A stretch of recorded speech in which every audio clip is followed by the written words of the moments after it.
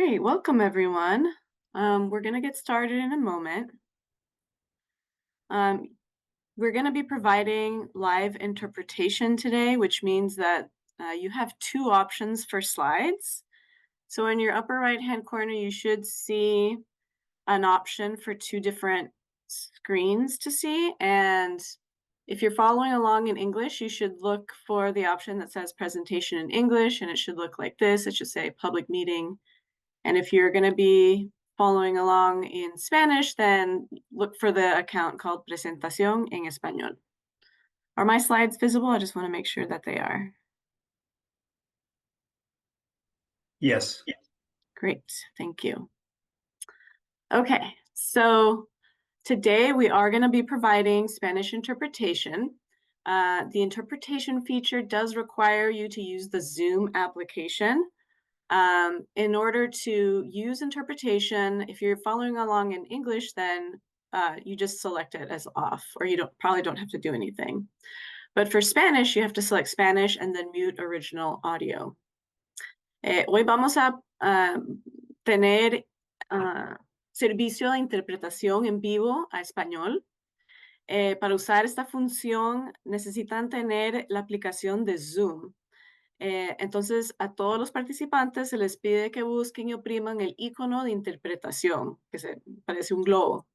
Entonces, para inglés, tiene que hacer clic en inglés y luego hacer clic en silenciar audio original. Para español, tiene que hacer clic en español y también hacer clic en silenciar audio original. Y tenemos dos personas haciendo interpretación, Hernán y Fabiola. Y mi colega José está enseñando las fichas, las diapositivas en español. Si quiere ver las diapositivas en español, tiene que buscar en la parte superior y de la derecha de su pantalla y buscar la opción que dice presentación en español.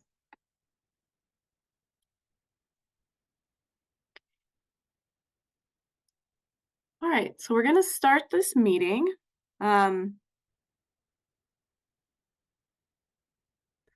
Sorry, I gotta like move some screens around here and then I will get started. So just so you know, this meeting will be recorded and we will put the recording up online as soon as we're able to.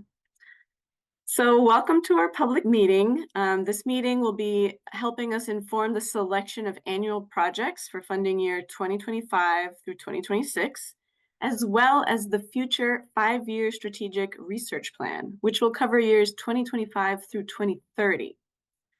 CARB is a public state agency with a mission to improve health for all Californians by meeting the national ambient air quality standards and reducing emissions of climate-changing air pollutants.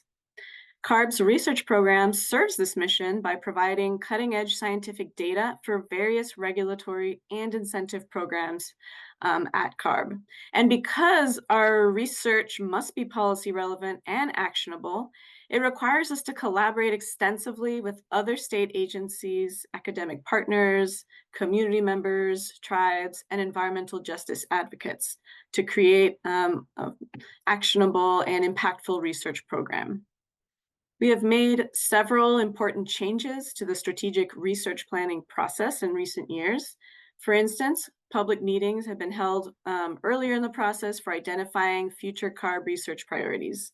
We are being more intentional in embedding environmental justice priorities and have contracted with community-based organizations to co-create research questions that apply a racial equity lens in every area of our research initiatives. As part of that process, we held regional in-person research roundtables to hear directly from community members on potential research questions that address knowledge and research gaps related to environmental issues in their community or region. So we're excited to hear from you today and to further refine our strategic research plan, as well as to hear from you about the projects we are proposing for next year. All right, so I'm going to move on to slide 2 and go over today's agenda. I'll also be giving a little pause between the slides to give the interpreters time to catch up. For today's agenda, we will start with an overview of CARB's research program, and then we will move into breakout groups per topic. You will be able to choose which topic you would like to join. In each breakout room, CARB's staff will provide a summary of our research drivers and current research focus. Then we will review the list of proposed concepts and facilitate a discussion with everyone attending in that breakout group. We will then present the list of proposed research initiatives for the 5-year plan and facilitate a discussion around that area. After those two major discussions, we will return to the main room and go over next steps and close out the meeting. For the next several slides, I will be providing a high-level summary of CARB's mission, the research program's role at CARB, and a summary of the role our strategic plans play in driving our research programs. If you have questions about the presentation slides in this introductory portion, please put them in the chat. And other CARB staff will be monitoring that and helping to provide responses. Hey, Sonia. Yes. Sorry to interrupt. Could you add Fabiola as an interpreter? We can't do it as a co-host. Okay. So Thanks. everyone, just give me a moment to take care of that, and then we'll get back to our presentation. Okay.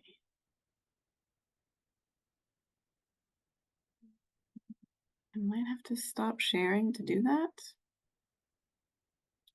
Sorry about that. Okay. Oh, I see.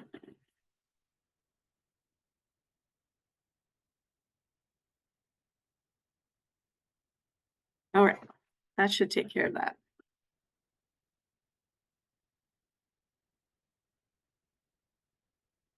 Okay, now back to screen sharing. Sonia, I think with the change there, then the slides just came up again with Spanish from, okay, now it looks like I have the option at the top. There we go. Okay. Great. Okay, so we're on slide 4.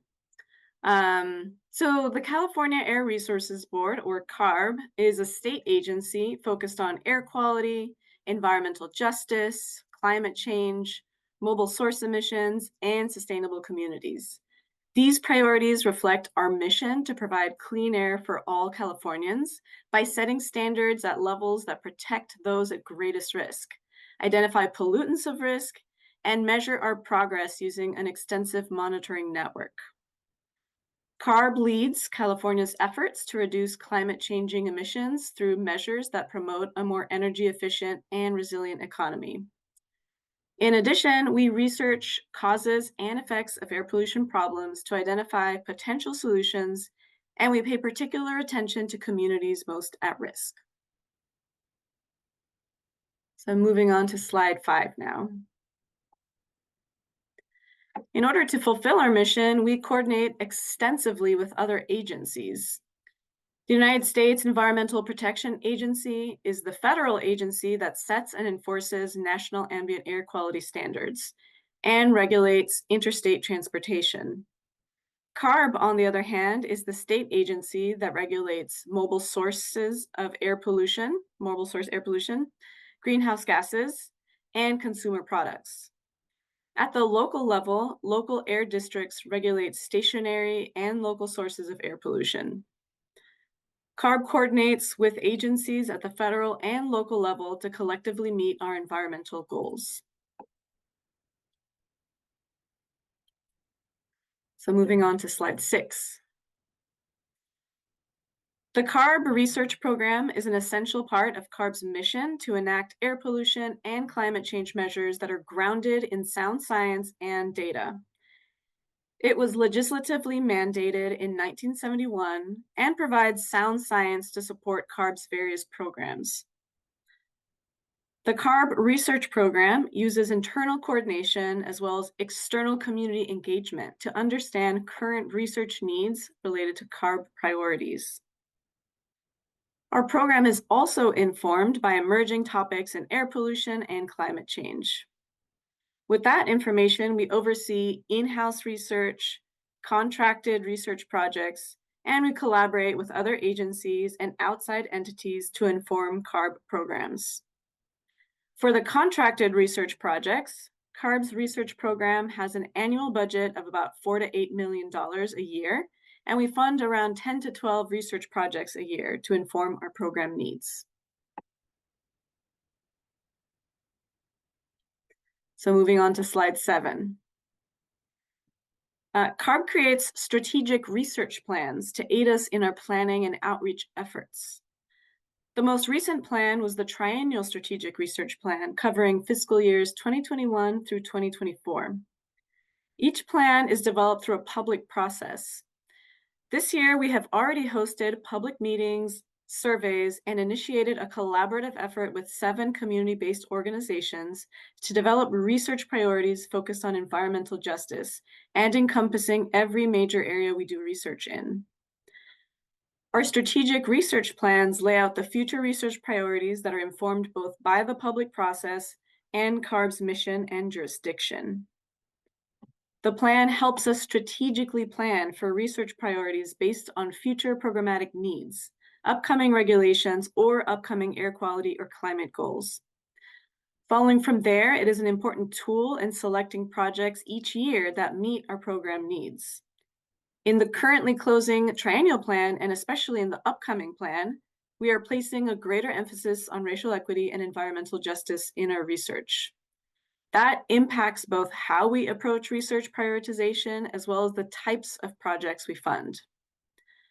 Finally, these plans provide details and clarity on our planning process and helps guide the public and all public partners in collaborating with us.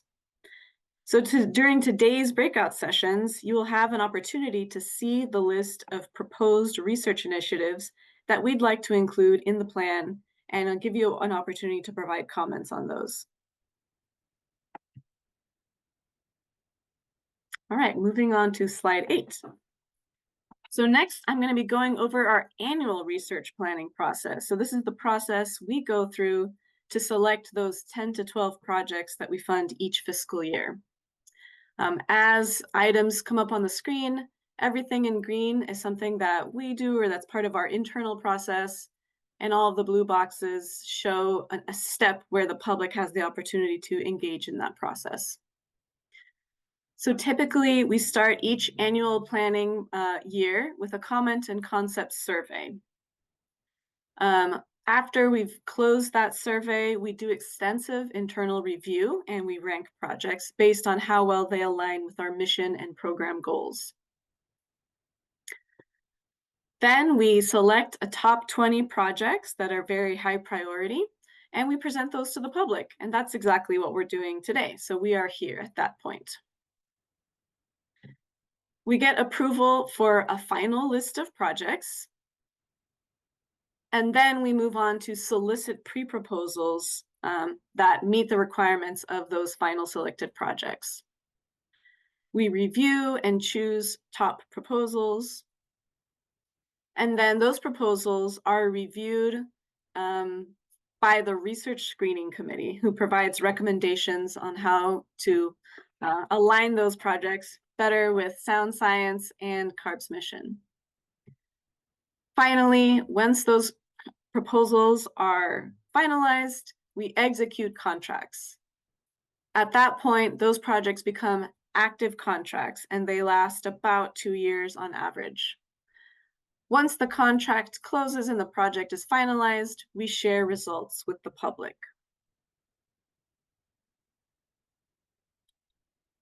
So moving on to slide 9. This year, we collected 121 total comments and concepts. 70 were public concepts, 21 were public comments, and 30 concepts came from CARB research program staff. For the comments, we received at least 7 from the Bay Area and 6 from the South Coast region, and then a couple more from other regions within the state. We collected about 30 concepts from CARB research program staff, about 28 from university-affiliated folks, about 19 from nonprofits, around 11 concepts from private entities, around 4 to 5 from government employees, and we also received a few from California residents and from community-based organizations. So after we reviewed, or when we reviewed all of those 121 concepts, we had these considerations in mind to rank them. Oh, and now I'm on slide 11, by the way. So first of all, when we're looking at all the concepts and comments that are submitted, we look at program relevance and whether the results would easily integrate into our program work and whether they're policy relevant. We also try to look for projects that are novel and push the science. A lot of our environmental issues are multidisciplinary, so it's good to have a concept that is multidisciplinary. Projects should also address long-term anticipated challenges. It's not a requirement, but we also look at whether projects have a community engagement component or a strong equity component that might require additional coordination and engagement. We have a very limited budget, so it's important to have projects that are cost-effective and or that leverage existing efforts. Because we have a relatively tight regulatory schedule and upcoming goals, it's important for projects to be appropriate for the timeline so that we get results in time to inform programs. And last but not least, project concepts should be technically viable. We have additional information on our research comment portal, and there are certain projects that we don't fund. So we won't fund projects of an entrepreneurial nature or fund the development of emission reduction technologies. We also don't fund large energy projects and would refer folks interested in that to the California Energy Commission. CARB's research budget is limited, and we set a cap of proposed concepts to $1 million. All right, moving on to slide 12. So today in your breakout rooms, you're going to see just some portion of the projects listed here. I want to give a very broad overview of the 16 projects that we are proposing for funding year 25-26. So under health, we have 4 proposed concepts. They cover areas like indoor air filtration, toxics, and wildfire impacts. Under air quality, we have 7 projects proposed on improved tools, emissions from soils, cooking emissions, improved ambient air quality understanding, and a few other topics. Under climate, we have 1 project proposed on natural carbon sources and sinks. Under mobile sources, we have 2 projects being proposed, one on real-world emissions and one on non-exhaust from advanced technology vehicles. Under sustainable communities and transportation, we have 1 project on the impacts of warehouses on priority communities. And then under program assessment, we have 1 project on improving surveys and survey interpretation. So these 16 proposed concepts add up to an estimated total cost of around $10 million. But note that our projected budget for next year is anywhere between $4 and $8 million. So your input today is really, really important because it helps us narrow down which are the highest priority projects that we can fit within our budget. So we will not be funding all of these concepts. We'll only be funding a fraction of these concepts. So I know that you will only be able to hear more details about these projects based on the breakout room that you select. But we also have an opportunity for you to submit comments to our email and to fill out an online poll on the proposed projects. So on our research comment portal, you can actually find the list of all of the project concepts by category, and you can see the title, a very rough estimate of the cost, and then a brief description for each. We also have a link to a poll that you can fill out. So this is a method for you to up or down vote each of the project concepts. So what this looks like is we ask for some very basic information about who you are. So I'm just going to choose a few things randomly here to get through the first part. This is just to demonstrate what this looks like. You'll hit next after providing some very basic information about yourself, and then starts the part where you can up or down vote project concepts. So we do it by category. So for instance, health comes up first. You will see the project title and estimated cost, and then a few bullet points describing the project that are the same as the ones on our website. And then you can choose, yes, this is a high priority, or this is a low priority, or neutral or not applicable. If you have additional comments about this project, there's a space under each one to provide that. So if you have suggestions on how to fulfill that, that project objective, you can add it there. You don't have to answer all of them to move forward. So not answering or neutral or not applicable are basically the same.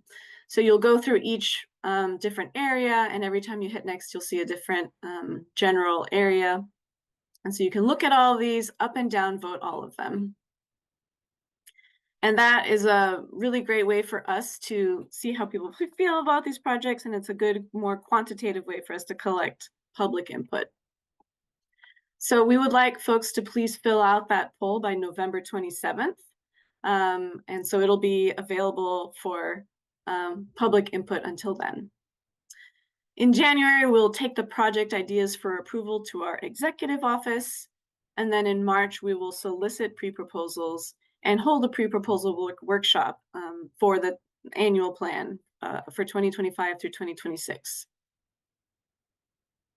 All right, so next we're gonna start our breakout rooms.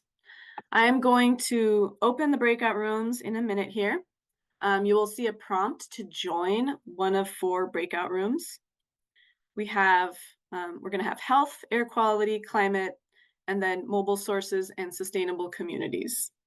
If you want to see any of these projects described in Spanish, you can stay in the main room with me and we can have a discussion in a Spanish first style. All right, I'm going to open all the rooms.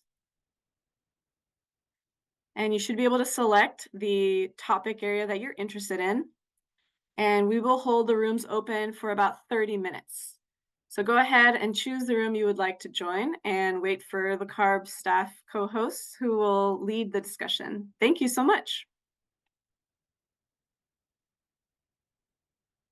Okay, I guess I can quickly go over. Well, since we don't have that many people, we can just introduce ourselves. We are in the health and exposure assessment branch. Bonnie Holmgren is our branch chief. My name is Pat Wong. I manage the building indoors environment section, and Barbara Weller, she manages the climate and health analysis and library services section. So our 2 sections, along with staff from the health and ecosystem analysis section, are online today. And yeah, I guess I can quickly go over just our research program and the projects that we have on here. So just let me move this slide. Okay, yeah, so our mission is to promote and protect public health, welfare, and ecological resources through effective reduction of air pollutants while recognizing and considering effects on the economy. CARB is the lead agency for climate change programs and oversees all air pollution control efforts in California to attain and maintain health-based air quality standards. While developing new regulations and programs, we assess their health benefits by translating reductions in emissions to health outcomes. Some of the components of this include evaluating population exposures and impact of emissions or emission reductions, as well as utilizing and refining health analysis tools. We also update our knowledge of air quality and linkages with health outcomes. CARB's health research is geared toward filling knowledge gaps that can continue to inform this important process. Our research is also used to inform the public so that the public can take better health protective measures. Our health research needs are driven by programs like the Air Toxic Control Program, by better understanding the health impacts of exposures to toxic air pollutants, and to understand which pollutants of concern need to be prioritized. These statutory requirements per AB 2588 and AB 1807. Finally, the additional driver of our health research is to understand the health impacts of climate change and mitigation measures. So health analysis is a critical area of focus for our health research program. This graphic illustrates the need for us to tie the major regulated pollutants to health outcomes. This pyramid shows the various health effects associated with air pollution exposure, with the outcomes toward the bottom of the pyramid impacting more people compared to the ones toward the top. Additionally, our health analysis method quantified the impacts of pollutants on the top two pieces of the pyramid: mortality, cardiovascular and respiratory hospitalizations, and asthma ER visits. More recently, we have expanded our health analysis methodology to include other health outcomes, including lost work days, as well as neurological and other respiratory and cardiovascular effects. And beyond this period, there are other important health outcomes to consider, including birth outcomes, metabolic effects, and neurological effects. So this slide summarizes the research we are currently funding or doing in-house. We are actively engaged in expanding our health analysis tools to include more health outcomes, as well as actively researching indoor air quality and related health impacts. We're also funding a project on short-term exposures to wildfire smoke, and we are looking at health impacts in overburdened communities. An active area of research includes looking at exposure disparities in environmental justice and priority communities. Our branch is also currently working on the associations between climate stressors like heat and health outcomes. Finally, we are actively working on research related to toxics. So these are the proposed research for funding year 25-26. The first one is identification and prioritization of emerging air toxic pollutants. This project will identify through literature reviews, expert consultations, and community engagement emerging air toxics of concern in California. These compounds will be considered for inclusion in a target list of compounds for developing monitoring protocols, inclusion in future air toxic monitoring efforts. The second project is assessing the effectiveness of filtration strategies for reducing indoor exposures to odor and toxic air pollutants.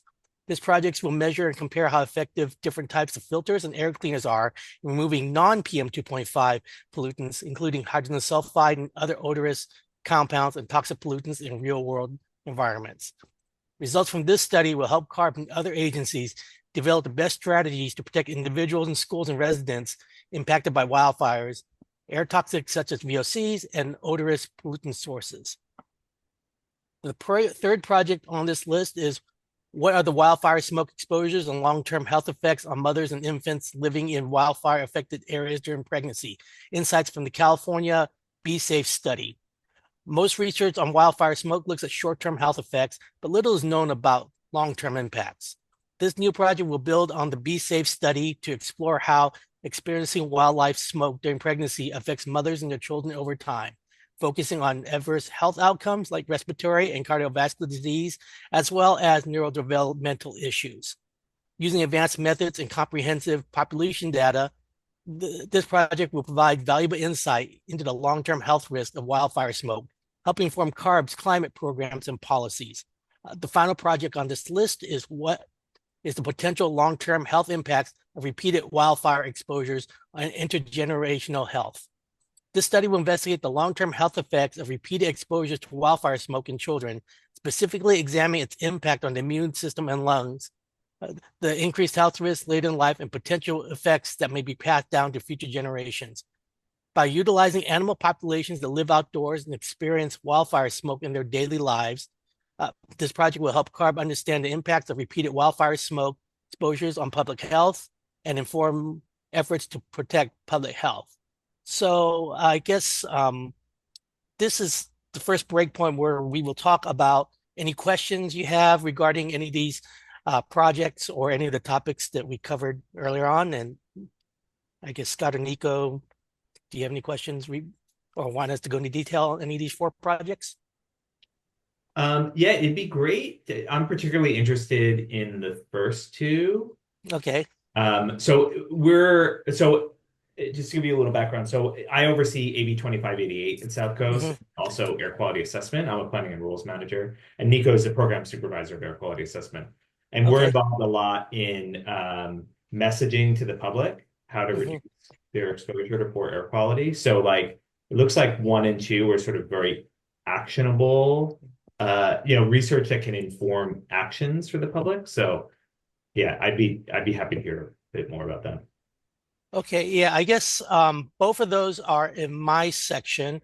The first one is there's always a lot of different type of emerging air topics, PCBTF, ETO, others.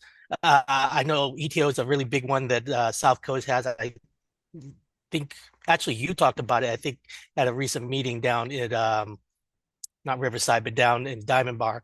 And the idea here is to try to see what are these toxics, whether or not they can be monitored, whether we can prioritize those for monitors. So it will be, a lot of it will be a literature type of work to see what is known, but also there's probably going to be like a community component where we would talk to the community and ask them, what sources of toxics are you concerned about? There may be things that we miss, or we might not know what they're the most concerned on. That one is definitely pretty open. Any comments, and definitely we could bring this up in our discussion of the districts on what information needed would be for this first one. Do we have any other questions about the first topic there? Yeah, so how do you, this is the question of like, what do we like? How do you figure out what we don't know? Well, I guess not really, but how do you know what we don't know? Like, how do you,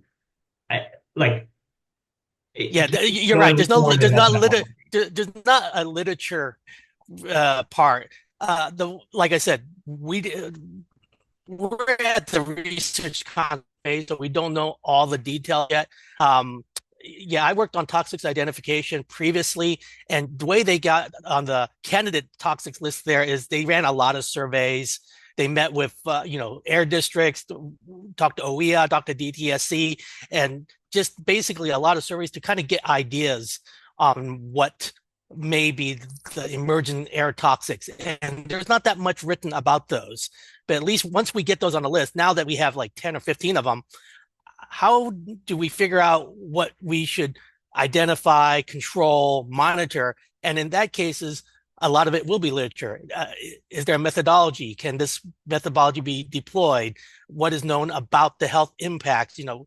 We are kind of hoping that this project, someone would at least set these guidelines to not just identify, but also develop a process for trying to figure out what we don't know. Okay, thanks. Yeah, and maybe can you go into a little more detail about the second one? Okay, yeah, that one actually is something I know South Coast has been working on with Chiquita Canyon, with Aliso Canyon, with Tijuana. Well, that's San Diego, but we've worked with a lot of people at South Coast, like Ed Pelladori, and a lot of schools, a lot of places with odors, hydrogen sulfide or others. They want to know how to protect schools and other places and ask us what's the best way to do it. We always tell them, get devices with carbon, get devices that they have large filters, but we really don't know how good they are with each other. I know, and this would kind of assess all the different type of ways, all these type of devices that can get rid of non-PM type of chemicals. What type of charcoal beds do you need? How much do you need? Do charcoal panel filters, how well do they work? But also look at how often do you have to replace the filters? What advice can we give to the school later on for best practices to help them out? Because we are, and you are, getting a lot of those type of requests, but we really, like I said, the best thing is to recommend devices, but we don't know the cost or replacement or anything beyond that. So that's kind of what we're trying to go with that project. That sounds really useful for us. Like we get calls all the time, and like When Right. PM is the issue, it's easy. Like this is how you mitigate PM in the indoor environment. But when it's a gas, we don't really have a lot of tools in the toolbox for that. Right. Besides carbon, activated carbon. But yeah, we have those questions too. How long does it last? Right. How effective is it? We have a project right now with in the South Coast in the Carson the High Five program, and we work closely with the LA Unified School District, and they're paying at the height of COVID $1 million almost a month for filters and everything else, not to mention the electrical costs. And it'd be good to have that information if possible. Thanks.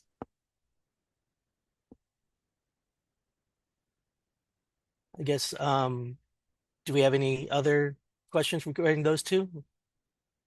Okay, I guess we do have one more topic, and let me bring that up. So as you heard in the opening slides, we are developing a 5-year strategic research plan to aid us in our planning and outreach efforts, which will cover fiscal years 2025 and 2030. The health chapter of this plan will be divided into different themes or sections called research initiatives. Under each of these sections, we will summarize past and current research and provide high-level future research priorities. In the health chapter of the 5-year plan, we will have the research initiative listed here on this slide. The first initiative looks at the health impacts of climate change and wildfire smoke, and these two major areas of concern for people in California. Wildfire has dramatically increased in the state over time and is partially driven by the increased heat from climate change. So the health effects from wildfire and heat, as well as other climate impacts, is an area we need to continue studying. Indoor air pollution sources, exposures, and mitigation is also an area of concern. And indoors is where most of us spend the majority of our time. As we mentioned, our regulations undergo a process to evaluate health benefits associated with these regulations. The initiative on health analysis will look at ways to expand our understanding of health outcomes and more fully understand equity and environmental justice concerns by expanding environmental justice factors in our analysis. We're also concerned about air toxics and our exposures to these chemicals in our communities. Community level exposure and equity is an important focus for CARB to look at ways to better understand the effects on our communities, particularly our vulnerable communities that are impacted by a lack of resources. So I'm not sure how much you've heard about our 5-year plan.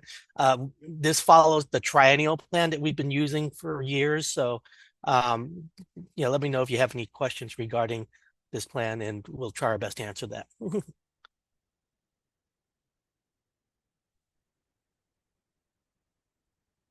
I think I'm good on that. Thanks. Okay. All right.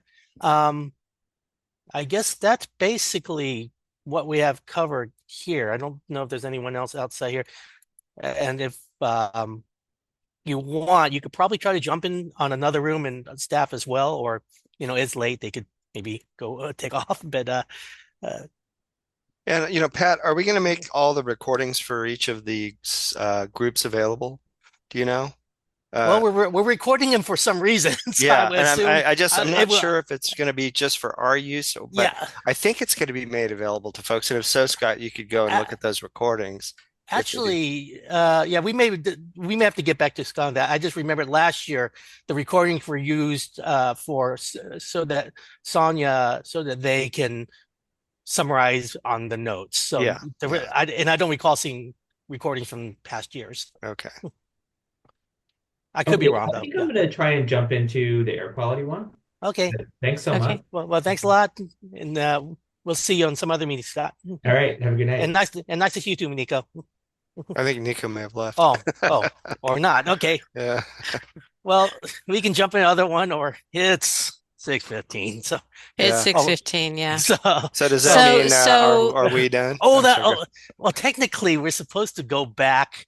I forgot what did Sonia do when after we go back here? And have sort of a summary. I think I have a question. Now I hit the record. Yeah. So where does the recording go? So when you stop the recording, which I guess you can do now, just hit record again. It should stop it, right? And it should ask you, or it'll prompt you, and it'll say, it'll start converting the recording. And I think it does that once you. Okay, I'm going to try stop recording because I think I can do that. Okay. Yeah. Okay, let's get started here. Welcome, everybody. Thanks for joining. My name is Mike Fitzgibbon. I'm a branch chief in the research division. Manage a couple sections. The one that has real relevance to today's topic is the atmospheric process research section, and I have a number of staff from the group there.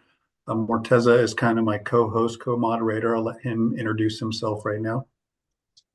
Yeah, thanks, Mike. Hi, everyone, and thanks for tuning in. My name is Morteza Amini. I'm the acting manager for the atmospheric processes research section, and our section and the research we conduct in this section basically supports the development of the state implementation plans, or SIP, and also evaluates the short-lived climate pollutant mitigation strategies, emission mitigation strategies, specifically methane emissions from dairies. And we also, in addition to that, we try to improve the characterization of various air pollutant emission sources that we have. And Mike, should I give that back to you, or to the rest? Yeah. Appreciate that. Yeah. Okay, so I think what we'll do, the format for this group is I just have a few background slides. Then I'm going to have each of the project managers introduce their contract. And I actually have 6 in this group here. I know that Sonia had mentioned there's 7, but we're going to discuss 6 today. So I'll let each one of them introduce themselves and then the contract. And then we'll open it up for the whole group here. I think it's a pretty small group. Morteza will have a timer going in the background for a couple of minutes. You know, keep your comments to about 2-3 minutes. We just want to have a good lively discussion here. And then we'll wrap it up with the 5-year research plan drivers for air quality. So I'll start. So on the next slide, Morteza. Of course, our programs have had significant success in reducing pollution exposure. This sort of a heat map that you see on the slide there kind of illustrates the large reduction in 8-hour averaged ozone between 1993 and 2020, but we still have a lot more work to do to meet our upcoming air quality and environmental justice targets. So in 2023, 2025, we have current ozone and PM 2.5 attainment goals. And then we also have a goal to identify toxics that are impacting what we call AB 617 communities, which are identified communities, and improve our tools to guide decisions in our air toxics program. And so on the right side, you can kind of see some of the air quality targets we have. So the 2023, 2025 current targets for ozone and PM 2.5. In 2030, it's a 12 microgram PM 2.5 standard. And then moving forward, we have really aggressive targets in 2032 and 2037 for lower ozone standards, down to the 70 parts per billion for the 8-hour standard in 2037. And then recently, EPA released a lower standard for PM 2.5, which is 9 micrograms per cubic meter that we're going to have to meet in the future. So we're anticipating a lot of research is going to be needed to meet that standard. And so these targets are really important drivers for our research needs. And then move on to the next slide, Morteza, thank you.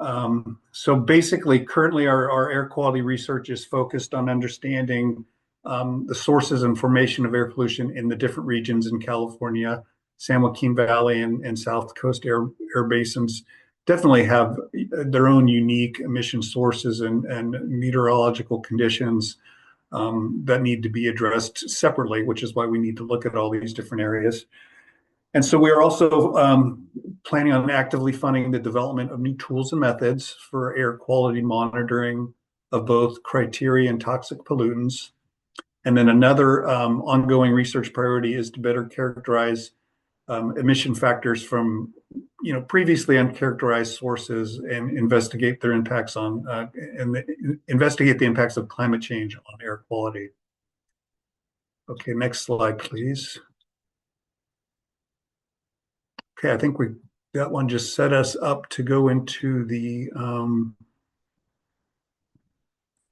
the 6 proposals here. So the first proposal is what are the real world emissions of NOx from soils? And I'm going to ask Angelica Carrasco to introduce that first. But first introduce yourself and then the topic. Great, thank you, Mike. Hi, everyone. Good to meet you, Angelica Carrasco. So with respect to this topic, though soil NOx emissions do play a role in atmospheric chemistry and air quality, there is a lack of consensus on their importance with respect to controlling regional ozone and PM2.5. So this project would collect nitrogenous emissions from soil and other agricultural related sources in the San Joaquin Valley and determine the factors that result in soil NOx emissions in different land use types and environmental conditions. Thank you. Thank you, Angelica. Okay, the next one are what are potential air quality impacts of cooking? Yes, And thanks, Morteza, Mike. do that one. Yeah, thanks, Morteza. Yes, absolutely. Yeah, as Mike said, the second one will look into the potential air quality impacts of cooking emissions. And so while cooking emissions contribute to increased levels of PM2.5, our understanding of these emissions are still limited, and also their impact on air quality. So this project will measure key air pollutants emitted by commercial cooking operations near residential neighborhoods, focusing on priority communities. Okay, thank you, Morteza. Okay, the third project we're considering is related to the PM2.5 standard I mentioned. So I believe that one is that Shimoy who's going to introduce that? It's Morteza. No, this is me. I can You're on this one too. Okay, thanks, Morteza. Yeah, sure. So yeah, this one also is titled Operationalizing PM2.5 Measurements and Source Characterization in Non-Attainment Areas to Support NAAQS Compliance. And so as Mike mentioned earlier this year, we had a reduction in NAAQS from 12 to 9 microgram per meter cube. And so some areas that were previously in compliance are now anticipated to exceed the new standard. And so given the limited air quality data we have for these areas, a thorough air quality monitoring and modeling are necessary to accurately identify these sources. And so what we hope to get through this project is to expand the network of advanced air analyzers throughout the state to measure PM2.5 composition and also characterize these sources at the study sites, and also having a data repository to provide equitable access to different people, researchers, communities, state and local agencies as well. Okay, Back to thank you, Mike. Morteza. Yeah, so those are the first 3, and then we actually do have 4 now. Okay, so we do have 7. Okay, so the first one here on the toxics, who's doing that one? Yeah, that's me, Mike. Okay, Okay. Hi, everyone. So my name is Chinmay Sarkar. So I'm the contract manager for the proposed topic on to improve measurement tools and methods for real-time air toxics detection. So air toxics emission is a serious concern in Californian communities. However, CARB is currently relying on data collected through offline methods in the 14 different sites throughout the state. So this project will focus on utilizing emerging technologies based on advanced mass spec and spectroscopy methods and collect real-time air toxics emission data and utilize that data to improve health exposure assessment, and with a focus particularly on the communities burdened by air pollution. Okay, thank you, Shimoy. And then the next one, I actually see that we have one that was added, Morteza, this one at the very bottom there. We'll have to figure this one out. They investigate the potential for an accessible multi-pesticide detection and sampling program. That's been a new addition to the group here, so I might need to bring in somebody to help me on that one in the interim. So, but the next one on our list here is the monitoring and sample analysis for nitrates and PM2.5, and I believe that's Shenglun. Yeah, hello. This is Shenlun, and I'm the contract manager of this concept. So the nitrate is a major part of the PM 2.5 in California, and the filter-based PM 2.5 sampling method that commonly used in the regulatory monitoring network could be inaccurate due to the nitrate's volatilization behavior. So this concept is aimed to develop like a model to predict the volatilization behavior of the PM 2.5 nitrate in the filter media to improve our the accuracy of PM 2.5 nitrate measurements. Okay, thank you, Shenglan. Appreciate that. And then the next one is the detailed chemical mechanisms for atmospheric PM, and I believe that's Yeah, so that's Shimoy. actually Nezat's concept, but I'll fill Yes. in because she is in the climate breakout room. So this project is basically to perform laboratory studies to understand the contribution from inorganic and organic components of organic aerosols to PM 2.5, and which is currently an issue particularly in the Central Valley, where both organic and inorganic aerosols contribute, particularly in the winter time. And so uh, the data collected from the laboratory investigation will be utilized for an airshed model, and then the output of the model will be utilized to provide better strategies to for the reduction of PM 2.5 in the Central Valley, and also to develop the SIP estimate. Great, thank you, Shimoy. Again, I don't have anybody here I can identified. actually, I can, Mike, I can jump in and give a summary Yay! for the Thanks. last one. So Here's my boss saving me. I appreciate it. thanks. This was a last minute addition. And so in collaboration with the Department of Pesticide Regulation, or DPR, and in response to community requests, we're considering a project to develop an accessible multi-pesticide detection and sampling method. So this project would conduct a literature review of existing methods used to sample and detect pesticides found in the air, identify potential pathways for developing a simplified sampling strategy to simultaneously detect multiple pesticides relevant for evaluating community level exposure. There could be some exploratory field testing, and then the results would be synthesized to create a strategy for develop a standard operating procedure. Great, thank you so much, Elizabeth. I appreciate that. Okay, now the opportunity is to just have a discussion here in the breakout room. We'll come to these proposed research initiatives after this, but let's talk about the 7 projects that we just mentioned here. We have some of the experts here in-house who can talk about it. And I just would open the floor up to anybody who would like to chime in on the projects here and where you would think they would fit into the priorities, because I certainly, as Sonia laid out on the in their presentation, I would like everybody after this breakout to have the opportunity to go in and fill out the poll that they discussed. So again, we'll open it up right now. If people just want to, I'm not sure, Morteza, how you want to do this. Is it raise hand, or how do you want to do this?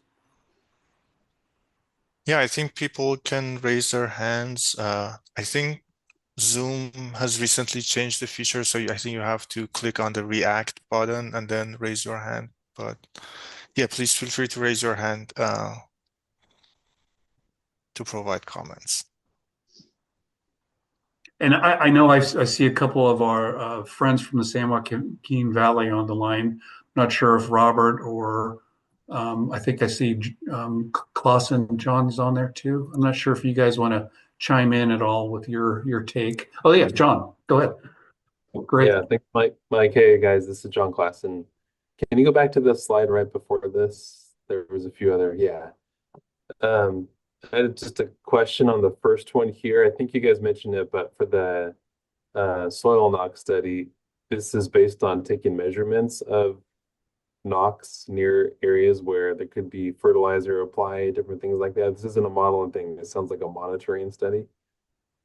Yeah, I think, we currently have a subject matter expert review panel that I think you're quite aware of, John, that's looking at this issue of soil NOx. And I think one of the things that has universally been agreed upon is that we need to actually have the on-field measurements to get a better sense of those fluxes of the NOx coming from the ag soils. A lot of the other measurements have been taken from larger areas, and it's not always easy to kind of differentiate between maybe an off-road tractor or some other sort of NOx source there. So I'm going to let Angelica just weigh in if she'd like to on this one. I think you handled that fairly great, Mike. Thank you for chiming in there. But yeah, just to kind of reiterate what Mike said, it's more so about getting specific field measurements in order to better identify where some of these sources might be coming from and what the fluxes are actually looking like. Okay, great. Thank you both. Just a few other comments. The next two on here are definitely important to us. We've been thinking about carrot cooking emissions, and we've been working on that ourselves. We had an old methodology that we've been using for a number of years that we felt like created too high of a level of emissions for cooking. So we've been trying to work through improvements to that. But yeah, any other work in this area that can be a big help to the rest of the states too, especially in light of the new PM 2.5 standard. Cooking emissions can be a big contributor to what's remaining of PM 2.5. So trying to narrow this down is definitely important. And Great. Yeah, we'll make sure that staff works with you and your staff to make sure we understand the district's needs in this area. Sounds good. And then the third one here, that's definitely also key, especially in light of the new standard. So much has changed over time since we first started measuring PM 2.5 back in the late 90s, early 2000s. And we've had so much progress to date, but we really need to better understand what's left of the sources contributing to PM 2.5 right now, so we can better plan for this new standard and really continue to make progress. So in our minds, that's a really important one too. Great. I appreciate that feedback there. Chizang? Yeah, okay. Hi.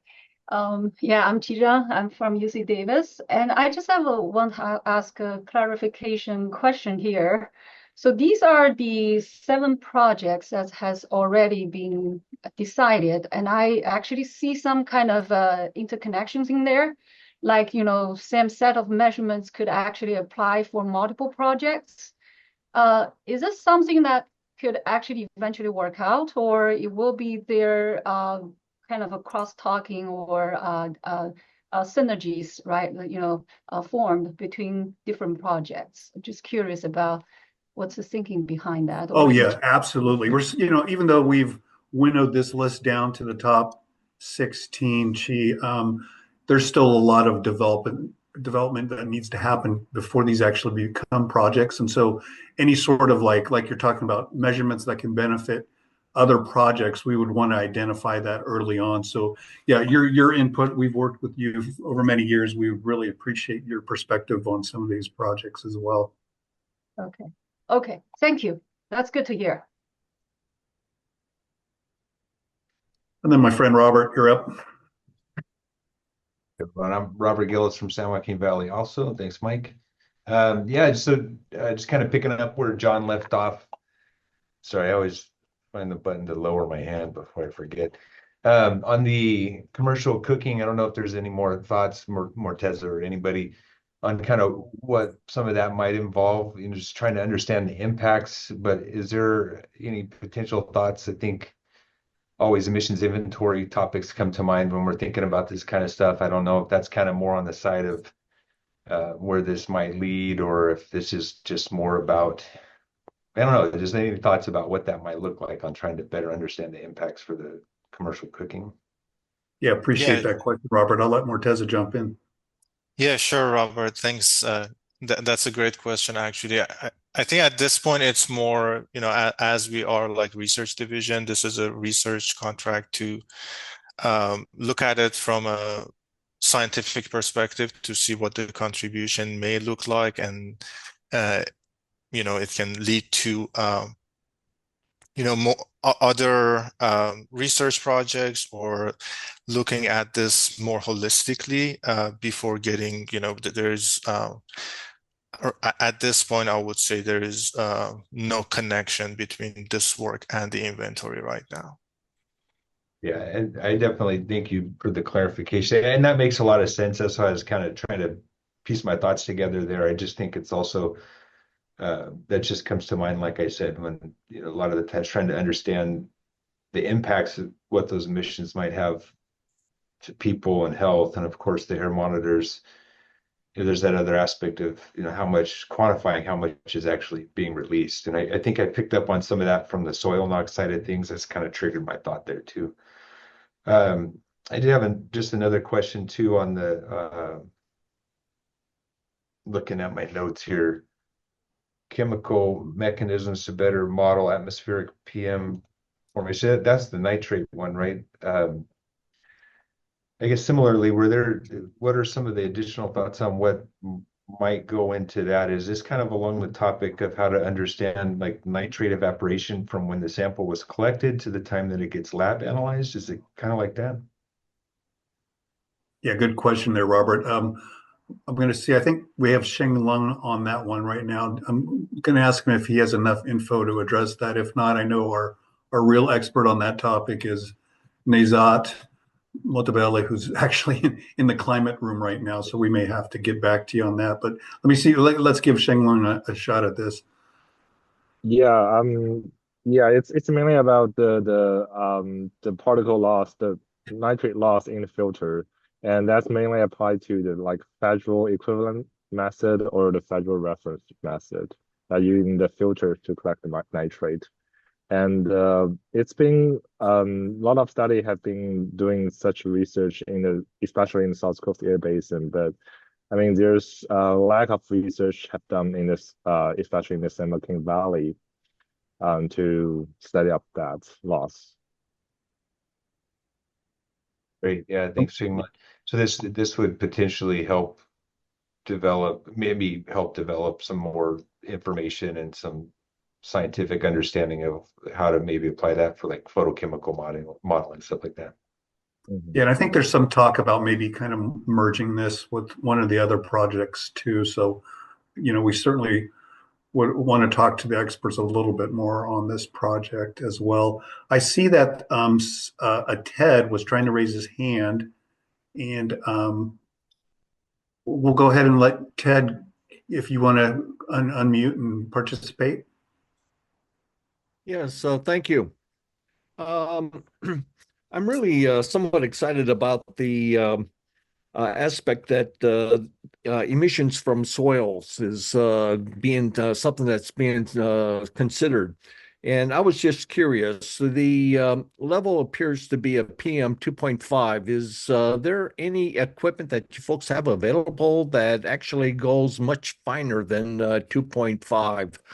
I'm located in the what you folks have designated as the Western Mojave Desert. And what is killing us, and I mean literally killing us, is the silica dust that we have. We've got companies coming in doing developments that is disturbing the soil and raising considerable amounts, large amounts of silica dust, which is a state recognized carcinogenic. Then basically it does the same damage to the human body as asbestos. And we've got a unique problem, which in the past, CARB has been centralizing primarily on ozone and burnt fossils. And got a problem that we would really like to have emphasis being placed on, and would like to find out what kind of if there's anything finer than PM 2.5 that you folks might consider, and if there's equipment that you folks have available to record such. Well, I want to thank you, you. Ted. I really appreciate it. That's a great question, and I'll make sure we bring this. Of course, there's another breakout room on health, and I'm going to make sure I coordinate with our health person on your specific request here. But I'm going to let Morteza, he's kind of my measurement expert, talk about any sort of finer resolutions or whatnot for measuring your pollutant of concern. Yeah, absolutely. I think yeah, I think there are ways to measure silica dust, and with I believe with the exact type of analyzer, it is called exact. But as Mike said, I think we would need to coordinate with our health experts in the other branch to make sure your concerns are brought up. And I think that is a very important concern that you have, and we would like to definitely consider that. If I could just take a little jump forward here, just a little more on this. The heavier the particulate matter, the less opportunity it has to remain airborne. And there's been studies coming out of California universities that indicate that oh gosh, particulate matter as low as like 0.1 is damaging to the lungs. And this size of particulate matter is a lot easier for humans to inhale.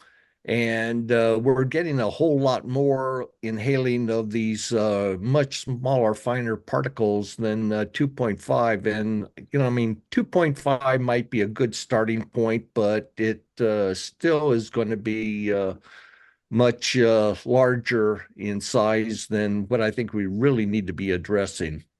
And this is something like our problems that we have can be resolved economically for very little money. It really entails enforcement. And we have the Mojave Desert AQMD, which quite frankly is really just passing the buck on this. And it's been very disappointing because the community that I'm in and representing, we have been really terribly hard hit.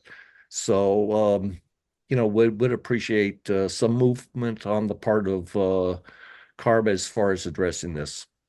Finally, thank you. Oh, you bet. No, thank you, Ted. Really appreciate it. And again, like I said, we will coordinate with the health counterparts, and then I'll talk with my research division chief about this too. But I really appreciate your participation and your concerns there too. So I think maybe Morteza, we should move on. I don't see any other hands.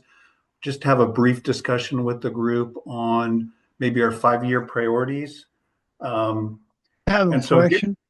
Yes, sir. Go ahead, Bill. I'm sorry for interrupting. No, go ahead. Let me get back where I can see you. I'm in the Houston, Texas area, and I do a lot of fabrication and manufacturing of products and services. There are times I've had to work in a zero oxygen room, which has 100% nitrogen or argon in. I do welding, machining, fabrication, like that stuff in there. And we have different detectors for different type of gases and oxygen emission and reading of oxygen and stuff.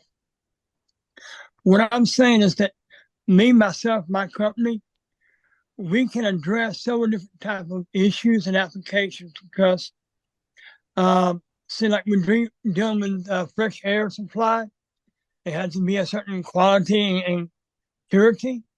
Well, we have different systems that scrubs and treat and cools or heat the air that we need accordingly.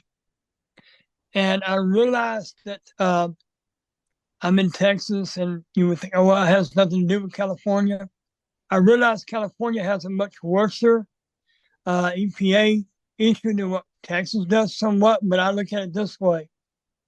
We all have to breathe so much of clear quality and particularly free air, or otherwise we have bad health issues. My throat got burned because I got exposed to some gas. And in fact, they had a detection system in place like it was supposed to. That wouldn't have happened to me. When I'm welding and doing my machining, at times I smell the fumes and the smokes and the gases, and they also affect my sinuses and my throat and my lungs. And I've done it for almost 40 years. So I know what it's like to be, even as a volunteer fireman or as a cook or doing any of that kind of stuff, how the quality of air affects that person in the dwelling, but also the surrounding areas, you know? You take it for granted. And also you take your wildfires and chemical plant fires and stuff like that. No matter if it's here or over in Russia, that smoke and stuff goes up in the air and eventually it comes down to where we at. But even our vehicles makes out, you know, different emissions and stuff like that.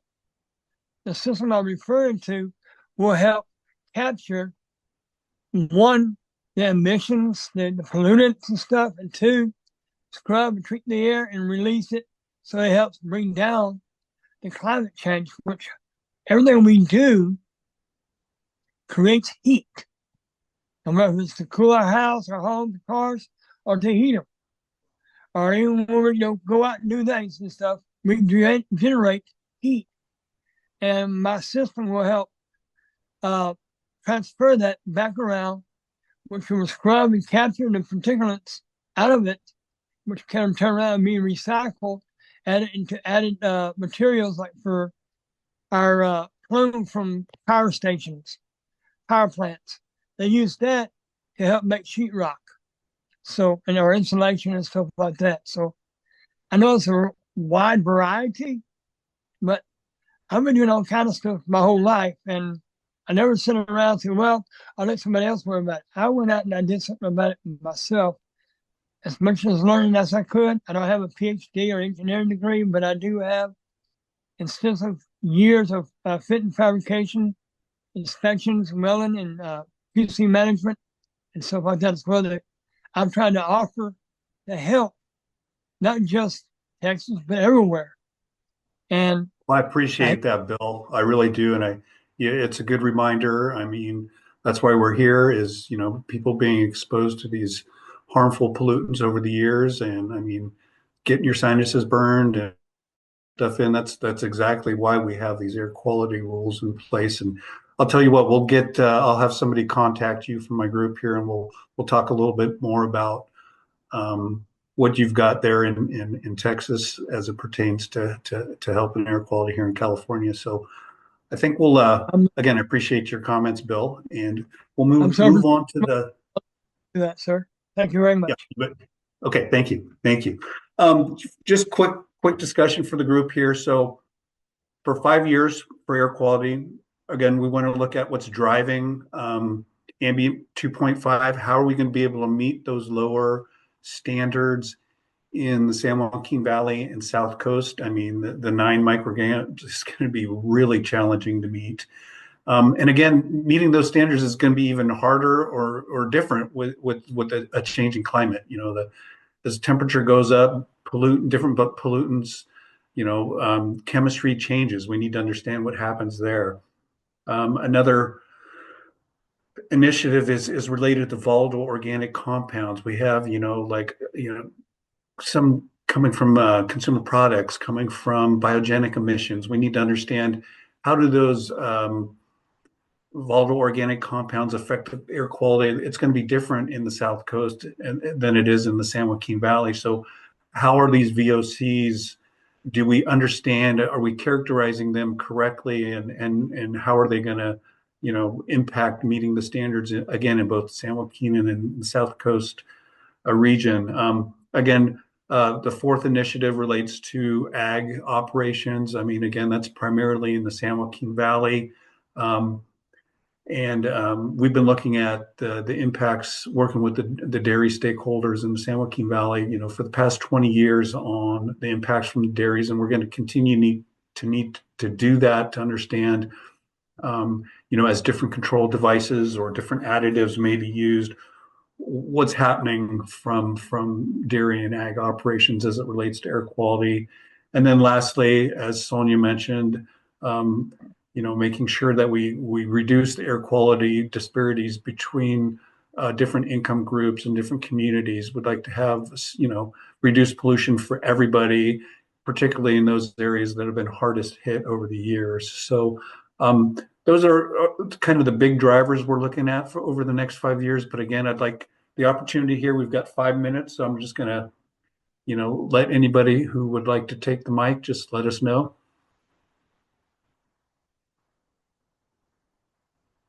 I have a question, sir. Go ahead, Bill. To what aspect do y'all want to do this? Like to a commerce or like a business type ordeal or a government, like you buy it and then you do your thing, or is it like a contractor will maintain the system for a prolonged period of time? Because I know in my government dealing, when the military buys a product, well, say I want that product, they ain't doing a lease, they're doing a purchase. And then you got to bring on the training of the operators to go and taking over it and maintaining it. And that's what I'm trying to figure out, because I have many different systems that are capable of dealing with many different things. Like, for example, around here, I got rice farms, I got cattle farms, I got all kind of places. And at times I can smell, the manure that comes from the cattle and the horses and goats and pigs and stuff, but also from the farms where it has cornfields or wheat fields or rice fields. And this system I'm referring to is kind of like where, I guess you can say like a kite system, like would be either a loft around that so it help capture it. But like in a fire situation, I know I can better explain that.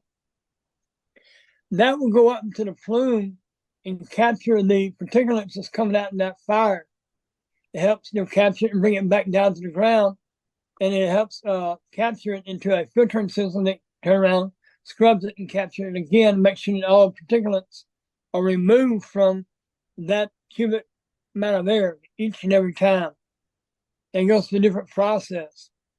And also, yeah, I think, Bill, what we could do is we'll get a hold of you. We're, kind of like I think Sonia mentioned during the presentation, we don't really like fund. We're trying not to fund like technologies that are in development or whatnot. So I think we need to just get with you and figure out what you got. And certainly wildfires are a big issue here in California and the ag sources. So we'll call you and pick your brains on the technology you have there. Again, I appreciate you participating. I'm carried away. Yeah, thank you, sir. Okay. John, really look forward to your input here. Thank you, sir. Yeah, just real quick, just looking at the list here. One other thing that could be important, especially as we work towards this lower standard, is not only looking at the impact from different sources within our region, but looking outside of California, pollution coming in from other states or even international emissions coming across the Pacific, impacting California air quality. I think it's just becoming a larger percentage of what's remaining as we get lower and lower with PM 2.5. How much of that is coming from sources outside of our area? That's a great point. And again, we've had a long history in this particular section that Mortez and his group are in of large scale field studies in California. And, chemistry is changing every 10 years, changing. And certainly, John, I think to get to what you're describing there, understanding the impacts of coming into the San Joaquin Valley is very important. And I think, for the next field study, that should be a good driver there too.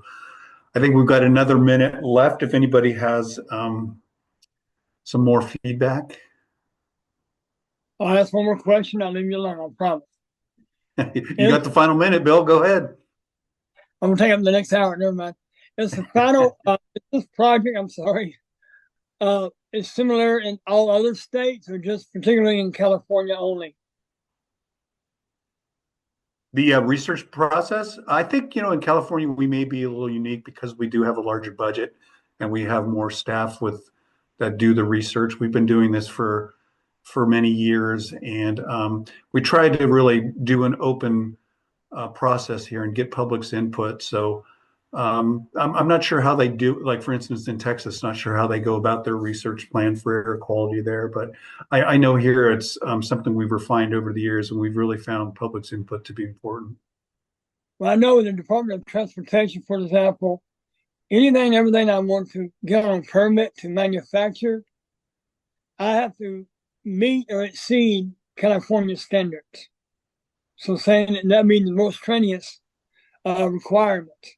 If it has to do like structural or something like that, well, then I got to meet nuclear, So that's what I'm trying to find out where and what Texas versus California or versus New York or anywhere else, that trying to understand how I can better roadmap things and know to what step I need to take next, or to the recordings, the slides, and the list of projects to vote on projects that were not were in rooms that you did not attend.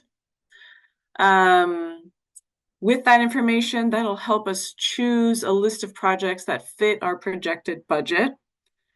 As many of you know, the government of California is in a bit more of a budget squeeze for the next year. So likely our budget will be a little lower than average. So keep that in mind.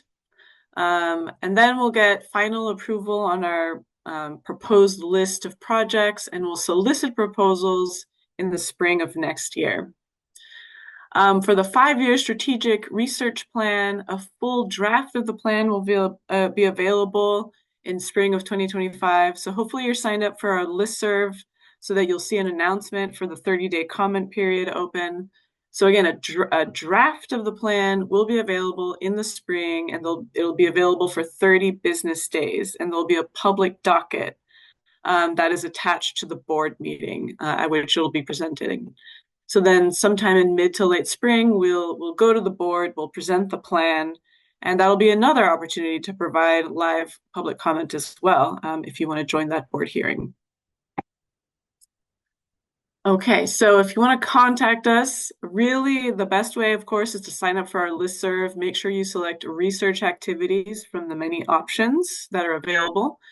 And if you want to send us any additional written feedback that doesn't fit in the survey, then you can email us at our research email.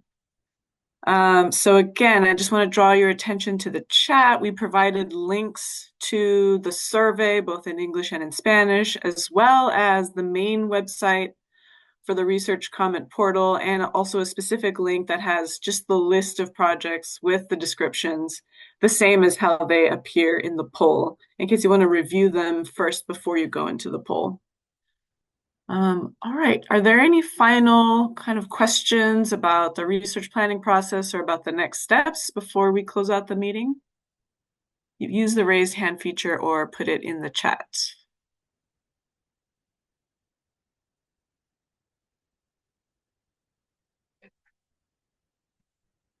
I'm not seeing any hands. So again, I want to thank you so much for your participation today.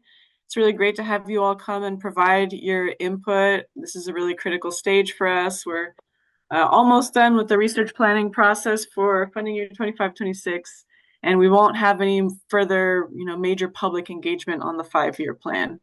So we look forward to hearing from you early next year when the plan is available. Thank you so much for attending and bringing your expertise.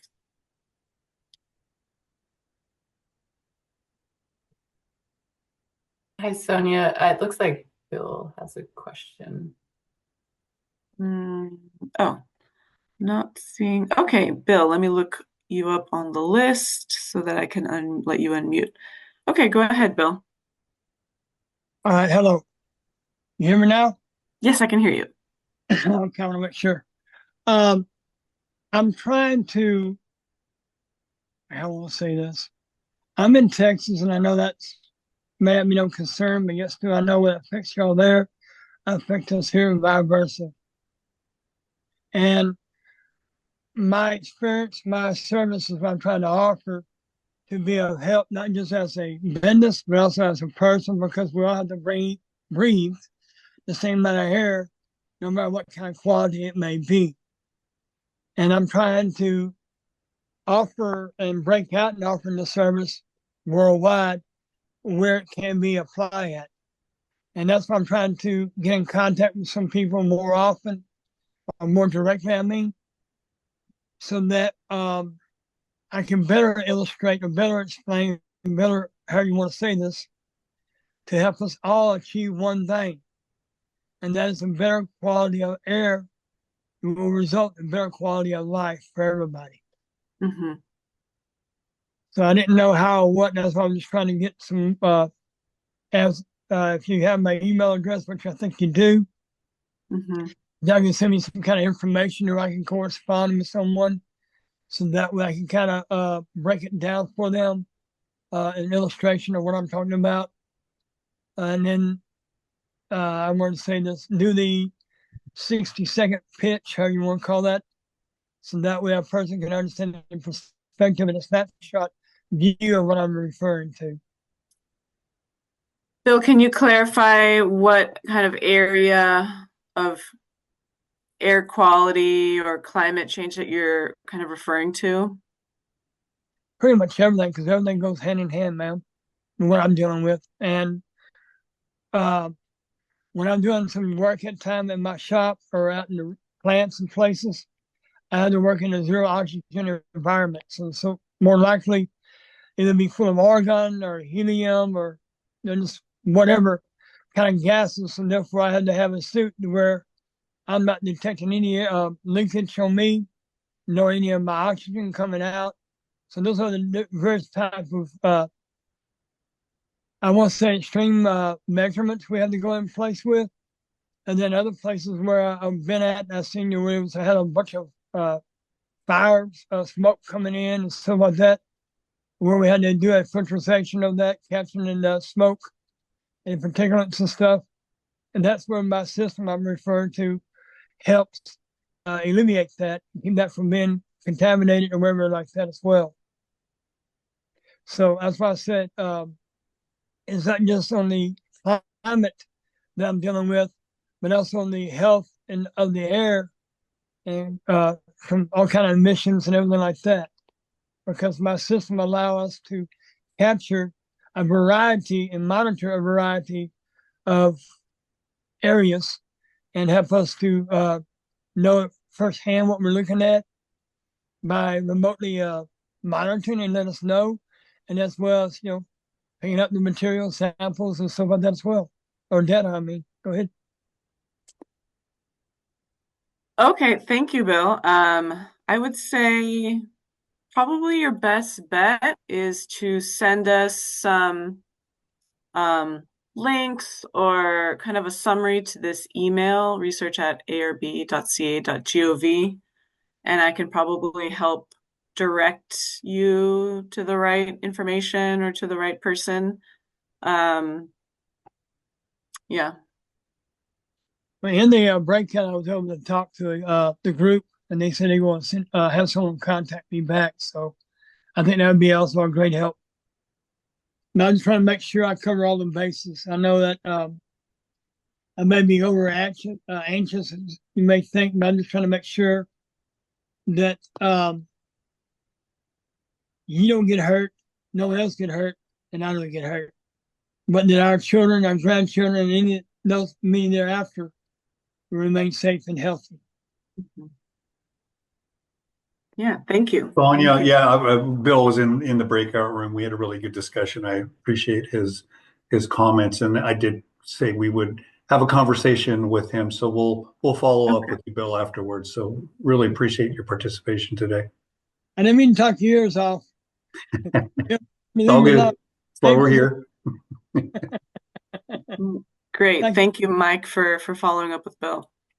I appreciate this time. All right. Any other questions?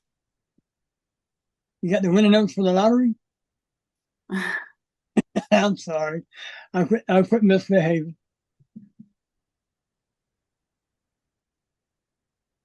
Any other final questions or comments? Great. So again, final quick reminder, please fill out the poll Give us your up and down votes for all the projects, and make sure you're on our listserv so that you can keep up to date on anything to do with research and our research program here at the Air Resources Board.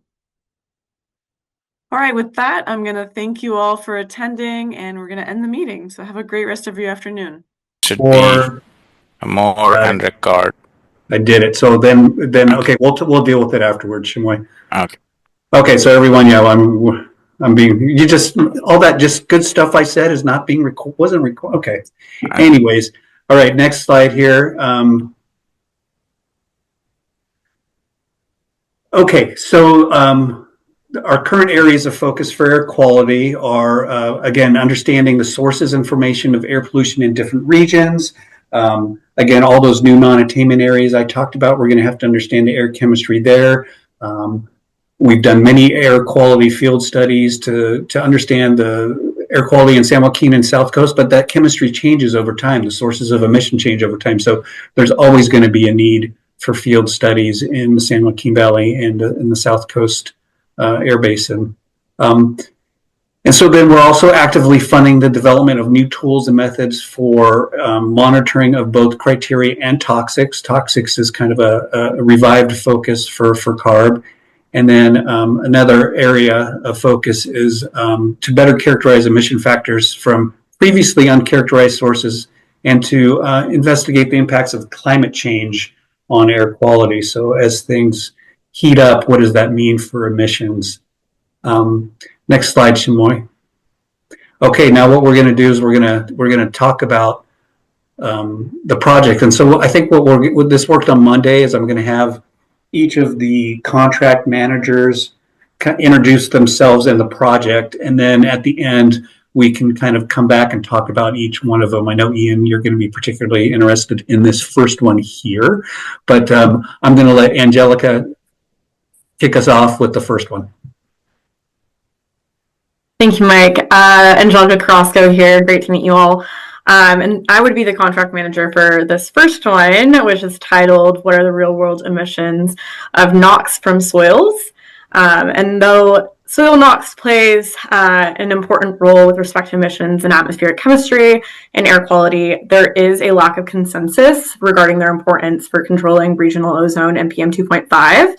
So this project would work to collect nitrogenous emissions from soils and other agricultural related sources in the San Joaquin Valley and determine the factors that result in soil NOx in different land use types and environmental conditions. Thank you. Appreciate that, Angelica. And I know we'll come back to that topic, Ian. Next one is, this is Shimoy, you're covering for Morteza here, right? Okay. Yes. So the next project is actually Morteza is the contract manager, but in this project, what we are the main aim of the project is to measure criteria air pollutants and other pollutants coming from cooking emissions. So recent research have shown that cooking emissions significantly contribute to PM2.5 and ozone formation. However, due to lack of measurement data set, it is not currently we are not able to understand the impact of cooking emission on air quality and health. So this project will aim to characterize commercial cooking emission near a residential neighborhood, particularly focusing on the areas where the communities have more air pollution burden. And then just for everybody's benefit, on Monday, we had a couple representatives from San Joaquin Valley, and they were particularly supportive of this project as well. So the third project, I believe, also is with you, Shimoy, right? Yes, yeah. Okay. So the third project is, so as most of us are aware that EPA recently earlier this year revised the PM2.5 National Ambient Air Quality Standard from 12 microgram per meter cube to 9 microgram per meter cube, and which means that some of the areas that are currently in compliance with PM2.5 will exceed the new standards, and Because of that, it is necessary to perform more detailed measurement and modeling studies on PM 2.5. So this project aims to expand our air quality monitoring capabilities using advanced methods like ACSM technique, and then and also characterize PM 2.5 sources. And this project will also develop a data repository, and which will be available, which will be accessible to all researchers, communities, and state and local agencies. Okay, thank you for that, Shimoy. Okay, why don't we go to the next slide? I think it's got the next 4 projects here. So the first one, as far as air toxics, I think you're still on, huh? Yes. Okay. So this project, as most we are aware, that air toxic emission and their impact on health is a serious concern in California communities. So this project will focus on measuring air toxics using emerging technologies based on mass spectrometry and spectroscopy methods, because currently CARB is relying on offline technologies to measure air toxics, which doesn't have the spatial and temporal resolution. We are also planning to utilize this data set collected from this using the emerging technologies and perform a better health exposure assessment, and particularly focusing on the communities burdened by air pollution. Fantastic. Thank you, Shimoy. So the next project on the nitrates in PM 2.5, I believe that's you, Shenglong, right? Or is that also no, Shimoy? it's Shenglong. That's for me. Okay. Yeah. Hi everyone. This is Shenlong Wu. I'm the air resource engineer in the Mike's branch, and I will be the contract manager for this nitrate contract. So the nitrate is a major part of the PM 2.5 in California, and the regulatory monitoring network currently used for measuring the PM 2.5 is using a filter-based method, and it's proved that it could be have some inaccurate measured PM 2.5 due to the nitrates volatilization behavior. So this project will aim to develop a model that predicts the volatilization behavior of the PM 2.5 nitrate on the filter media to improve the accuracy of PM 2.5 nitrate measurements, especially in the Central Valley. Excellent. Thank you for that description, Shenglong. I don't think Nezat's on, Shimoy, so maybe you can step in for her on this one. Nezat, you there?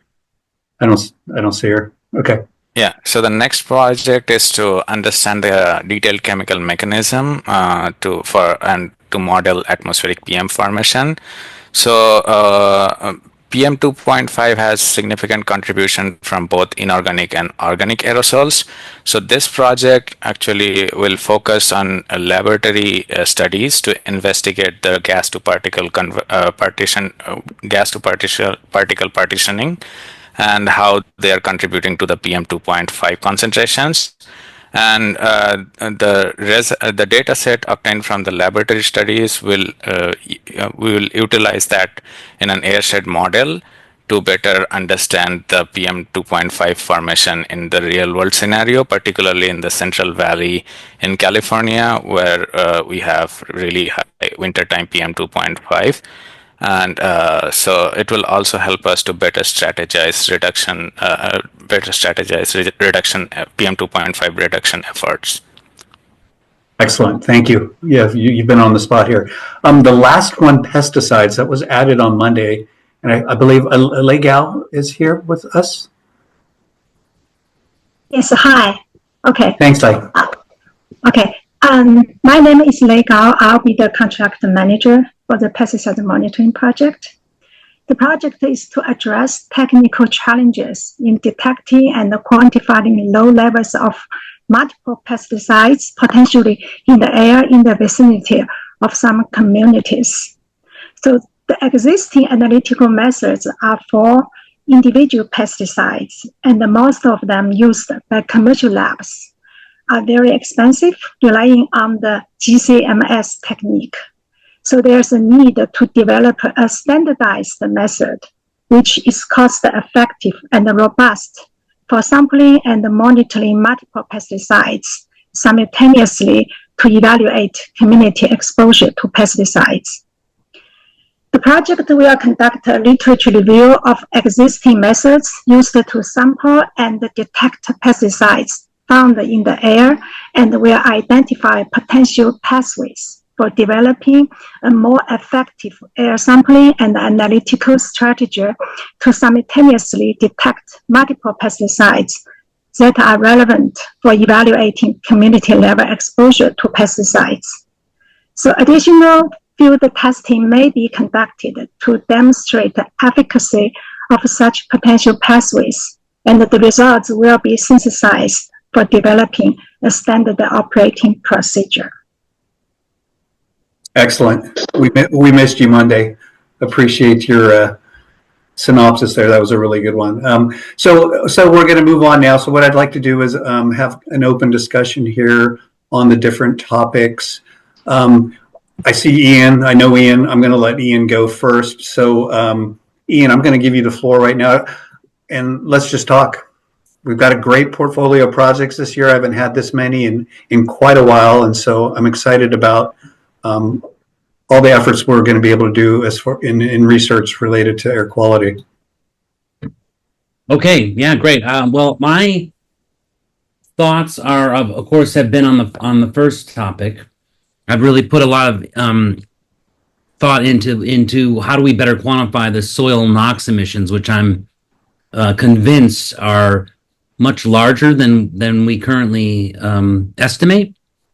And it's because if you looked at all the probability distribution of all soils across the state and just looked at their emissions, you would not have a normal distribution. You have a heavily skewed distribution to these certain soils under certain conditions, heavily fertilized, high temperatures, and frequent irrigation events, which are going to produce the bulk of the total overall NOx. So it's going to be a very heavily skewed. It reminds me of back in the day, we used to think about the fleet's emissions of NOx or CO or whatever from the vehicle fleet. And it was something like, 80% of the emissions came from the top 20 emitters or something like that. There's some, like Pareto style distribution that is not normally distributed. And I feel like that's the same thing occurring in soils because it has this exponential dependence on temperature, for example. And we don't really understand the timing and amounts of fertilizer applied outside of just an annual countywide fertilizer sales data. So my point is that even if you go out and sample it from the soil, that it's very hard to get an average from a distribution that is that skewed, unless you can really hone in on what the distribution looks like and where those very high emitting soils occur. So we just recently, I don't know if I can put this in the chat. I don't know. We just recently actually. Hey, Ian, if you want to, I think you were able to share your screen. If you want to share your screen with something, go ahead. Sure. Yeah. I mean, I have it up. This is, I put the link in the chat as well, if you're interested. This is a recent paper of ours from the from the Salton Sea Air Basin. We had a sampling site for a year looking at thermal in the Coachella Valley and Calipatria in the Imperial Valley. And we were using these ChemComb samplers, which they have a denuder. They also have a filter pack. They also have another denuder downstream of the filter to catch things like volatilization you mentioned. But we wound up just really using the denuder upstream of the filters to sample the NO2 in the air. So this is an ambient measure of NO2. We had to run it for several days to get enough nitrogen. And then we sent it to this stable isotope facility here on campus. And they measured the N15. And the thing about N15 ratios is they tell you something about microbial processes in the soil select for the lighter microbes. And therefore, the emissions that come from soils have a distinct signature that is lighter in N15, more negative del N15. So we were able to use the inventory that CARB has down there for the Salton Sea Air Basin, to estimate the other contributions of other sources. I mean, I can show you the figure, I guess. Maybe not. Oh yeah, it's not. It's in the supplement. We have a figure of all the distributions of the sources. So we use the CARB, the CPAM inventory to estimate the contributions from all the sources of NOx in the region. And that's what this figure, full size image, maybe this will work. That's what this bar is on the right. We did it for both. On the left is the in thermal. So that would, oh, sorry, A is Calipatria. A is in the Imperial Valley. B is in thermal on the right. That's the Coachella Valley. And so the orange and purple and blue bar, the CPAM, represents the different sources for the annual inventory. So you can see it's about between 15 and 18 tons per day, annually averaged for each of those valleys. And these are from, we only had about one sample a month for a year. And the red bars are estimates of what the soil source alone was, based on, again, this relatively straightforward linear combination of Del 15N measurements and their values that we assume from traditional fossil fuel sources from the literature. And so these are our estimates of the soil emission source relative to what the annual average is on the right. And you can see that what we see that, and again, we think because we're sampling on only certain days of the year, because of the asymmetry, the skewedness of this distribution of soil NOx, that we are likely this is an underestimate. We believe this to be a lower end estimate. But the annual average, because of the high temperatures, the year-round planting there, that we feel like the emissions here are at least about half as big as the current inventory in CPAM, which has some soil. That's that little blue tip at the figure, but is dominated, of course, by mobile sources like what we traditionally think of, and that our estimates say that the soil sources down there are at least as big as about half of those mobile sources, and we are not counting those sources. Wow, so that's bad. I mean, that's along the lines of what you were seeing, a couple of years ago with the Almaraz paper, right? Exactly. What can we do to do this kind of work in the San Joaquin Valley? So the same thing. So there's a couple of things that come up that I'm not sure that I put in when I submitted this research idea, but a couple things I've been really interested in is tempo now. I've been going to those early adopter meetings. Tempo is now showing us hourly NO2 column data from space during daylight hours. So we have all through the Central Valley, we have NO2 column data from satellite hourly. And I feel like that just came online last spring. Okay. So that is an incredible database that's a game changer. So we can use that to look at daily budgets of NOx in the valley. And if we estimate something about the oxidation rate, the lifetime, then we can say a lot about the sources that have to be there to make those columns evident, especially since we have this hourly data. Wow. I should also say we use the same method because it's like an 11-hour drive to get to the Imperial Valley, right, the Salton Sea. So it was difficult. So we would do a lot of testing here, just in right near the site you have, the ARB site in Davis, is where our MET station has been for a long time. Our climate station here on campus, west of campus, I should say, and we use the same method to do the sampling and the NO2, and we wound up over the course of a couple of years of this project, we have about 10 months of the same DN15 samples from Davis. And to my surprise, it turns out those are very similar in terms of their light fingerprint, just like the samples from the Imperial Valley. Okay. I figured Davis was probably dominated by urban influx from the Bay Area. Right. There's enough ag emissions here that seems to indicate that there are some really substantial sources. And again, this is just from spot measurements that last a couple of days, once a month. And so again, because of the spiky nature of this emission source, I think we have to be careful. I just don't think going around collecting soils or doing chamber measurements across a couple dozen sites it's really sufficient for the job. I feel like The measurements of the isotope are more integrated because they're measuring NO2, and the satellite is much more integrated.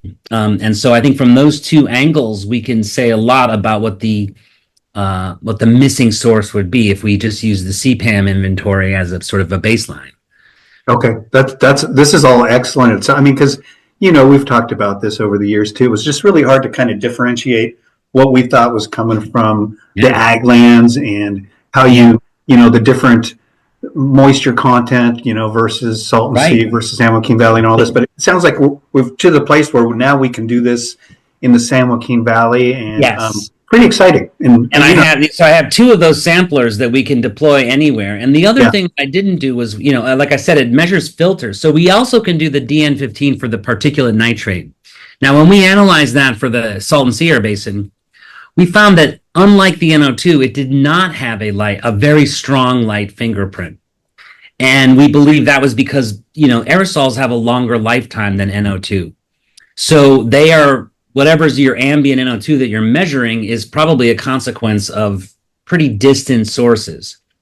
Now, in the San Joaquin Valley, that might not be the case. You might get, there's such strong sources of aerosols in the San Joaquin Valley, and you do have sort of the basin isolation effect that's pretty large and enough recirculation there where you might actually find a decent signal that has a light signature in the particulate nitrate as well, which could help inform even more about how the NOx winds up in the particle phase. So, yeah, I think the San Joaquin, and of course from the models that Almaraz ran, that's definitely the next biggest point. I mean, the San Joaquin, the Salton Sea Air Basin, most people know, that's got to be a huge source. It's very hot. It's a desert. Irrigate pretty much year-round to grow year-round. The San Joaquin would be the next, the southern San Joaquin in particular would be the next region that is expected to be the biggest hotspot of soil NOx emissions. And we can deploy those samplers. And again, coupled to the now available hourly 3x5 kilometer tempo satellite data, I think it would be a very powerful study then. Awesome. Well, I appreciate you sharing the paper with us, and this is, the subject matter expert panel is in play, and I just feel like this is a really important topic to cover, and it sounds like we're making good progress here, Ian. So I really appreciate you sharing that. You got it. Thanks. Do you have any other feedback on any of the other projects? I mean, not particularly. And the nitrate in the particle, I was just saying that there is a way to sample that in the field by using a denuder downstream of the filter. Where is it? Yeah, the second one on that, the second bullet on that one. I know you might be doing a lab, or it might be some combination of lab and field work on that. I'm not exactly sure, but that's definitely something that we're interested in also improving. Yeah. Okay. Great. I wish Nizat was here for a little conversation on that too. But again, I appreciate you taking the time to join. Of course, my pleasure. Yeah. Awesome. Hey, Mike. And then, I'm going to open up the floor next. Anybody want to raise their hand and go? Hey, Mike. Go ahead, Bill. I don't mean to interrupt. And what you're saying is something similar to what I've used before. Go ahead and determine to flexibility, flammability of an area. I'm doing some work around. And we set those kind of monitors that did every 15 minutes sampling of the air.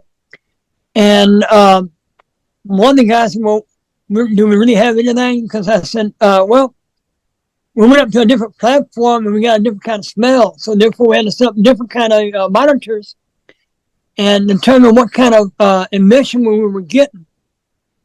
To know maybe it was a NO or the fossil fuel gas, vapor gas, what kind of toxic gas it was and stuff. And we were able to break it all down so that we know in those areas that are downwind what we were picking up. I came up with the idea, like I said the other day, about a kite or a balloon type ordeal. They have different sensors on it, and you make like a wall so much apart, and that way we pick up the samples, and then you will know by your ag log it would be 1, 2, 3, 4, 99, whichever like that it would be, or even at what level it is that you're picking up those air and samples from as well. Because as you know, dark soil releases one kind of toxin, whereas sand-like or white-like soil releases another one. And the ones that have constant irrigation have a tendency to accumulate more toxins in them than one that's more or less bleach, or like sand is, or clay would be, you know? That makes sense? You know, hey Bill, I just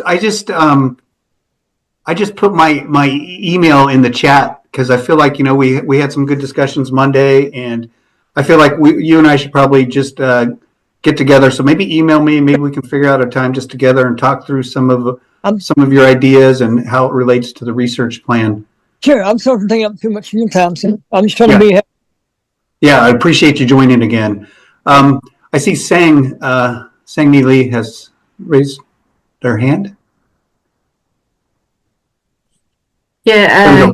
Hi. Hey, good evening. Oh, thanks for joining. Okay, our friends from the South Coast. I had Monday, San Joaquin Valley. Now we get to hear the South Coast perspective. So I really appreciate you joining. Wow, thank you. Yeah, pleasure to be here. Monday is not the best day for us. You know, we have a different work schedule. But then this process is really great. So I'm so happy to join here. And then I'd like to kind of support the two projects listed under air quality. But my disclaimer here is I have not seen the proposals. So my opinion here is only limited based on this available short paragraph on the website.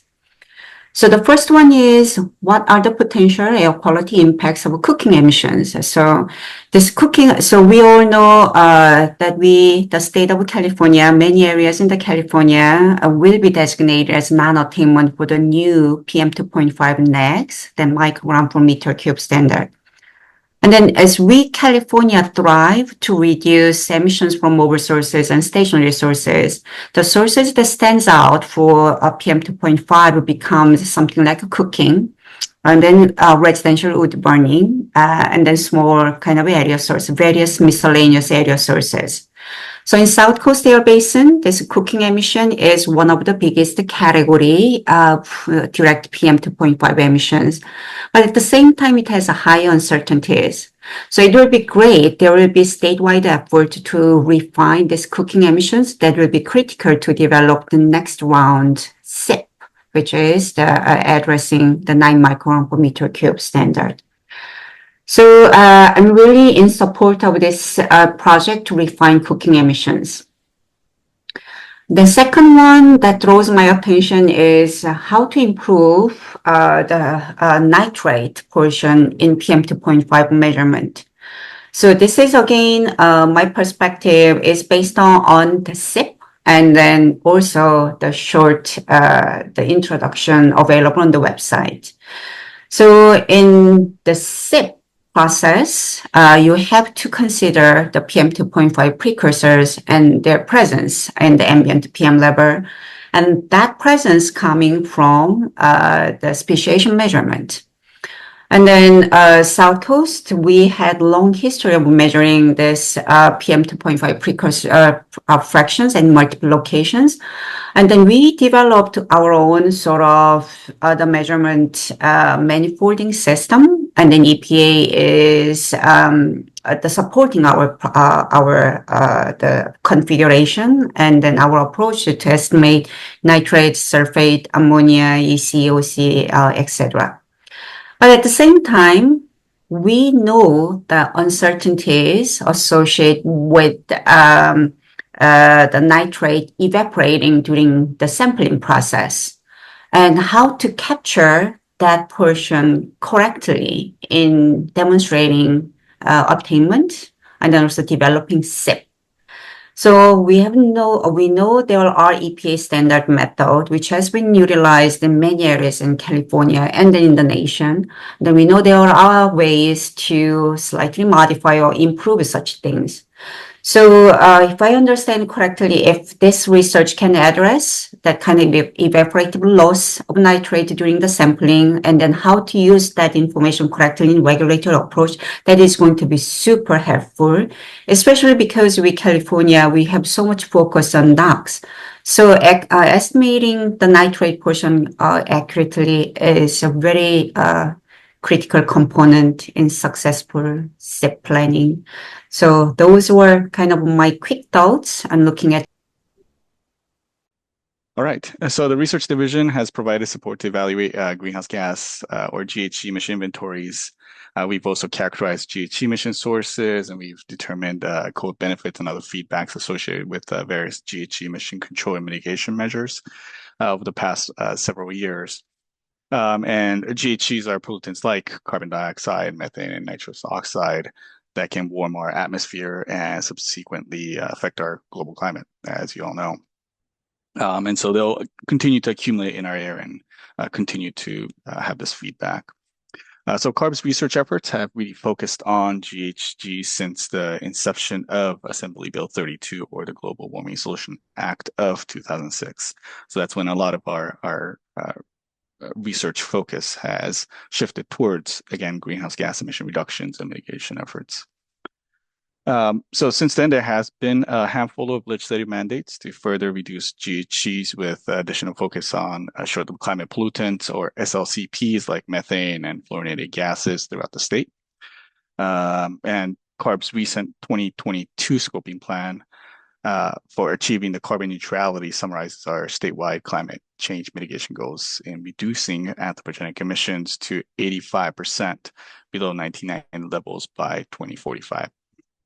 So this year's fiscal year 25-26 research plan and the 5-year strategic research plan outlines our immediate and also our near-term research needs for scientifically robust information on greenhouse gas emissions and their reduction opportunities in the coming years.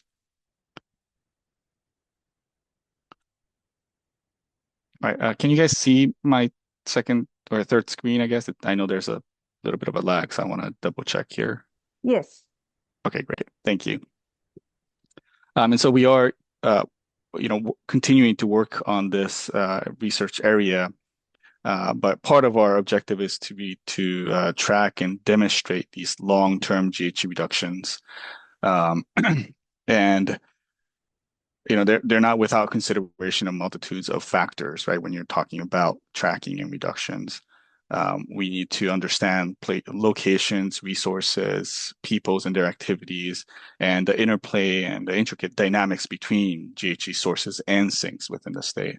So, for this reason, CARB puts a lot of efforts in systematically working with intra and interagency partners, NGOs, community-based organizations, community members themselves, the industry, tribes, local, state, and federal governments to re-identify the areas in which we really could push forward on the research to have meaningful results that could benefit everyone. So these conversations that we had so far has really pointed to the need to bring natural and working land, methane, and other short-lived climate pollutants, GHG emission inventories, equity impact and community needs, and co-pollutant assessment at the focus of our mission at the research division.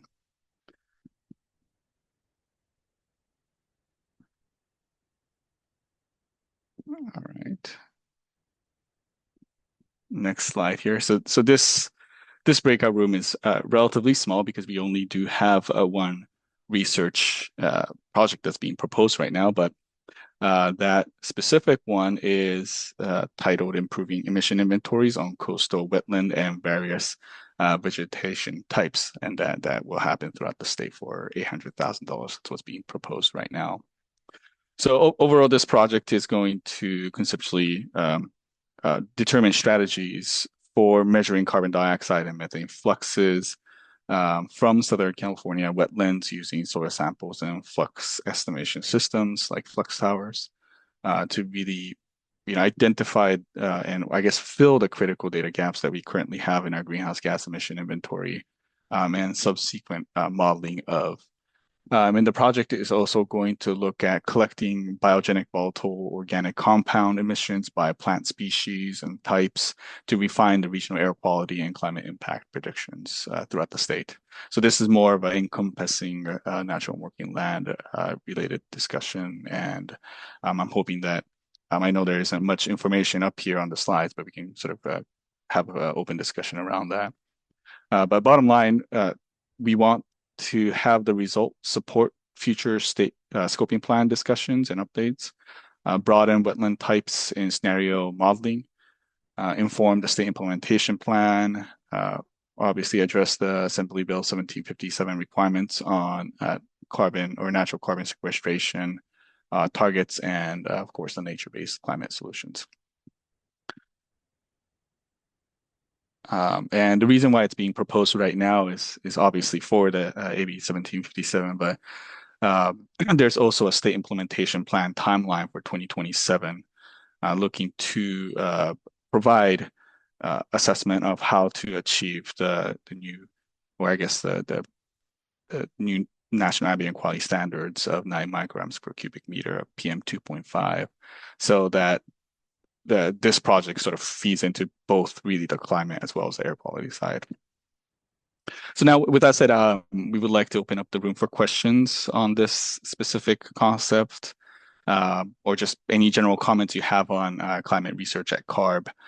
And I know the way we do this might be a little awkward, but if you can raise your hand, we'll go and call on people based on when they raise it. I hope I can identify who those are.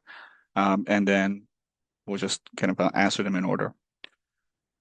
And may I ask you a quick question? Yes. I assume that since we are a small group, I don't need to use the timer for any of the participant asking question, or do I need to use the timer as original setup of the public meeting?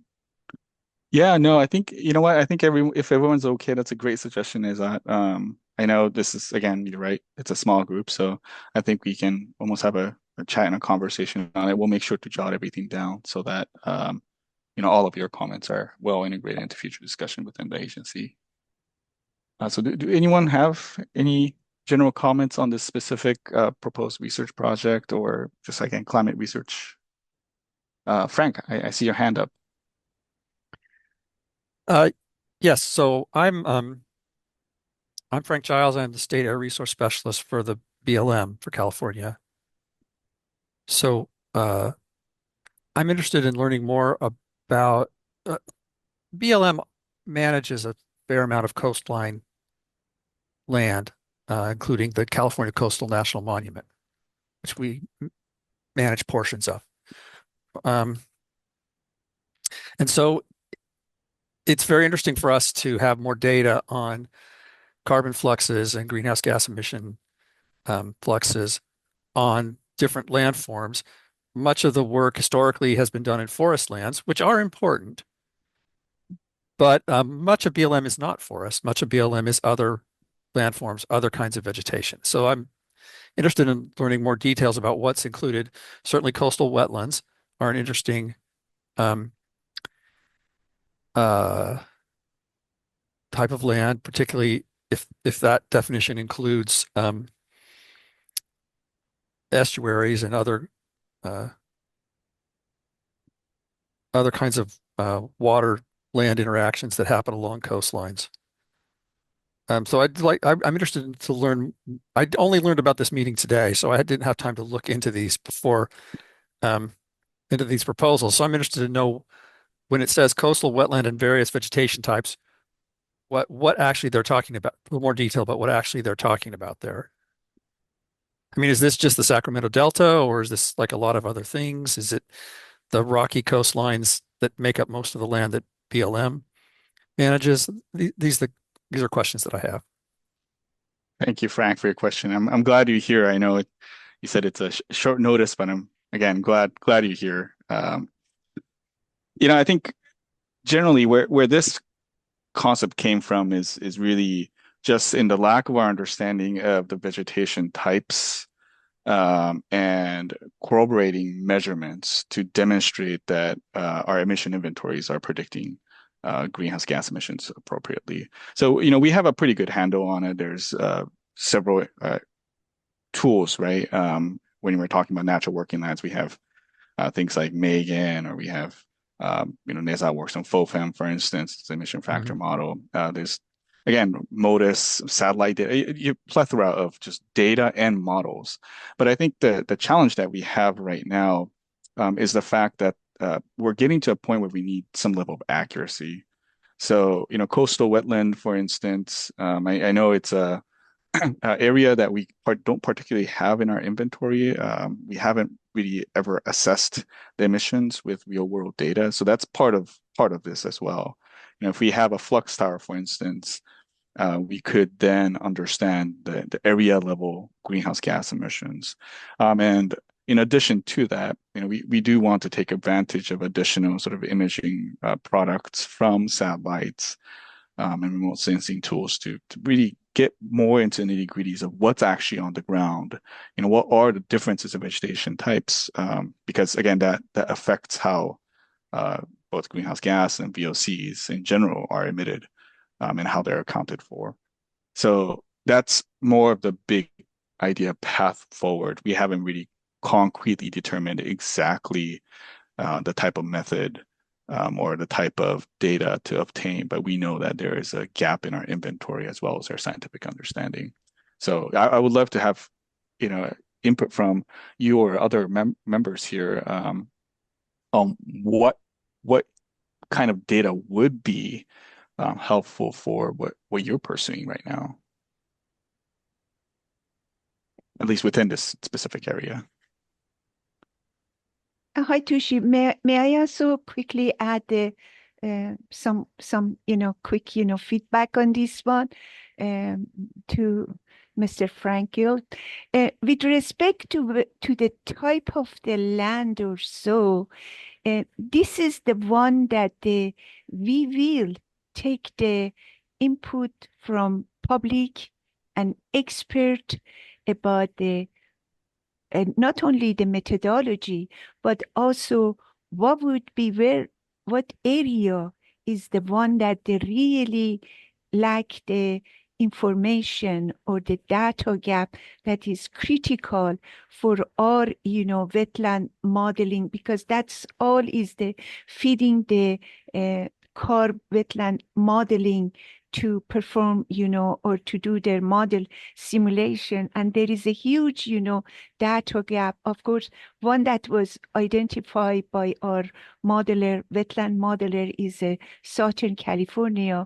But the overall, this is the one that we will take the very careful consideration and input, and maybe some mini, public, meeting to decide in consultation with the expert that what would be the best area and location to do this type of the measurement. And as Tushi, mentioned, another component of this study is a biogenic emission. So it's not going to be 100% confined in some area. We need to do the broader investigation on the location. Thank you, Nessa. Now, Frank, do you have any feedback for us on this? I'm afraid I don't have any specific feedback on this particular point. Again, I wasn't much time to prepare it, and but I was just yeah, I was basically, so it sounds like you haven't selected exactly what your scope is going to be for landforms or locations. Right. Yeah, sorry, I didn't mean to put you on the spot. No, that's okay. It's there's only one of me for the whole state. I mean, there are hundreds of you guys in CARB, so I cover a lot of territory. But BLM in general is interested in more data on non-forest landscapes, the kinds that we manage, grasslands, scrublands, rangelands. We have done a lot of work along the coast. The work that we've done that I'm aware of focused on estuaries, which seem to be the most biologically active coastal segments, more active than rocky shorelines, more active than sandy beaches. But I don't know that.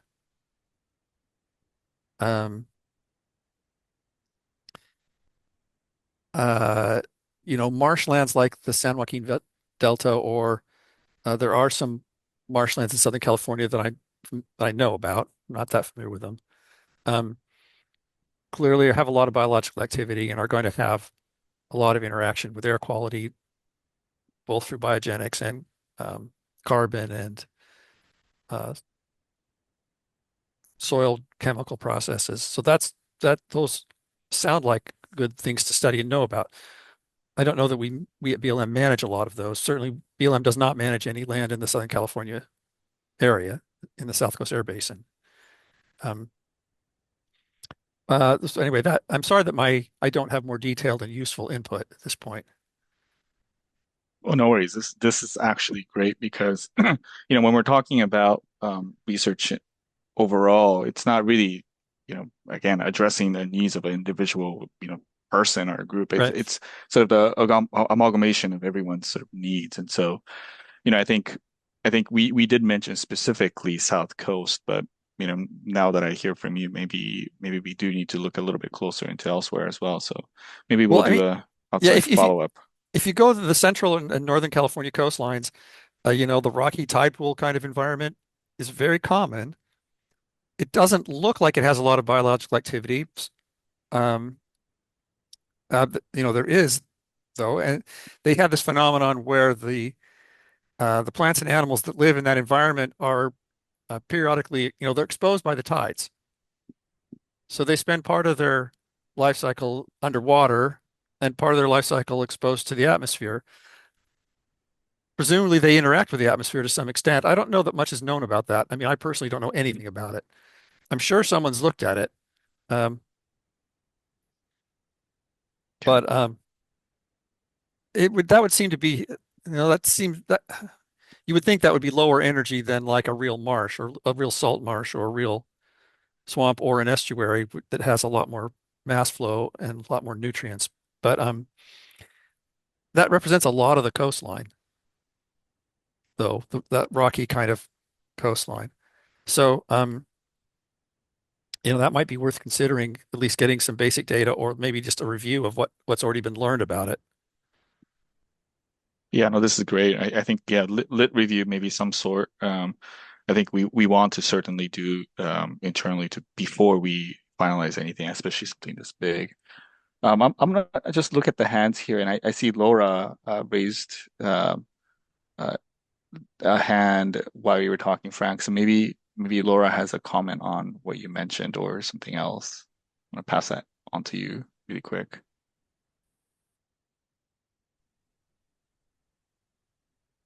Laura, can you hear us? Oh, yes. This is Laura. Go ahead. Yeah.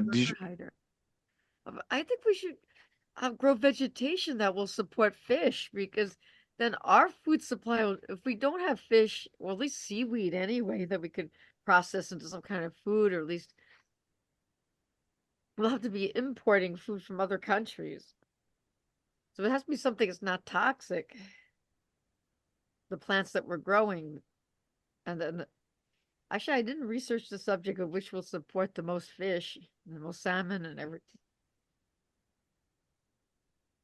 So you're thinking more like an ecology type of aspect to this too, to make sure that, when we're talking about greenhouse gas emissions, potentially associated air pollutant emissions, that, we're not, we're supporting some strategy to get information on something that's beneficial for that ecosystem. Am I kind of understanding your angle here? No, but then if the food supply is not enough, we're going to have to be shipping in food from other countries, and that's going to contribute to climate change. So more like a life cycle assessment type of deal. Okay. Okay, this is an interesting angle too. And before we dig a little bit deeper into this, I know Lydia also raised the hand some around the same time. maybe you'd have something to add to this as well. Well, I was gonna sort of go back to your original question of just sort of general suggestions and thoughts on the type of information that would help refine the greenhouse gas inventories in coastal wetlands. Should I go there, or did you want to sort of pause on this topic first? Yeah, no, I think we're kind of naturally rolling topics. I think it's okay to just kind of move on, and we can come back to it if it comes back again. Sounds great. Well, thanks for hosting this. I think this is an important gap. And there are some sort of major areas of the state where we have limited information on carbon and greenhouse gas fluxes in our coastal wetlands. And I don't know that this is necessarily a question that you would have an answer one way or the other to at this point, but maybe more of a suggestion that instead of necessarily focusing on fluxes, which can be really challenging, I mean, just flux towers need to be maintained for many years, and for something that's roughly a 2-year project, it seems challenging to support new flux towers, though I think it would be wonderful to have more towers out there and more information from the types of ecosystems that are currently underrepresented. And there's, some work that could be done with chambers, but that might be really challenging to scale effectively. So I would also just suggest potentially focusing on relationships between measured rates from core data. So increased number of wetland cores from around the state and areas that are underrepresented, particularly dated cores. So going down core to date long-term carbon accretion rates in those sites, and identifying relationships between those type of measured rates, also potentially short-term rates, using methods that people have, such as surface elevation tables. There are some methods that people are using that can be challenging to connect to long-term rates, but are really important for modeling. And linking those to, ideally at the same time, modeling predictors that can be used with the types of process-based models that can estimate future carbon and greenhouse gas exchanges, and also variables like vegetation community, salinity, et cetera, that can be measured in real time to estimate, for the inventory to estimate sort of best available information on those fluxes for the inventory. So that was a little bit rambly, but just sort of suggesting maybe looking beyond necessarily fluxes in the traditional sense of flux towers and chambers, and also recognizing that wetlands do have this incredible store of information in their soils because of the way that they accrete material that you can learn a lot from core data that may be sort of easier to get a broad spatial representation than from a very limited amount of tower data. However much I really would like to see more towers out there. This is a great point that you brought up. I think we had a discussion on integrating core data or wetland core data collection into this. And, I think one thing that we always struggle with is, and this is a failure on us as a researcher, but when we're talking about inventory, there's a specific need, right, of data, specific type of data that can be ingested into model, like what you said, core data. And, I think a large fraction of us tend to focus on emission quantification, real world.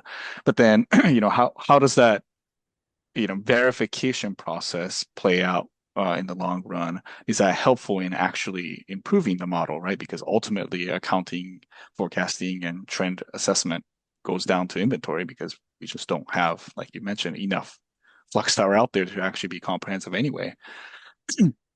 So this is actually a really good point too. I think flux towers we do want, but we also only have 800 to do all the spatial assessment with satellite, all of the core sampling, all of the flux towers. So, maybe there needs to be a more thought into prioritizing what's most needed for the inventory aspect, and really really strategizing how to spend the money first and foremost. And maybe and Laura, I see your hand up, but just one last question to Lydia, actually, because this is a very valid point that we always want to mull over in the research division. But I apologize for my lack of knowledge. So you take core samples. How representative are these core samples where we can actually scale it, for instance, for that specific region?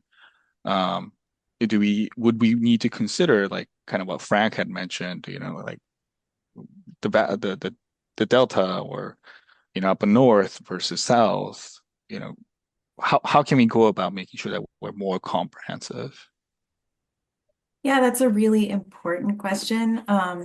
And there is already a fair amount of core data from particularly certain areas, like the San Francisco Bay Area is sort of relatively speaking rich in data compared with some other parts of the state. I'd say more data would be great across all of the state's estuaries, but I think it's really just a question of, and I honestly don't have even an estimate of this offhand, but I think one could look at the variability in the data and determine how sort of what a strategy should be in terms of a stratified sampling design, because you need certainly more than one core from a given wetland type or a given vegetation community type, but coming up with a stratified sampling design that collects a number of cores across different regions of the state and different conditions to come up with estimates of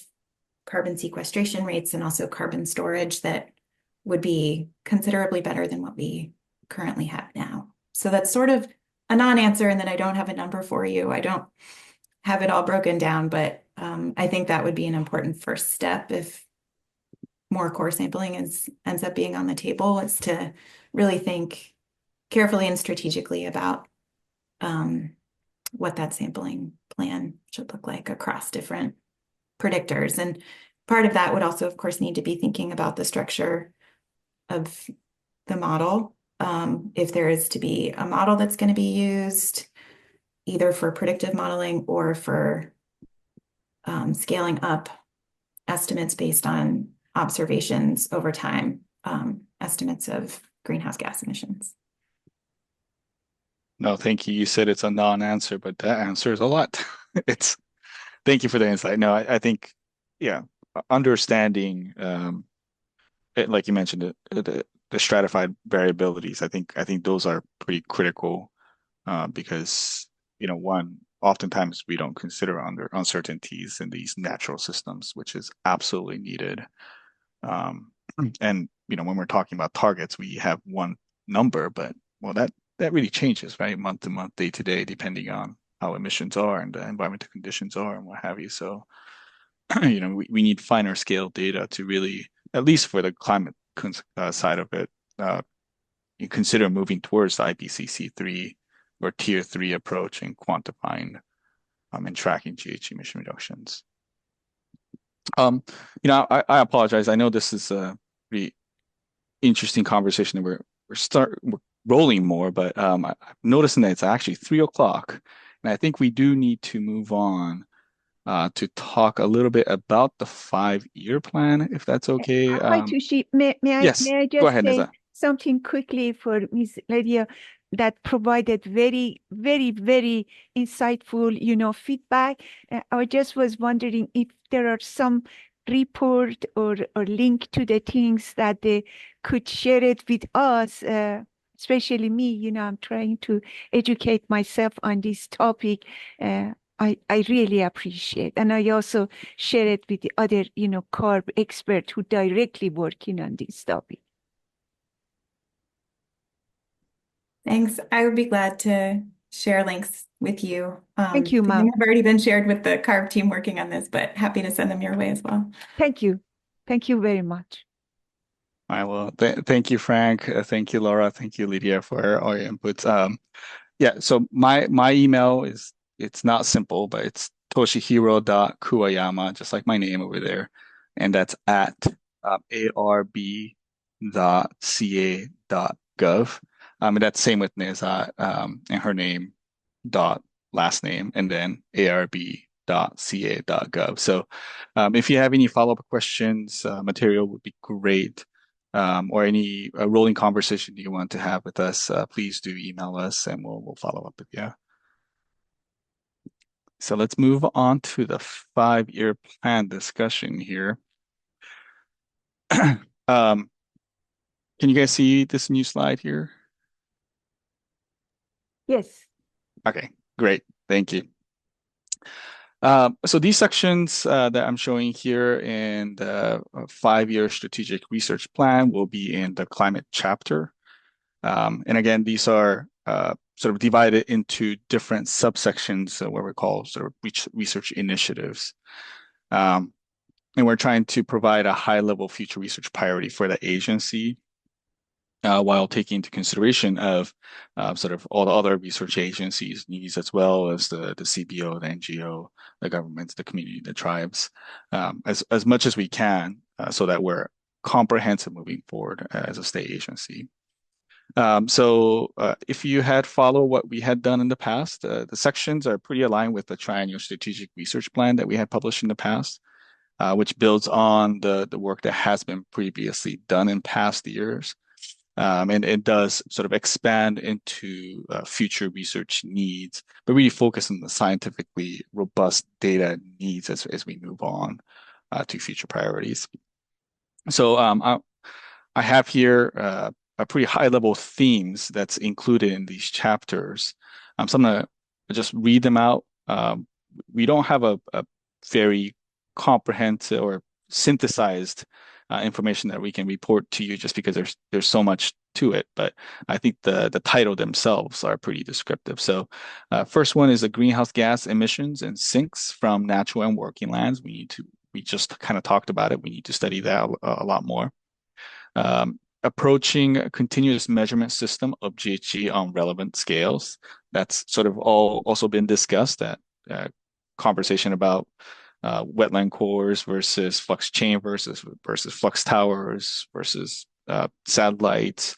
You know, how do we actually measure GHGs? Not just the concentrations, but also emissions themselves. Dairy emissions from changes in management practices. This has been a priority in our triennial strategic research plan in the past, but it continues to be here. New refrigerant technologies and recycling of existing refrigerants. We have a pretty big international level push to make sure that we're moving towards lower GWP greenhouse gas for our refrigeration systems. Wildfire emissions, of course, in changing world and impacts on environmental justice outcomes. So this is a big push right now within the agency and other groups. Effects of a net zero climate strategy on air quality. Again, a big hot topic. I hope you were able to join the LCFS discussion last week. I know there were a lot of comments, concerns along the line of, how do we actually achieve net zero? So this continues to be a very interesting and necessary topic of research, and equitable transition to low carbon future. How do we bring everyone together equally? So with that, I know very broad set of topics, but any comments, questions, concerns, or even, or maybe something that you might want to add into this list as we move on with the next 5 years of research. Again, this is not what we're going to particularly take to fund, but this is sort of a general guidance that we'll have for our internal folks who do push for service contract to collect data, for instance, or our research program to go and fund different research projects as well on behalf of the agency. So yeah, any point in comment would be much appreciated. If I may, I apologize for interrupting. We have only 3 minutes.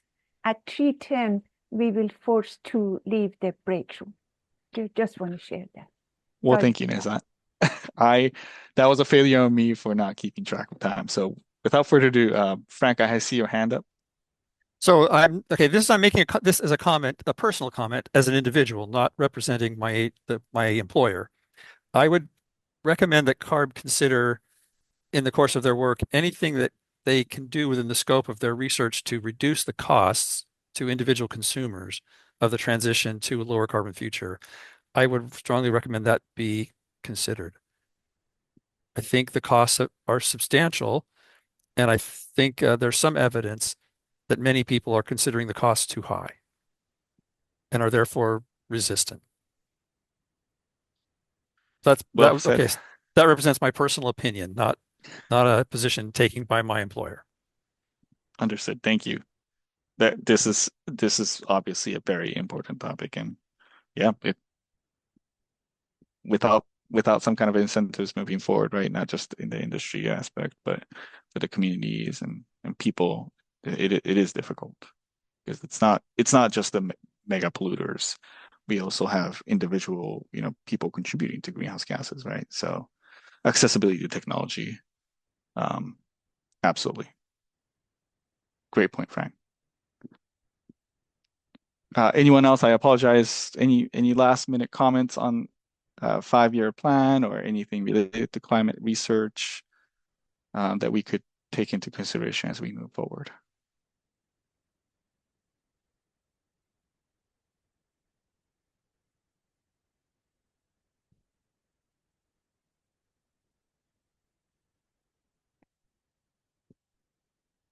All right. Well, if not, then I guess we have a few seconds for me to make a pitch about what's to come.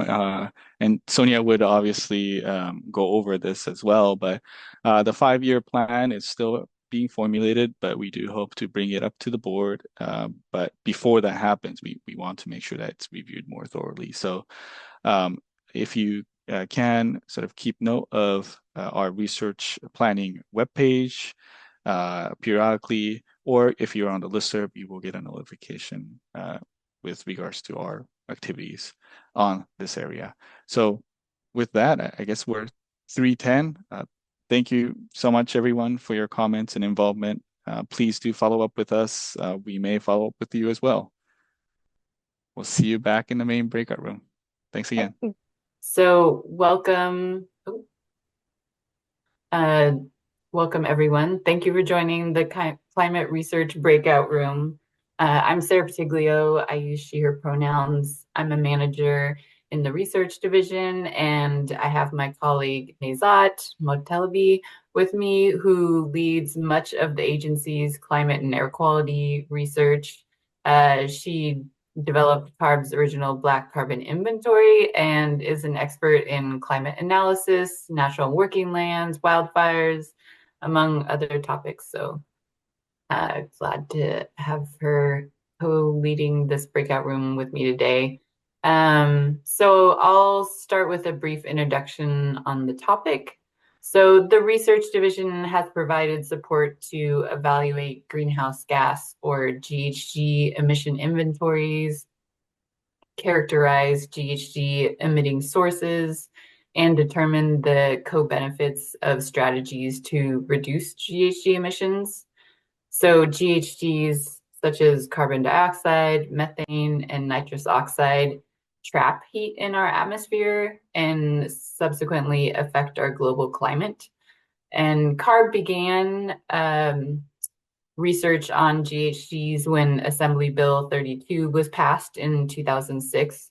This bill is also known as AB 32 or the Global Warming Solution Act. And that was the first bill requiring California to reduce greenhouse gas emissions. But since then, there have been a handful of other legislative mandates to further reduce greenhouse gases, with additional focus on short-lived climate pollutants, or SLCPs, as we sometimes refer to them, which include gases like methane and fluorinated gases throughout the state. CARB's recent 2022 scoping plan for achieving carbon neutrality summarizes our statewide climate change mitigation goals of reducing anthropogenic greenhouse gas emissions to 85% below 1990 levels by 2045. the proposed research projects for fiscal year 25-26, and the 5-year strategic research plan outlines our immediate and near-term research needs for scientifically robust information on GHG emissions and their reduction opportunities. All right, I'll skip to the next slide.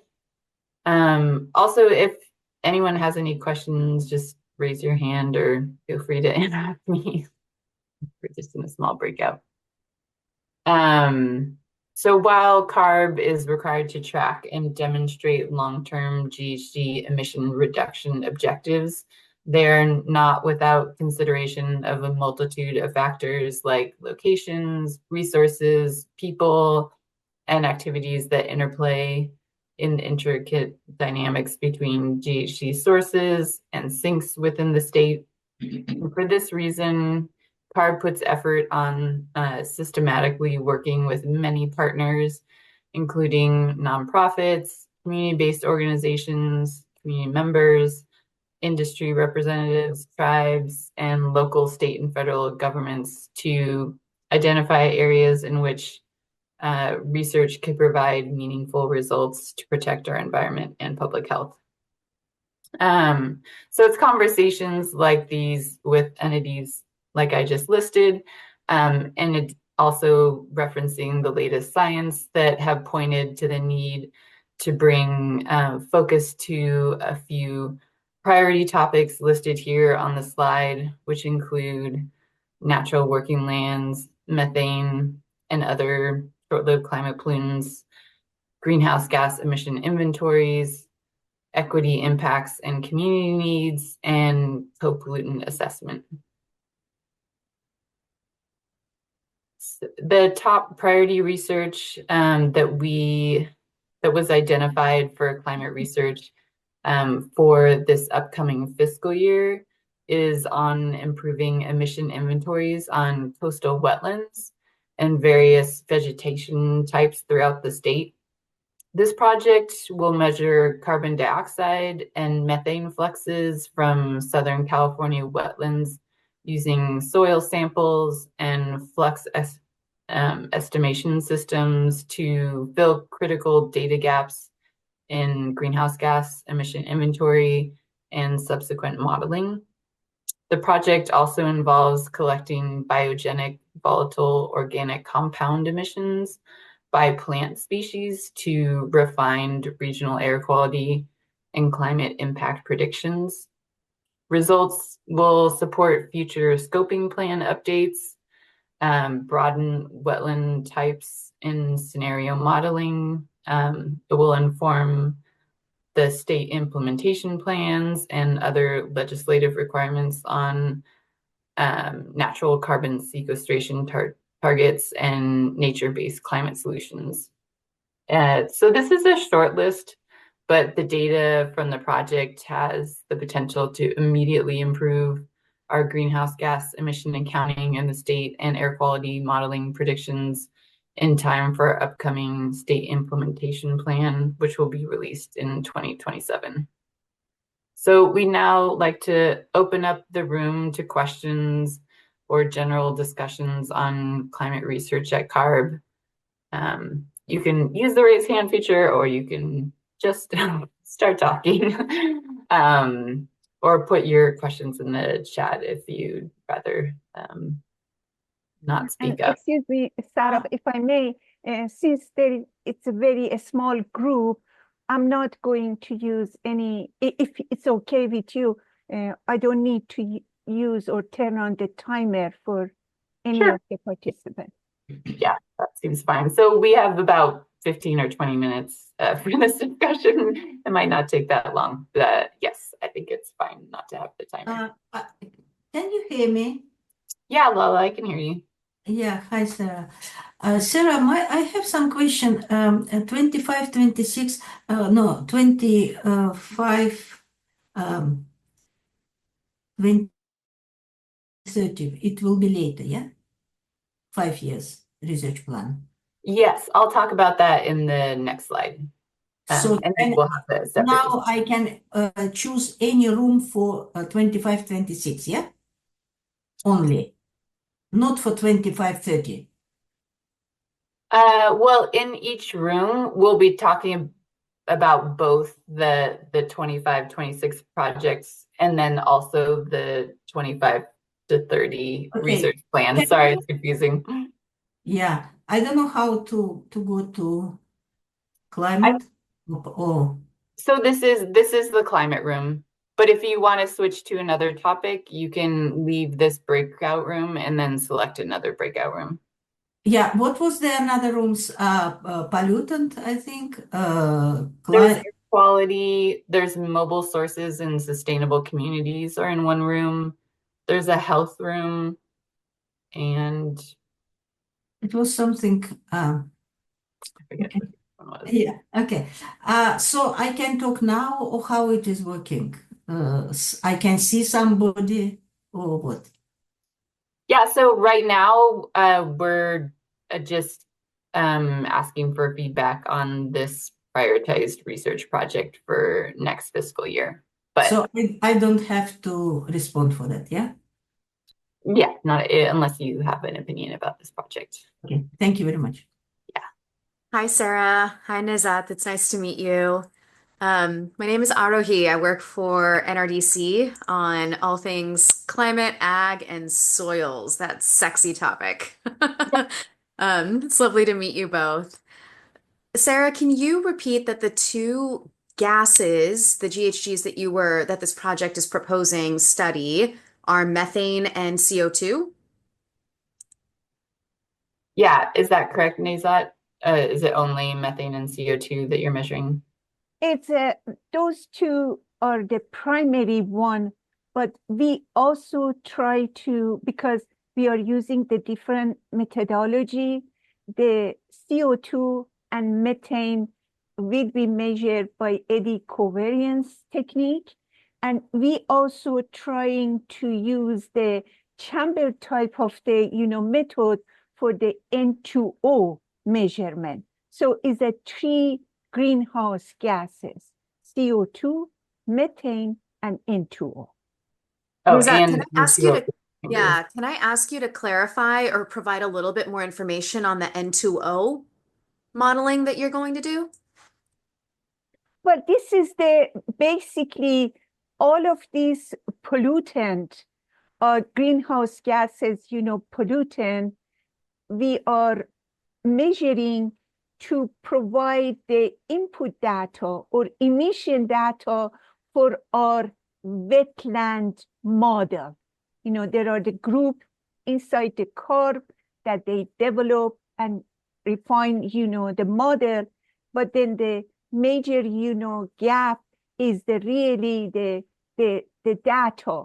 You need to have a data in order to verify some component of the analysis, do some proper mapping of the area with respect to these pollutant.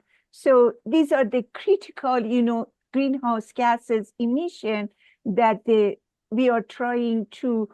Of course, there are some area in the state like Bay Area. They may have some data, but then our wetland modeler specifically specify that for example, Southern California is the one area that there is a huge data gap that we need to measure it for the wetland, improvement of our wetland modeling exercise.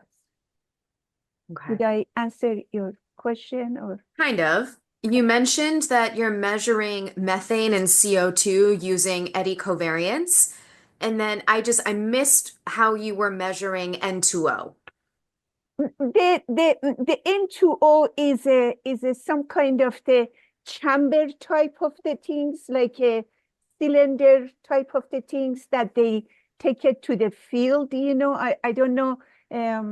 I would try to get a picture of those, momentarily. And if I could share my screen now, I would show it to you, or maybe send it to you later. So that type of it just looks like a glass cylinder, that size of that, we put it in the field, and then we try to measure the, in-field N2O measurement. They call it the chamber, but the chamber is really a small device.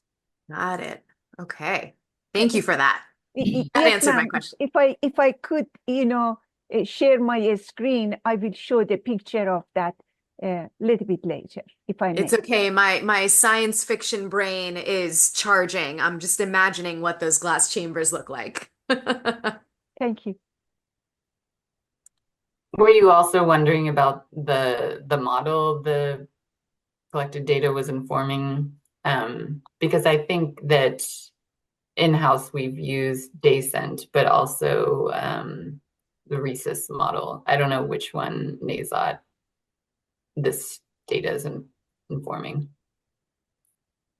I don't know exactly whether it's these two model or combination, because ISD is the one that they basically modify and try to come out with some improved, model. So I apologize, I cannot remember, but if you are interested, I can email more information to your attention. Yeah, and the 2022 scoping plan had a very extensive appendix that described how the natural working land carbon inventory was developed. So you can find more information there.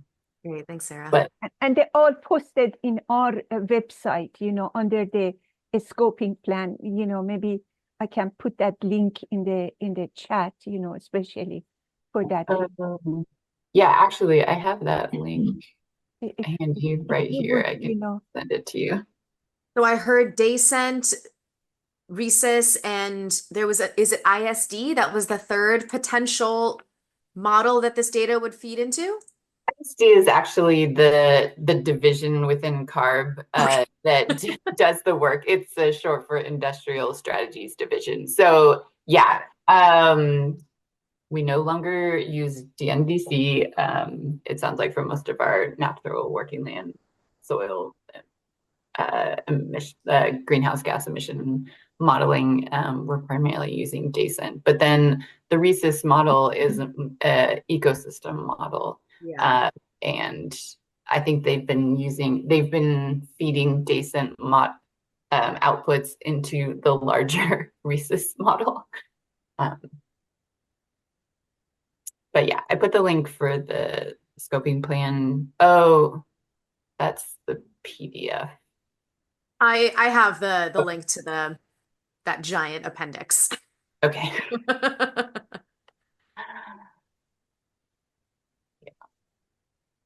But they just hired a lot of staff with really strong backgrounds in modeling, all types of modeling, including wildfire and forestry, but also soil carbon and nitrogen modeling. So I know that for this next iteration of the scoping plan, they do have big plans. That's awesome, Sarah. That was my comments are, I think, better reserved for the 5-year strategic conversation, but we're very curious and supportive of CARB taking a more active and robust look at all of the N2O emissions from agriculture, and just making sure that after like a decade of not investing in a lot of research in that sector, that we do see more of that with the next scoping plan. So that's awesome. Yeah. Is that Toshi that's doing that work at CARB? Toshi is actually all of our boss within the research division. Oh, but nice. Yes, he is overseeing the research for the staff in the ISD division that are doing the work for the scope plan. And then who's the ag soils person that you just alluded to? Well, Adam Moreno is sort of the lead of all of the ecosystem modeling for the scoping plan. He basically did all of the work for the last 2022 scope He did natural working Ian's land job. sector.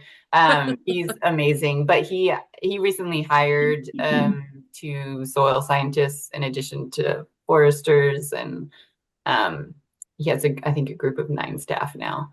Great. So yeah, I mean, they're really focused on the next scoping plan and building up on the work that he did in the previous scoping plan. And there was another thing I was going to add. Sarah, if Oh, I may, if I share my screen, do you think that would cause the problem in your presentation? If I quickly show some picture, what would you advise? yeah, I can stop sharing and then you can share. I also wanted to mention that, CARB has been guided by this AB 1757 steering committee. Okay. So, and those conversations, which are all on recorded and online, talk a lot about especially emissions in agriculture, and obviously a lot of that is focused on N2O. Yeah, So can you see my screen? I can. Okay. So can I little bit explain that, Sarah? May I just take a minute, please? So basically, for the CO2 and methane, these are the eddy correlation. I have like several different, picture from different field. So that's how the eddy covariance, method looks like. That we will use this type of they call it the flux, measurement. For the flux measurement for both CO2 and methane. For the N2O, as I said, that chamber looks like this. So this is the one that for chamber measurement, and we are going to use it for the N2O. That's how it looks like. Got it. Thank you. You can't, the flux towers aren't equipped with 4 N2O measurement capabilities? For there are the different type of it's my understanding, there are the different type of the eddy covariance, method. I think there are also one type for the N2O, but then you cannot have the both methane, CO2, measurement, all of them in one eddy covariance method. So because for this specifically for this wetland, the CO2 and methane is a little bit, more important for our modeler with respect to the greenhouse gases. We use the eddy covariance method for those 2, but then N2O is from the chamber type of the study. So which looks like that. Got it. Very So cool. can I stop sharing so Sarah can, or would you like? That was great. That was really helpful. I like seeing visuals. Thank you, Nizat. Okay, you are very welcome. So I stop sharing, Sarah.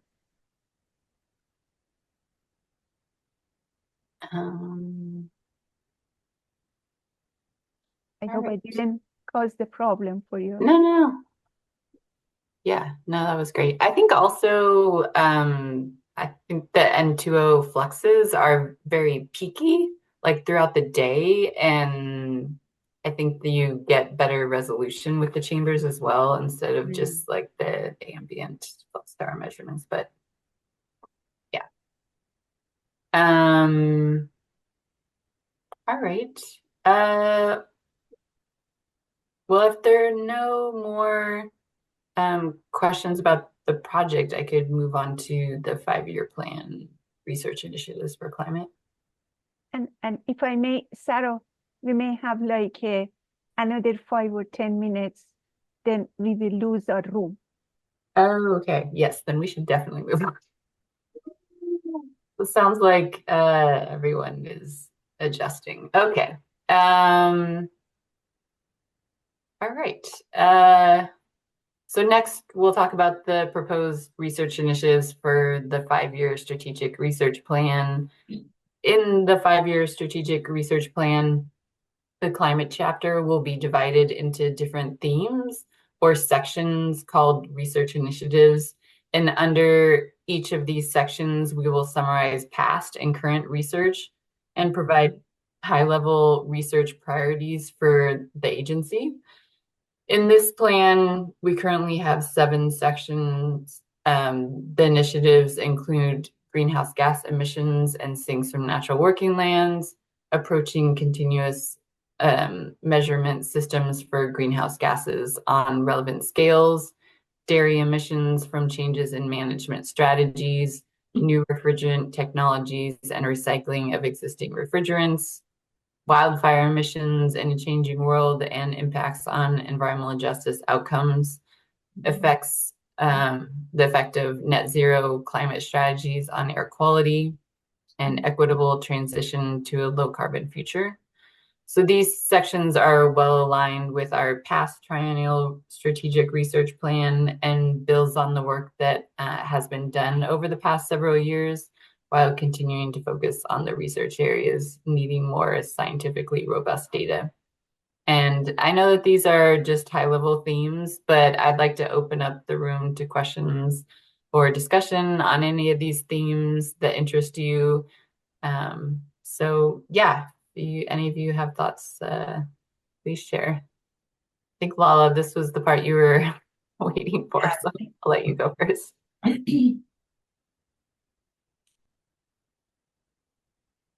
Do you have a comment, Lola? Yeah, I have some. I can choose, yeah, effect, for example, effect of net zero climate strategies on air quality. It is Yeah, and you can comment on any of the listed. Yeah, from all this, it is more closer to me, and I can share with somebody, or how it is working now, or we're waiting. Oh no, you can, if you have any comments on the list on the slide, you can share your comments now. And we're taking notes of everyone's comments and questions. Last time when I was in the room, there were a few people there, and now they are, but we can't see each other, yeah? Or how it is? Yeah, because we're just in the breakout group for climate. There were more people at the daytime meeting, but it seems like there That was the only webinar, I mean, which I received, yeah? It was daytime, the same meeting? It was, yes, we presented the same content at a daytime meeting. We had a daytime meeting and evening meeting to accommodate schedules. The same, yeah, okay. So it is actually, you're doing it twice now, nah? Second time. Yeah. Okay, so I can't see anybody, they can't see me, but I can share my thoughts, yeah, about that. Or how it is. Are you asking to share your screen? No. I can talk, I can discuss something with you or with somebody else, or how it is. Yeah, you can share your comments if you have comments on the or maybe it will be another screen for 5-year plan, or only this. Well, these are the research initiatives for the climate chapter of the 5-year plan. If you wanted to comment on a different topic for the 5-year plan other than climate, and these research initiatives, you could go into the main room. The main room, what does it mean, the main room? It is another room, or what? Well, Sonia's in the main room, just having a general discussion for, and I think that they were going to have a Spanish first discussion, but I don't think that anyone needed Spanish translation. Okay, so what you can advise me? I can talk here, or I can change the room where, but I will see only one person, yeah? Not everybody who is in the room. No, please share your comments now, and we are taking notes of all the comments. Okay. Miss Lala, right now in this climate room, you know, We have our supervisor, Dr. Sarah Pitiglo, myself as a co-host, Ms. Aaron, and you. So there are 4 of us in this break room. And then this slide lists some of the major topic that we will that is already included in our 5 years plan. Of course, we have the title in this one. Each of the main title have their own, page or paragraph. We are discussing or talking about the subcomponent of that. So now is a good time for any of these topics. If you have the feedback, share it with us, or as Sonia, show it, there are, some link and those things that you can add your comment later if you wish on any topic. Okay. So maybe I can talk with you. Thank you so much for this information, because I thought it will be like last time. And when I'm presenting something, there are few people, they listening, they asking questions at the same time, and it is like conversation, yeah? But of course, it is not only you two listening me, and of course, I appreciate your comments as well, yeah? I can add something if it is possible. So, I am presenting first time new technologies, which started by EPA and also CARB. I am receiving many emails from CARB, and if this research will be approved, we will do it with DOE sectors of transportation, clean energy as well. Because I am receiving every day about 50 emails, I can't even respond to all of them. But I want to start from CARB. I receive many emails from CARB as well, and they actually advised me to come here and with my thoughts. So anyway, I want to start with GHG emissions. GHG emissions, of course, CO2, it is the most important things that we have to get rid of. And the issues, GHG emissions played a very excellent role when we, during the, I would say, maybe it is 19th century, because it starts with GHG emissions, they trap the heat and they emit the heat. It was very important. So when they trap less heat, they emit less heat. It was in beginning. Now it is trapping a lot of heat and of course emitting also a lot of things. And because it is big revolution in all kind of topics now, especially different industries which produce a lot of not only GHG emissions, but pollutants. Pollutants very important now. And for pollutants, by the way, how these pollutants, they come, for example, exhausted fumes, yeah, they can come from different tile pipes, but PM pollutants, especially PM 2.5, it is extremely important to look at them. And I have some particles of PM pollutant, for example, for exhausted real world, it is 0.02.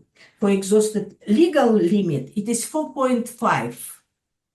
And for tires, which we had, they produce 36.5 milligrams per particles per kilometer driving.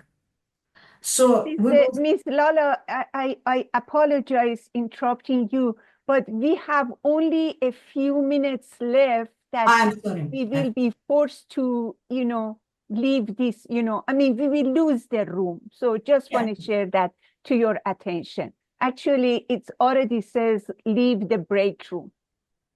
Okay, and where I can go now? You will automatically go back to the main room that Dr. Sonia would continue presentation. So maybe we have a little bit time, so Dr. Pitiglo can conclude our room quickly. Please, I apologize. No. Thank you very much for information. And Sonia we will discuss with Sonia 5 years year plan? Yes, ma'am. Yes. Oh, we will continue there. Yeah, the yes, same. ma'am. Yes. Okay, thank you so I much. apologize. Yes. No. I apologize. Thank you very much. I didn't know that. Thank you. Like Sonia mentioned in the previous slide, CARB has jurisdiction over mobile source emissions within the states.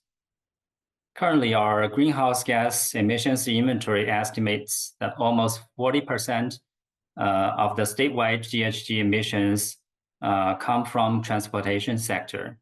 In addition, our emissions inventory estimates that mobile sources are by far the largest source of NOx emissions statewide, and also a significant contributor to fine PM2.5 emissions. So reducing emissions from the mobile sector or the transportation sector really will result in significant air quality and climate benefits in California. Next slide, please.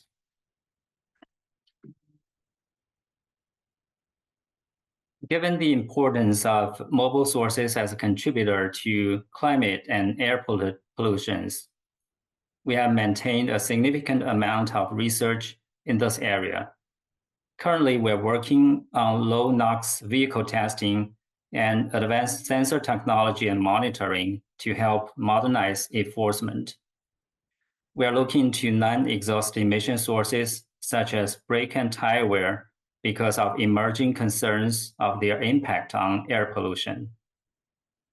We're researching advanced technologies and how they can contribute to help reduce emissions from the sector.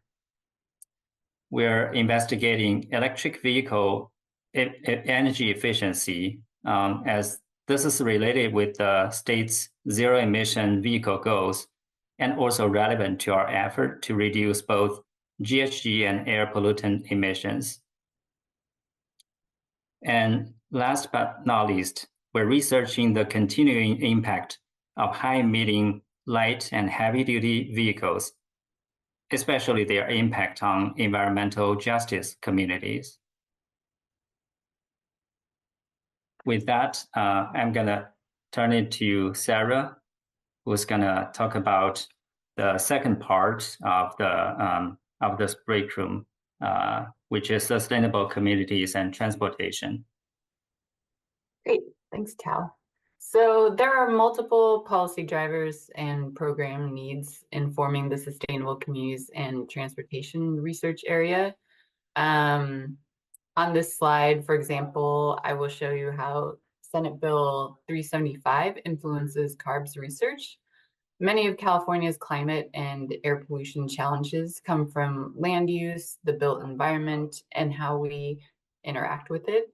So in order to address climate change and air pollution from that perspective, SB 375 mandates that regional plans be implemented with specific targets for emission reductions. So on the left side of this slide, we have a table showing the metropolitan planning organizations that CARB has set emission reduction targets for 2020 and 2035. These targets will be updated in 2026, and these MPOs are also pictured in the map. In order to meet these targets, MPOs must leverage sustainable community strategies such as increasing infill housing, maximizing affordable housing, encouraging transit-oriented housing, and increasing investment in transit and active transportation. So we are tracking metrics like reductions in vehicle mile traveled, greenhouse gas emissions by region, numbers of housing units and types added over time, accessibility between housing and important amenities, and then overall housing costs and level of investment into the transportation infrastructure. I can actually also add some links in the chat for the references that informed this slide, and you can see the links at the bottom of the slide, but I've actually put them in the chat. All right, next slide. So we have these topics of focus in the sustainable communities and transportation research area that have been informed by multiple policy drivers and program needs. The current research in this area includes looking at anti-displacement strategies, investigating the factors impacting changes in vehicle miles traveled, examining the impacts of affordable infill housing on reaching our targets on the important metrics mentioned earlier, looking at the nexus of climate, air quality, and transportation as an integrated framework, investigating the requirements and costs for decarbonizing buildings and better understanding the needs and impacts of zero-emission vehicles on energy needs and emissions. And finally, an important and of research includes whether the proposed solutions can be accessed equitably. Next slide. This slide lists the research projects we're currently considering funding in the upcoming fiscal year. We will quickly describe each project, and then we'll open it up for discussion and questions and comments when we're done going through each project.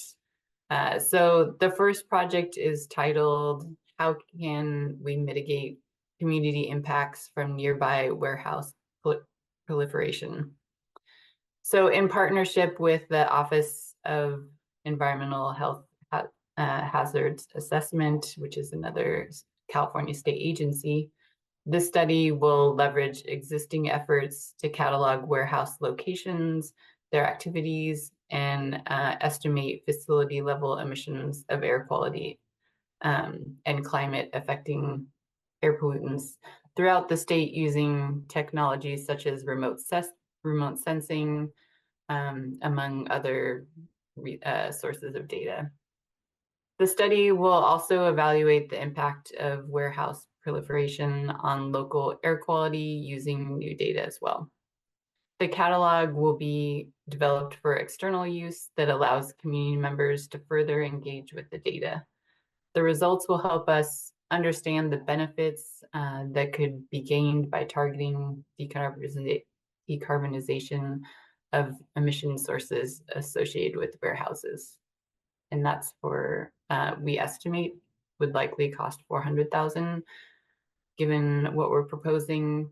The second project is titled Validating the Accuracy of Vehicle Purchase Surveys.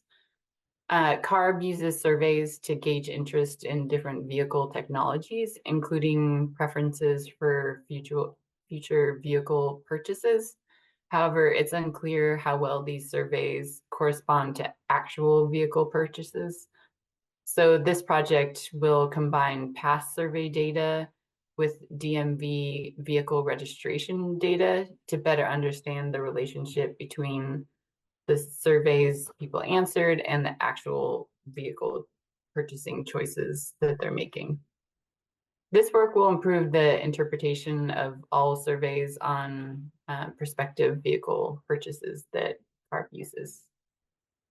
And now I'll hand it over to Tao to go over the projects under mobile sources.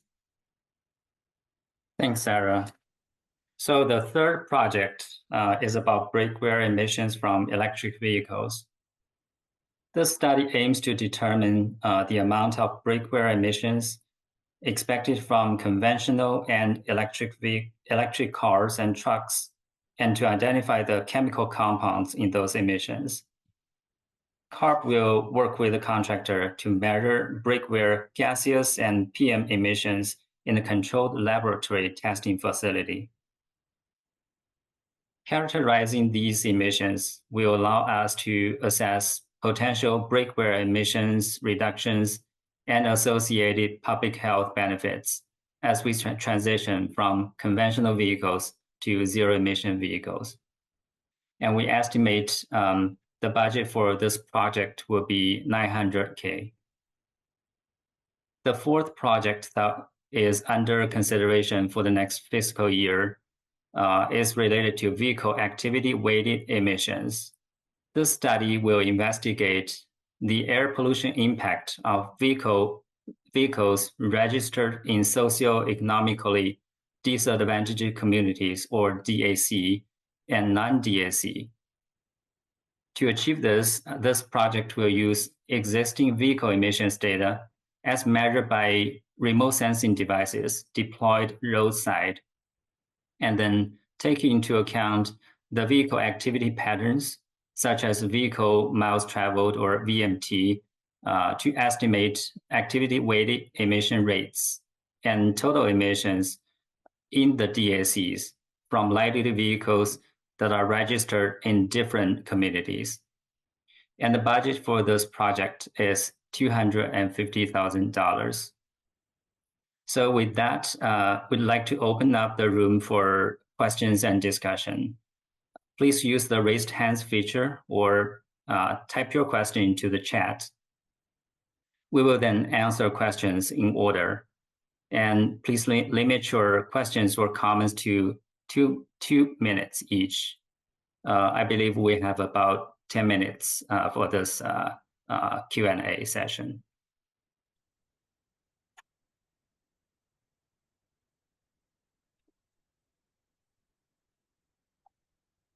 Yes, sir. Oh, all right. Hold on, let me just, I also just want to warn everyone that we have 2 minutes per comment. And so I'm starting the comment timer now that you should see in my screen. Beverly?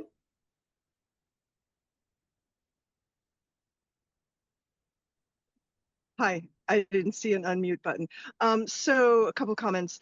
One is that if you were to measure emissions from an electric vehicle battery alone, from an electric vehicle brakes, that wouldn't necessarily give you accurate information because we have regenerative braking, we hardly use our brakes at all. So if you were just using like the chemical compound of whatever makes up an electric vehicle an electric vehicle brake, you wouldn't be getting accurate information because, yeah, we hardly use our brakes, only in kind of emergencies or something, because we just take our foot off and the car stops itself. So just to make that distinction. And the other thing is measuring just vehicle miles traveled. There's a huge difference between a vehicle miles traveled in a gas or diesel vehicle compared to an electric vehicle that's putting out no tailpipe emissions. Currently, well, I don't know if I want to get into this topic, but I live in the Monterey Bay Air District, and we are considered rural. So the bus system is really the only thing, and it's completely ineffective because, you know, people who live up in the mountains, they can't have that many, there aren't that many people who are going to take the bus. And it's really inconvenient for them to take the bus. And so having that as the only solution, it's not great. I think we have only 3% of the population is using it, and our region just ordered 57 hydrogen buses where 95 to 98% of the hydrogen is produced from fossil fuel. So, but that's not counted by CARB, but so that's a bit of a problem. So the buses can only come very irregular, can't come very often to the far reaches of our community, which is most of our community, most of our county, most of the 3-county area, I should say, in our air district. So I think I just want to let you know that your time is up. My time is up. But let me just add that my bias is toward that we emphasize transition to electric vehicles as the solution, because those miles on the road are not producing enormous amounts of emissions. Thank you. Thank you. Thank you, Beverly. Your points are well taken.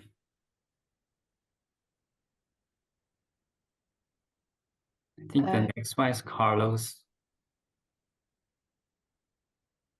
Yeah, this is Carlos Agudelo with Link Engineering. It's very nice to see the initiative CARB has. And to Beverly's question, Beverly, you are correct. EVs use way less friction braking during normal driving.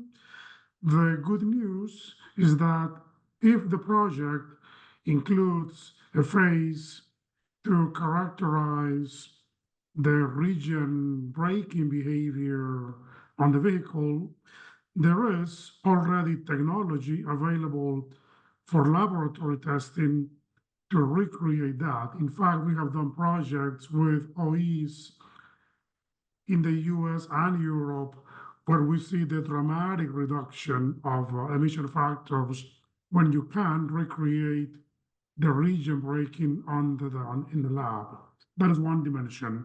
The other aspect is that it will be quite important in the fleet that the project studies to also address not only light duties, meaning not only the Teslas and the Volvos, but also look at delivery vehicles, the Primes, the USPS electric fleet.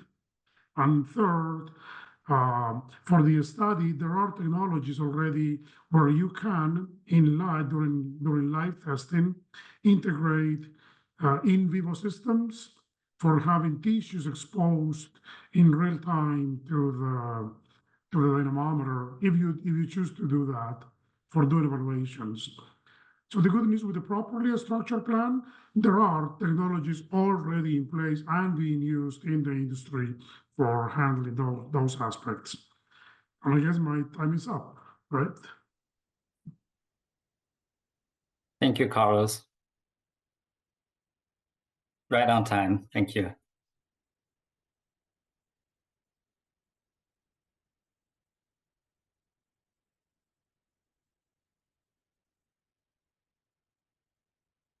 Beverly, I see your hands up. Did you have additional questions or comments? Okay. Yeah, we have one more minute left until we need to move on, but thank you so much for your comments. And as Sonia said in the main room, we also accept written comments via email to research@arb.ca.gov, but we'll put that email address in the chat as well.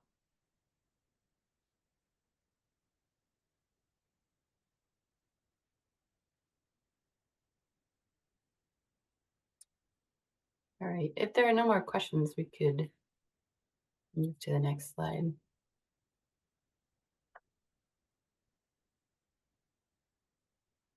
So next, we'll talk about the mobile source sector chapter in the 5-year research plan.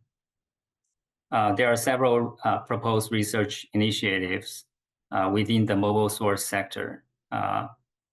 And the mobile source sector will be divided into different themes or sections. That's what we call research initiatives. Under each of these sections, we will summarize past and current research and provide high-level future research priorities. In this chapter of the 5-year plan, we will have the following research initiatives, and I will discuss them briefly one by one.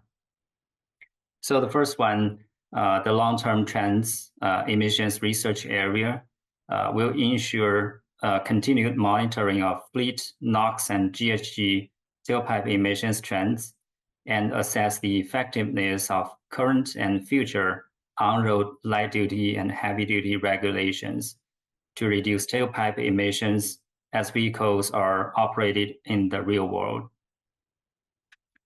The second, the advances in mobile source monitoring research area will evaluate the effectiveness of commercially available NOx sensors to meet the measurement requirements of future low NOx engines and identify sensors with advanced capabilities.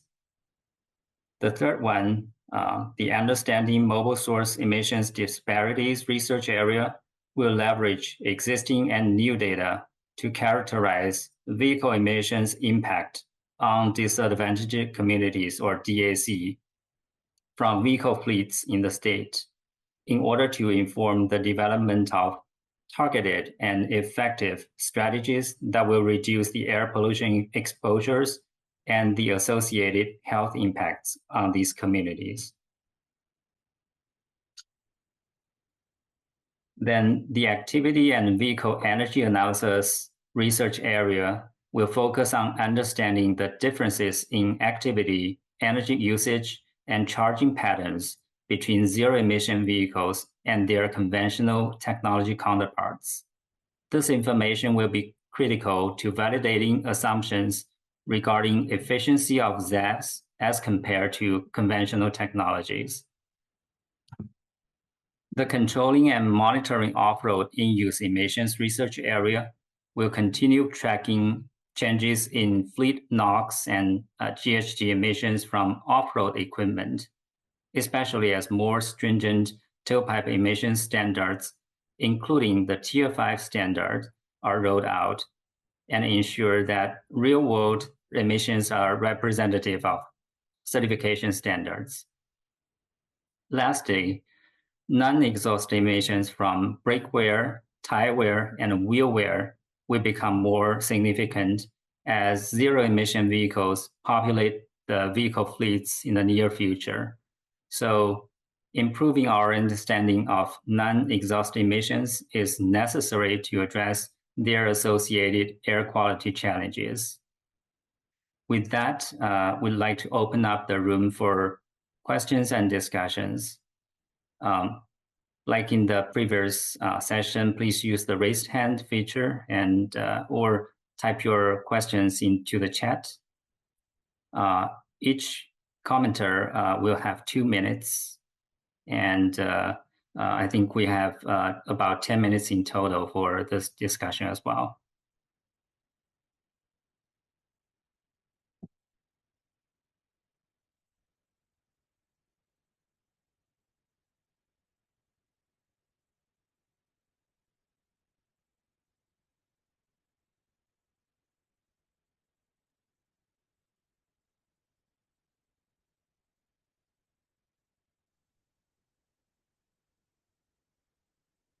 Hi, Beverly. Yeah, you can unmute yourself if you'd like to comment. Thank you for taking me again. I would just like to point out that I believe that that focus on tire wear it's not causing climate change. It's not causing climate change, and I have the feeling that the fossil fuel industry has said, oh, look over here, just like it said, oh, look over here, that cobalt is coming from some place where there's conflict. It's not causing climate change. Burning fossil fuel is causing climate change. There may be some adverse effect on the environment, but to focus there, I believe, is a mistake. Just want to say that. Thank you. Thank you, Beverly.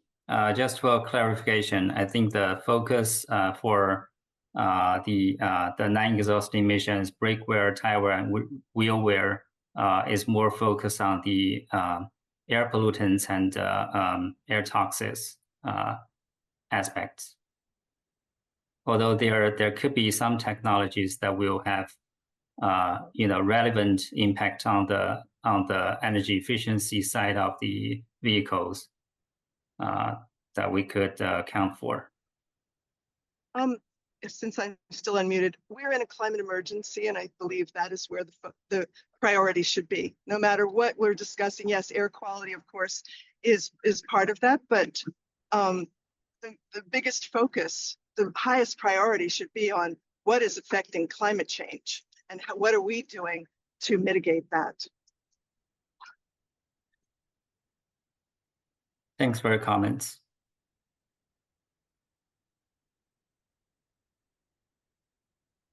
Carlos? Yeah, just a quick comment.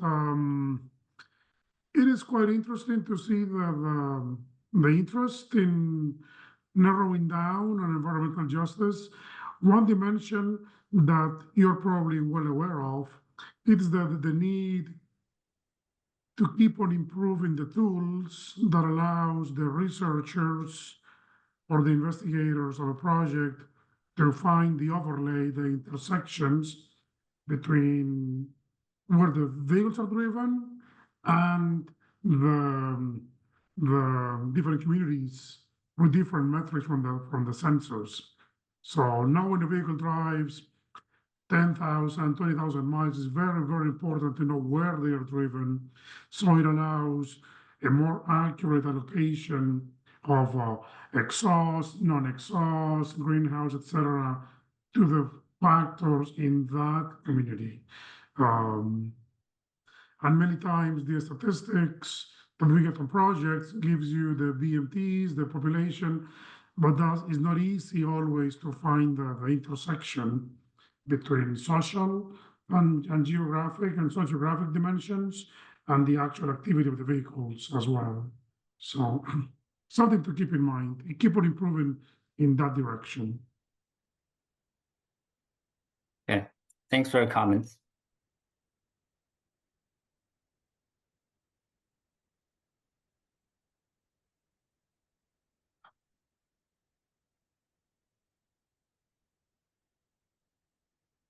Beverly?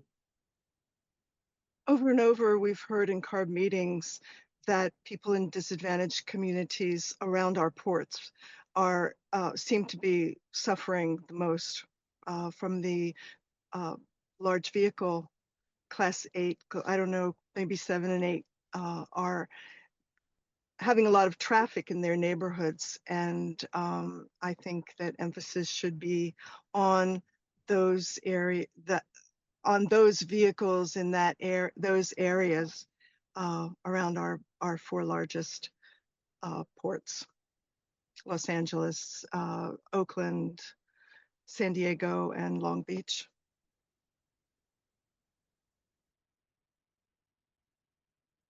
Thank you. Thanks for your comments.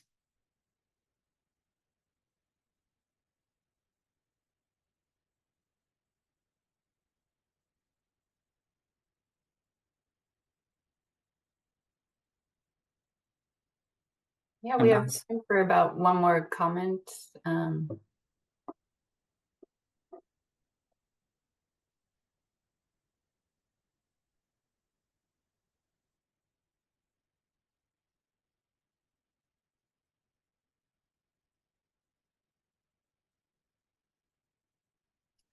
But if there are none, we could move on to the Sustainable Communities chapter. All right. So the Sustainable Communities and Transportation chapter will be divided into different themes or sections called research initiatives. Under each of these sections, we will summarize past and current research and provide a high-level future research priorities. In the Sustainable Communities and Transportation chapter, we have these 4 initiatives listed on this slide. So the first one is sustainable communities and climate mitigation. And the topics under this initiative would include impacts of climate change and adaptation efforts on vulnerable communities, such as extreme heat, wildfire, and tree planting or urban greening.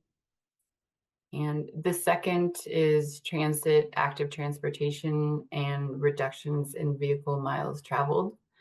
And this initiative could include topics like quantifying and incentivizing the benefits of public transit and walkable, bikeable, and accessible cities.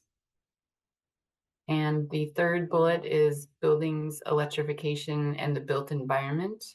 So this could include information on the effectiveness of strategies to overcome home decarbonization barriers for low-income renters.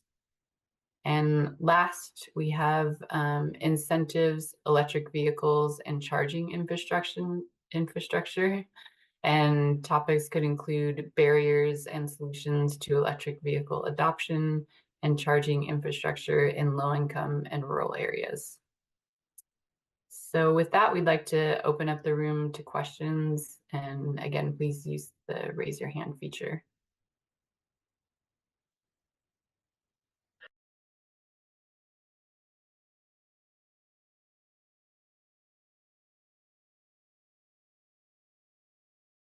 Yes, Beverly?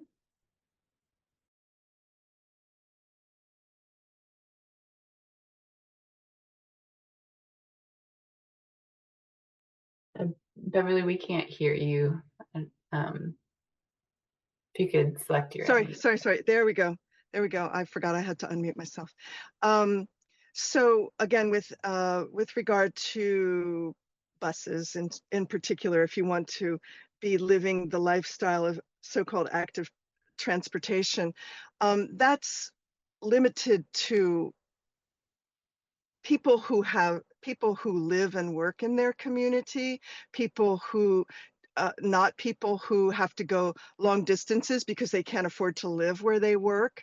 And the buses, our buses in our Monterey Bay area are CNG buses, and they have only 5 to 10% less CO2 emissions than gas or diesel. Maybe not diesel. I don't know about diesel, but gas for sure. So that's, and I, in between cars, had to ride the bus. And what I found was that there were 6 people riding the bus. So there are times when there's a lot of traffic in the mornings and in the afternoons when people are coming home from school. A lot of our students are taking the bus. But other than that, in between that, there's only a couple people. Sometimes I'm seeing buses with nobody in them, and sometimes I'm seeing those double buses with nobody in them. So all the fuel that's going to push that vehicle around with nobody in it needs to be figured out as to whether that's actually making a difference. And again, it just keeps going.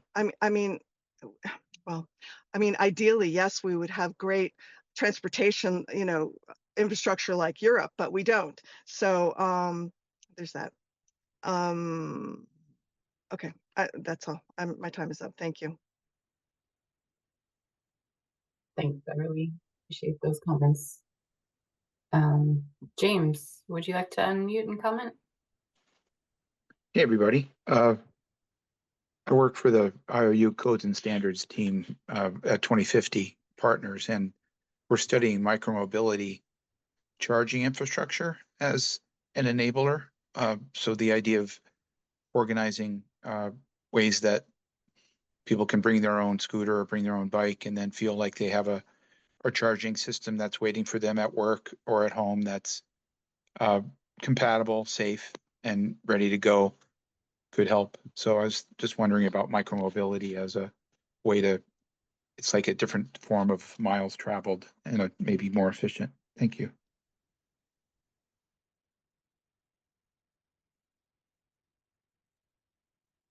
Yes, that is certainly a strategy that is included in our work. Beverly, did you have another comment? Oh, sorry, I forgot to put it down. My hand down.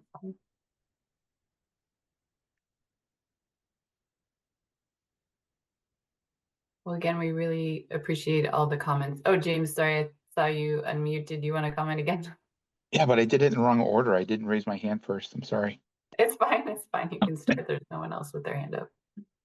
Yeah, so in general, we support Adrian Harris and Joshua Cunningham on CARB land on the infrastructure side of these things, and we're very interested in continuing addressing the barriers for multifamily electric vehicle charging. It's a chronic problem, and so we're happy to make sure we lean into this. So if anyone that works on research like this that talks about infrastructure, please maybe have them interact with Adrian, and then they can interact with us and we can help out if needed. Thanks. Yeah, it's great to know. Thank you.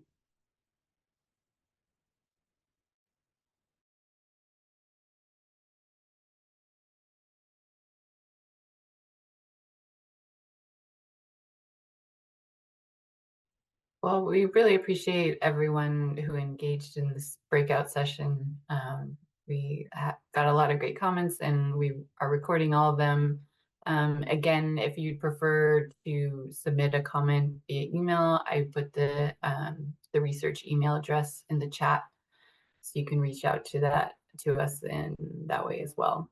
But we're actually basically right on time to wrap up this breakout room and head back to the main room. So unless there are any comments, we can leave this room and head back to the main room. But I will stay in here until 3:10 in case anyone thinks of anything.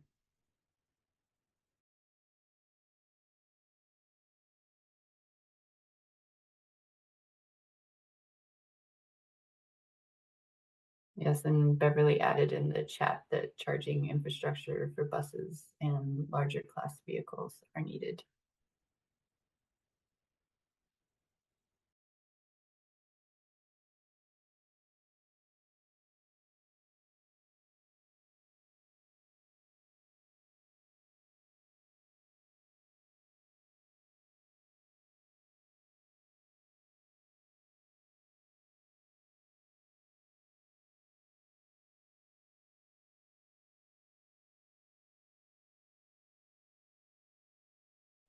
Sarah, sorry for the silly question. How do we get back to the main session?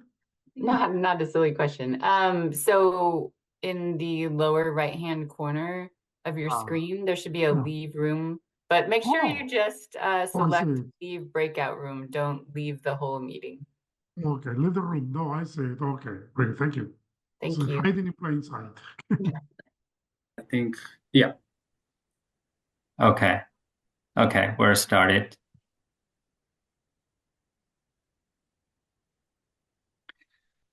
Thanks, everyone. And I'll first talk about mobile source research drivers. As Sonia mentioned in one of her previous slides, CARB has jurisdiction over mobile sources emissions within the states. Currently, our greenhouse gas emissions inventory estimates that the transportation or mobile sector contributes almost 40% of all greenhouse gases in the states.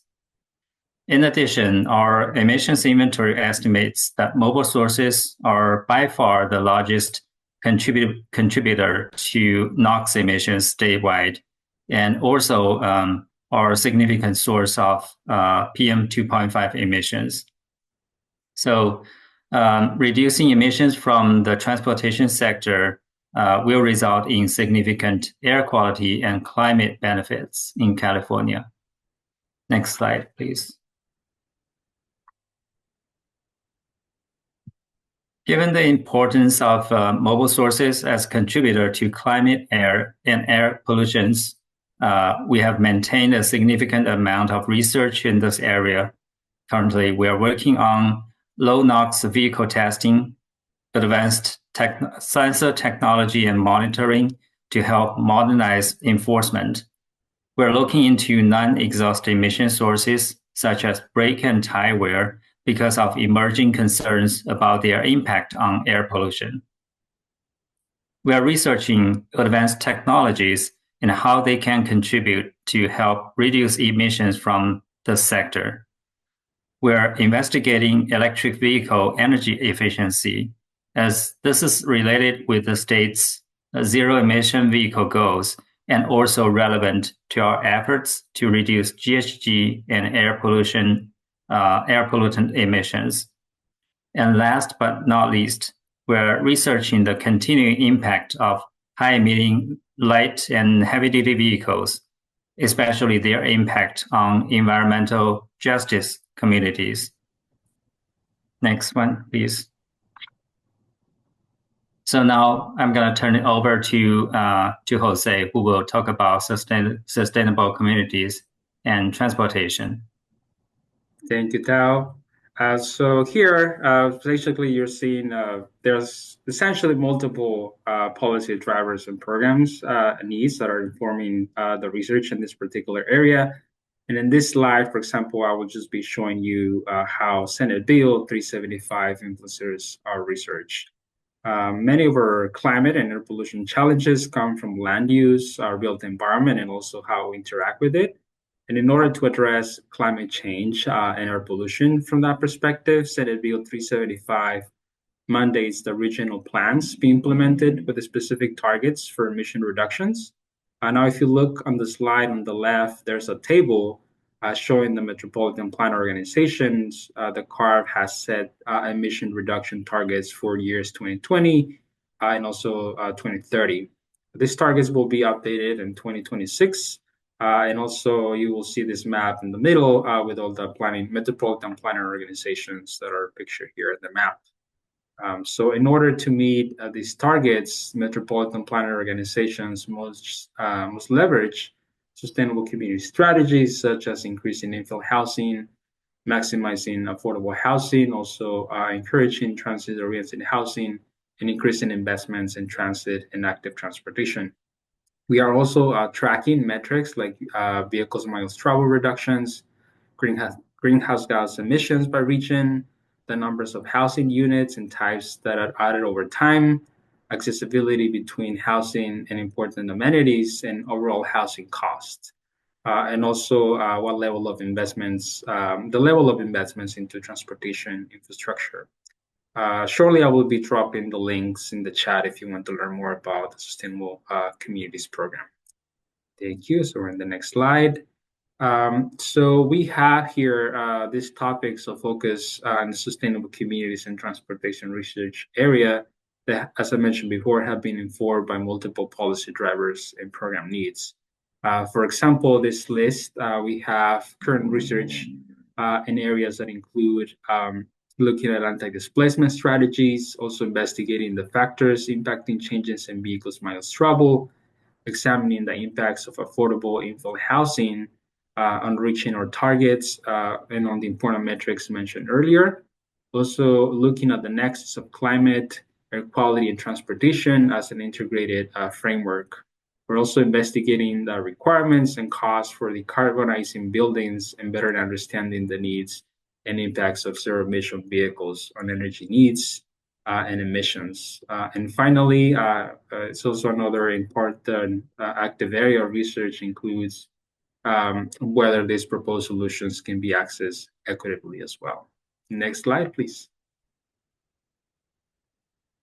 Thank you. So in this slide, you will see the list of the proposed research projects being considered for funding for fiscal year 2025. 2026.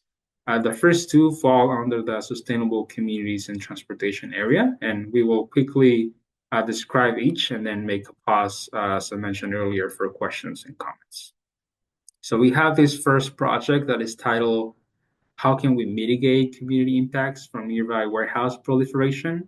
And in this, in partnership with the Office of Environmental Health Hazard Assessment, this study will leverage existing efforts to catalog warehouse locations, their activities, and quantitatively estimate facility level emissions of air quality and climate affecting air pollutants throughout the state.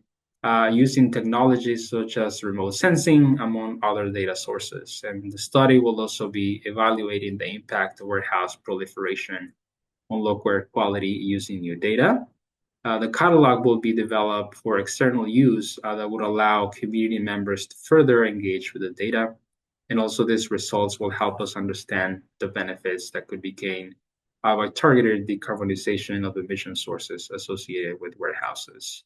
And we're estimating that this project will cost around $400,000. Now, the other project, which is titled Validating the Accuracy of Vehicle Purchase Surveys. So CARB uses surveys to gauge interest in different vehicle technologies, including preferences for future vehicle purchases. However, it's unclear how well these surveys correspond to actual vehicle purchases. And so this project will combine past survey data with the DMV vehicle registration data to help us better understand the relationship between survey answers and actual vehicle purchasing choices. And this work will help us improve the interpretation of all surveys on prospective vehicle purchases that CARB uses. And we're estimating that this project will cost around $50,000. So with that, I'll hand it over to Tao to go over the other two proposed projects for mobile sources. Thanks, Jose. So the third project that we are proposing for the next fiscal year is about breakware emissions from electric vehicles. So this study aims to determine the amount of breakware emissions expected from conventional and electric cars and trucks, and identify the chemical compounds in those emissions. CARB will work with the contractor to measure the breakware gaseous and PM emissions in a controlled laboratory testing facility. Characterizing these emissions will allow us to assess potential breakware emission reductions and associated public health benefits as we transition from conventional to zero-emission vehicles. The fourth project that we're proposing is about vehicle activity-weighted emissions. The study will investigate the air pollution impact of vehicles registered in socioeconomically disadvantaged communities, or DAC, and non-DAC. To do so, the project will use existing vehicle emissions data as measured by roadside deployed remote sensing devices, and take into account vehicle activity patterns, such as vehicle miles traveled, or VMT, to estimate activity-weighted emission rates and total emissions in DAC from lighted vehicles registered in different communities. Wanted to mention that the breakware project, our estimated budget is $900K, and the fourth project, our budget is $250K. So with that, we'd like to open up the room for questions and comments. Please use the raise hand feature or type your question or comments in the chat, and then we will answer the questions or call your name in order. And please limit your questions or comments to 2 minutes. And I think we have about 10 minutes for this Q&A session.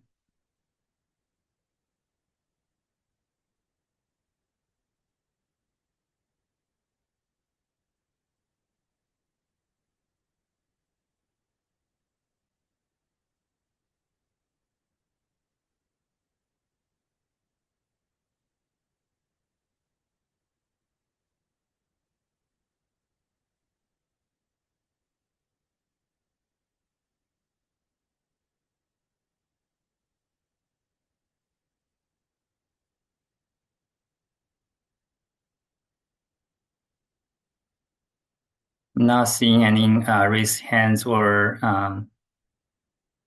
comments in the chat. You can see Canuck raising his hand. Go for it. Can you? Oh, yes, you can unmute. Yes, I couldn't find a raise hand feature, so I just raised my hand instead. So on the first project, you mentioned leveraging existing efforts. Can you elaborate about those efforts a little bit more? Yes. Okay, just give me a second. So currently we have, just also to kind of give you a background about this project, we have received several comments from the public that, specifically they're concerned about the increments in growth of warehouses. Specifically, we're seeing that in the Southern California region. And so one of the things that have been also brought up to our attention is this existing warehouse dashboard that was created, or it's called Warehouse City.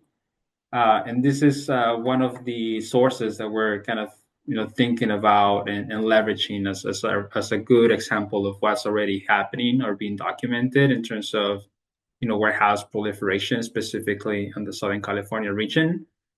So from what I understand, this is also a project that emerged from a current regulation that was adopted in the Southern California Air District region around, the impact of warehouses. So that's how this project came about in that region. So we're hoping to see this, kind of like dashboard or data, it kind of like be expanded to the state. So we're hoping to see that, in other regions as well. So that's for example one of the things that what we're hoping to leverage. Again, we're just exploring this project and idea, and so we're definitely open to see what other existing data sources are out there for us to make sure that we're one to grow the scale of this current tool as well. All right, thank you. And just a follow-up question on that same project. You also mentioned remote sensing. Can you further explain about what type of remote sensing?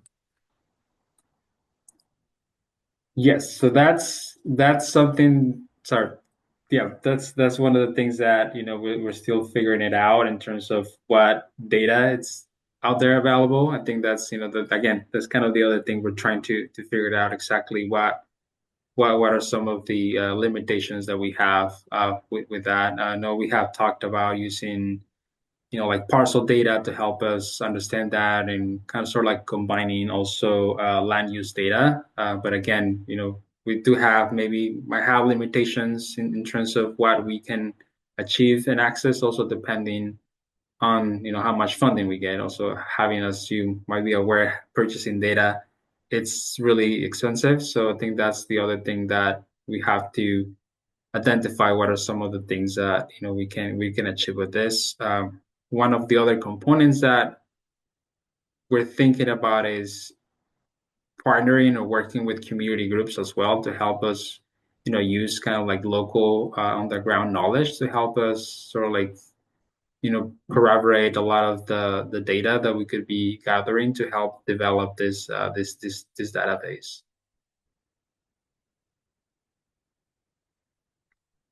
Okay, yeah, thank you.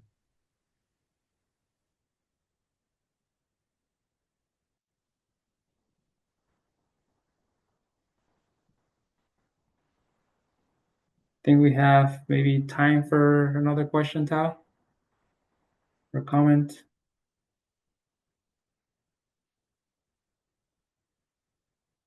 Yeah, if we don't have any additional questions or comments, we can move on to the next slide.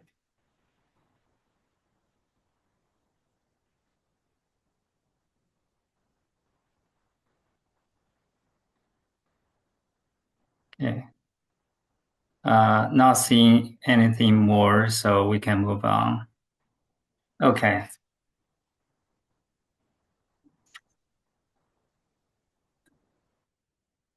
Okay, so now we'll talk a little bit about the mobile source sector, mobile source chapter within the 5-year research plan. So there are several proposed research initiatives in that chapter. So basically, the first one, the long-term trends emissions research area will ensure continued monitoring of fleet NOx and GHG tailpipe emissions trends and assess the effectiveness of current and future on-road light-duty and heavy-duty regulations to reduce tailpipe emissions as vehicles are operated in the real world. The second initiative, the Advances in Mobile Sources Monitoring Research Area, will evaluate the effectiveness of commercially available NOx sensors to meet the measurement requirements of future low NOx engines and identify sensors with advanced capabilities. The third one, Understanding Mobile Source Emissions Disparities Research Area, will leverage existing and new data to characterize vehicle emissions impact on disadvantaged communities from vehicle fleets in the state in order to inform the development of targeted and effective strategies that will reduce the air pollution exposure and associated health impacts on these communities.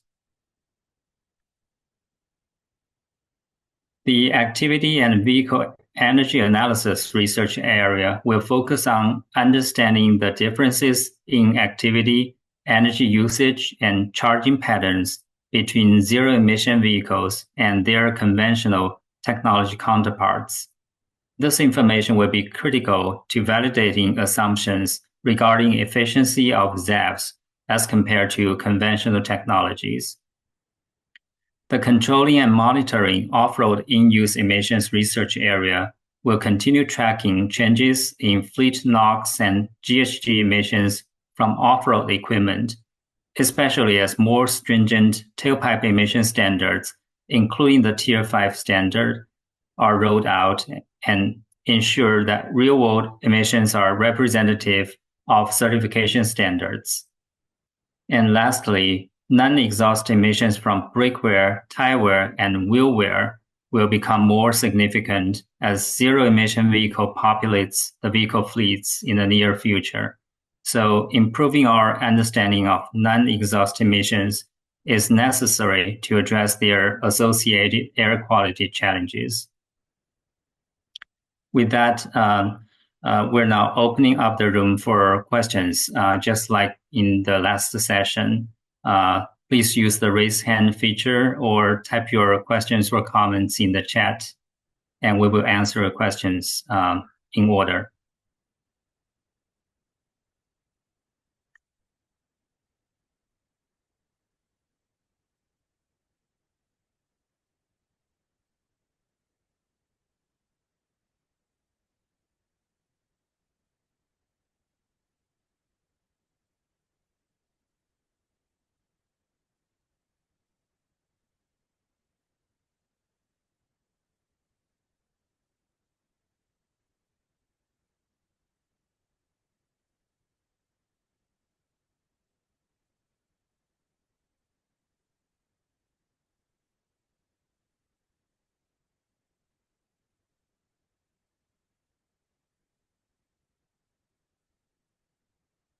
Seems like we don't have any questions or comments for this page specifically. Okay, I think we can move on to the next one. Thank you, Tao. Next slide, please. Thank you. So this is the Sustainable Communities and Transportation chapter, and we will be divided into different themes and sections as well that we're going to be calling research initiatives.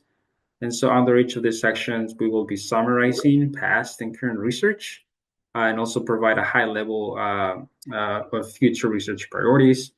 In the Sustainable Communities and Transportation chapter of the 5-year plan, we will have these 4 research initiatives listed here. For example, on sustainable communities and climate mitigation, some of the topics for this initiative would include impacts of climate change and adaptation efforts on vulnerable communities such as extreme heat, wildfires, and urban greening.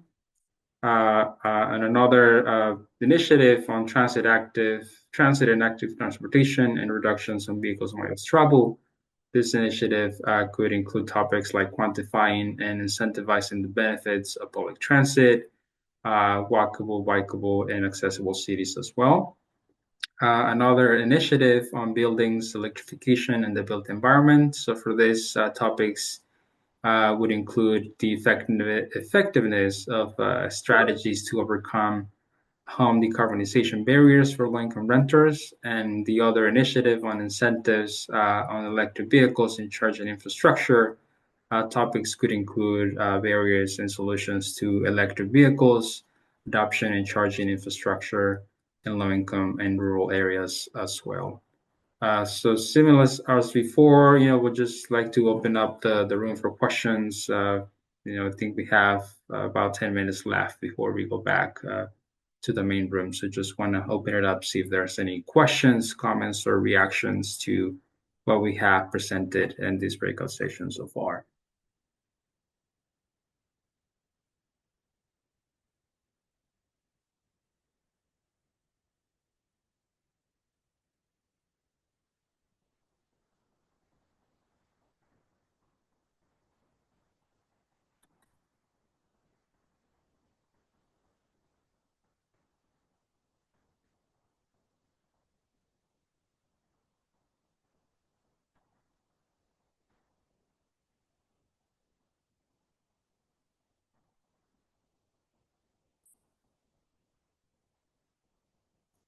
Okay.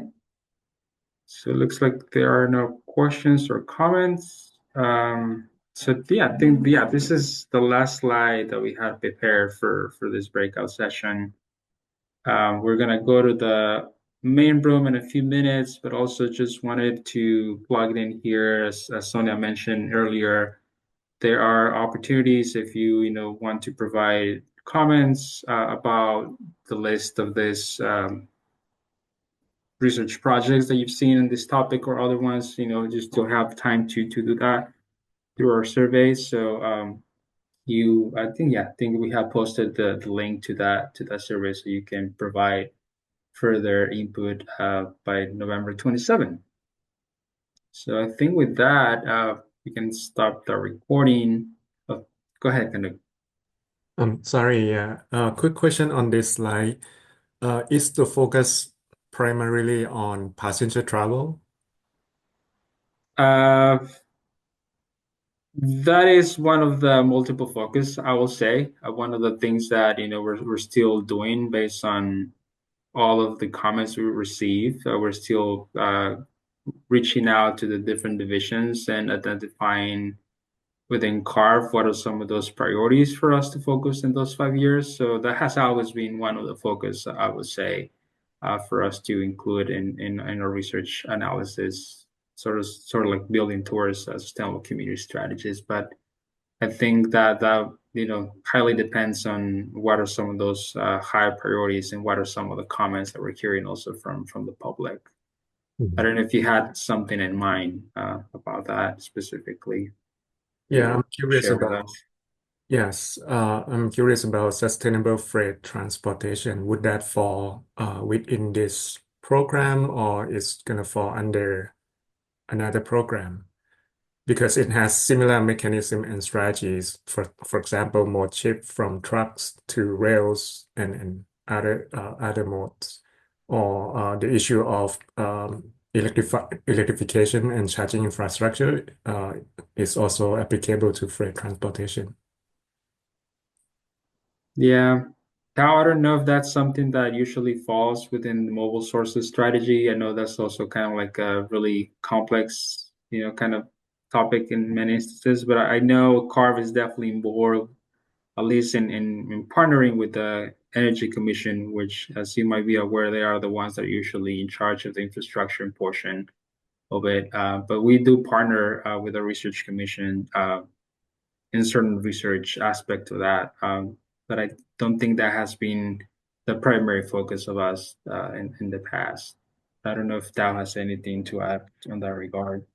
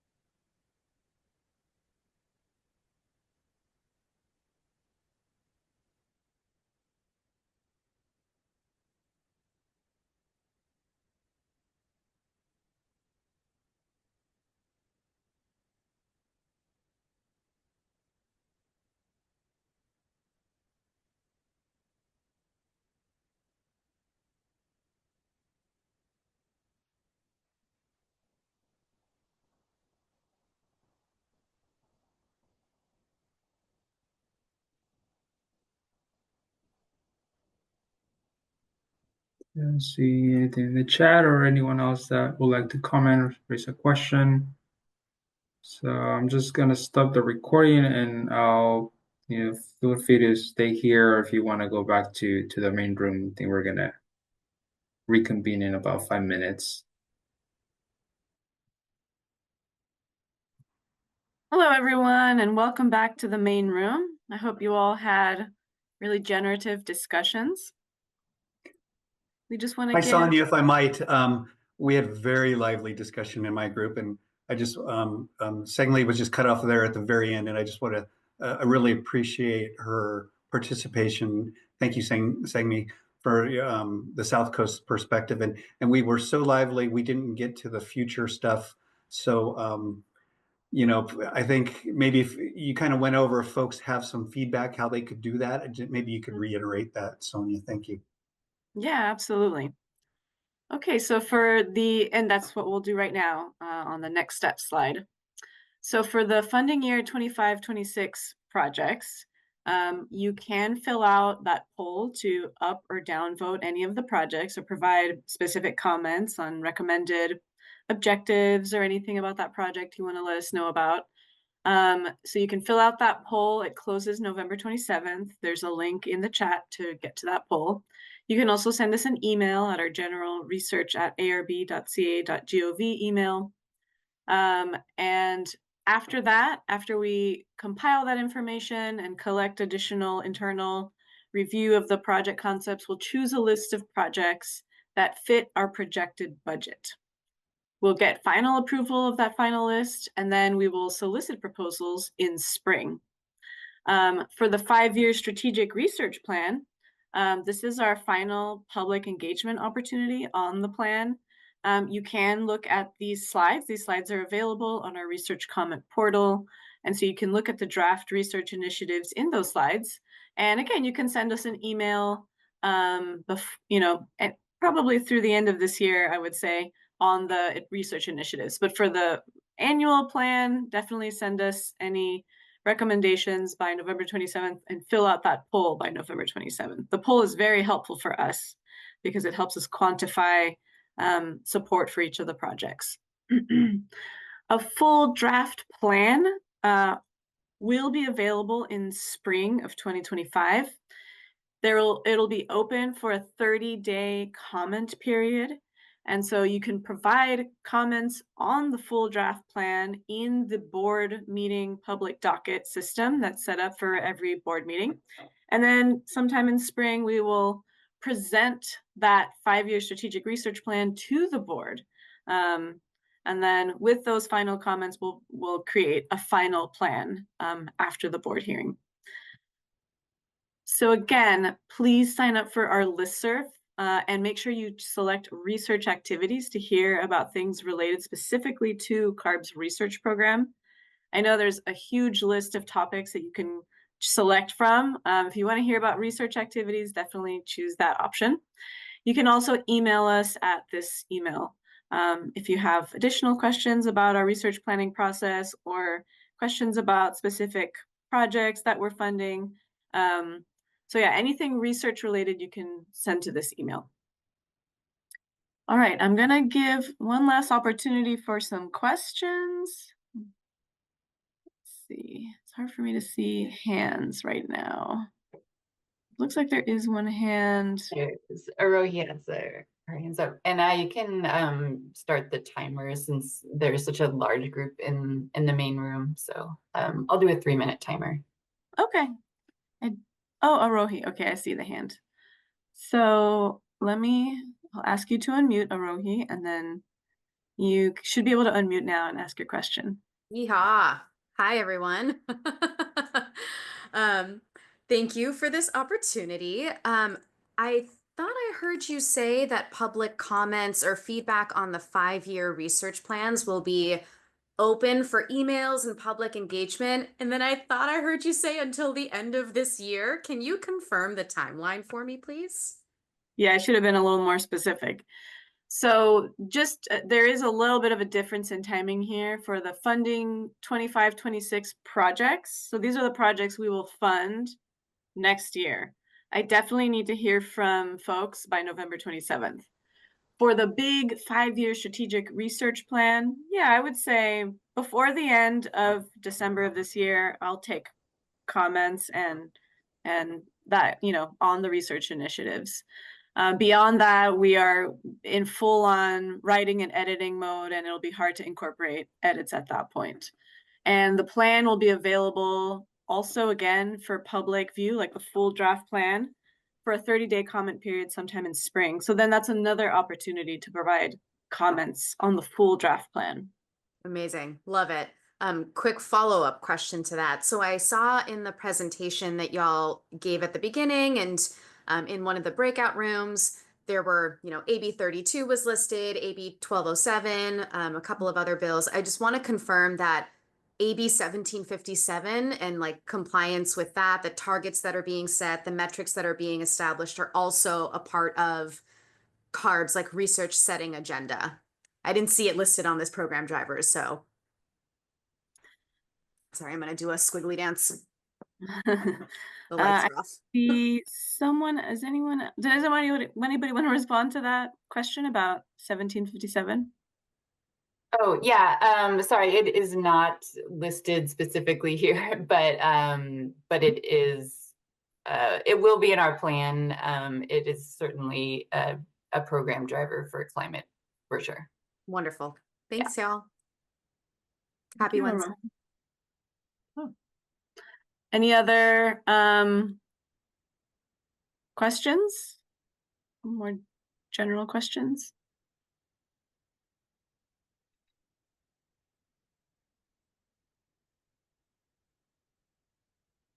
Okay. Okay, Lala, you have 3 minutes. I'm going to ask you to unmute and you can ask your question. Can you hear me now? Yes, I can hear you, Lala. Oh, yeah. Okay. Sonia, it will be in the end of 2025, then we can receive something from you, or how it is? How it will be? Yes, so in spring of 2025, so probably in the April to May timeframe, if you're signed up for our research activities listserv, there will be an announcement saying, hey, the 5-year strategic research plan is available for public comment for 30 days. And so the plan a draft version of the plan will be available as a PDF online for folks to read it and give us comments. And there'll be a public docket through our board meetings always have public dockets, so you can submit comments through the docket. Yeah. Yeah, I understood that it is a little bit early now, maybe, yeah, in every site, yeah. But how to sign for research activities? So there is a link in the chat. It is not public DAV, but not the first one, which is now here. So this is our link for our listserv. And so when you go to this link, it gives you a bunch of different options for topics to sign up for. And so if you sign up specifically for research activities, you will get notices related to CARB's research program. So it will be there are a few options, and it will be research activities option, yeah? And I can sign there. Yeah, you can sign up there. Only in the first, that public gov delivery and so on. Yeah. Yeah, this is CARB's general listserv. Okay. And then you have to pick the topics you're interested in, and research activities would be one of them. Yeah. So I have to sign it, and I can do it anytime, or you can do it anytime. And you can go back and, if you're getting too many emails from a program you're not as interested in, you can unclick that option later. So yeah, it gives you control over which programs send you emails. Yeah, because I am now receiving emails from APA because they worked with that 6 ppd for manufacturing tires and so on, and they know that it is very toxic, especially when it combined with ozone in the air. And with that, it's not only that, they worked in another topics as well. and they're familiar with all that. So if I register for this research activities, it will be only from research or from another organization? It'll only be from CARB and the research program. So it's not from any other agency. This listserv is just for CARB. Yeah, it is not for Cal Recycle or EPA. No, it's only for CARB. And a seminar will be from CARB, of course, in May, when it will be. Yeah, in the April to May timeframe, you'll see a notice for our 5-year plan. Yeah. If I am not signed, I will receive email anyway or not? You might already be signed up. If you're receiving listserv announcements from us already, then you might already be signed up. But if you go on there, it'll tell you what you're signed up for, and you can kind of control what topics you receive emails about. Yeah. Okay. Thank you. You're very welcome. All right, Bill, I see your hand, so I'm going to ask you to unmute, and then you can ask your question. So go ahead, Bill. But the question I have is this. If you have ideas, I guess you could say, for multiple applications, do they have to go to each and every one individually, or can it be where it can address each and every one all together? Are you talking about like project ideas, or are you talking about the projects that we presented today? Can you clarify? Yeah, both today and Monday, like for health, air quality, and climate, several of the different systems I'm referring to or that I can make and do will address multiple applications and multiple issues. Yeah.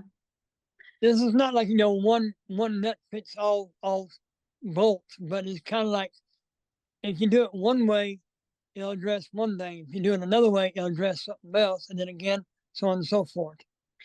And there's so different ways and different other things that ideas I've thought about over the years about different ways of doing things.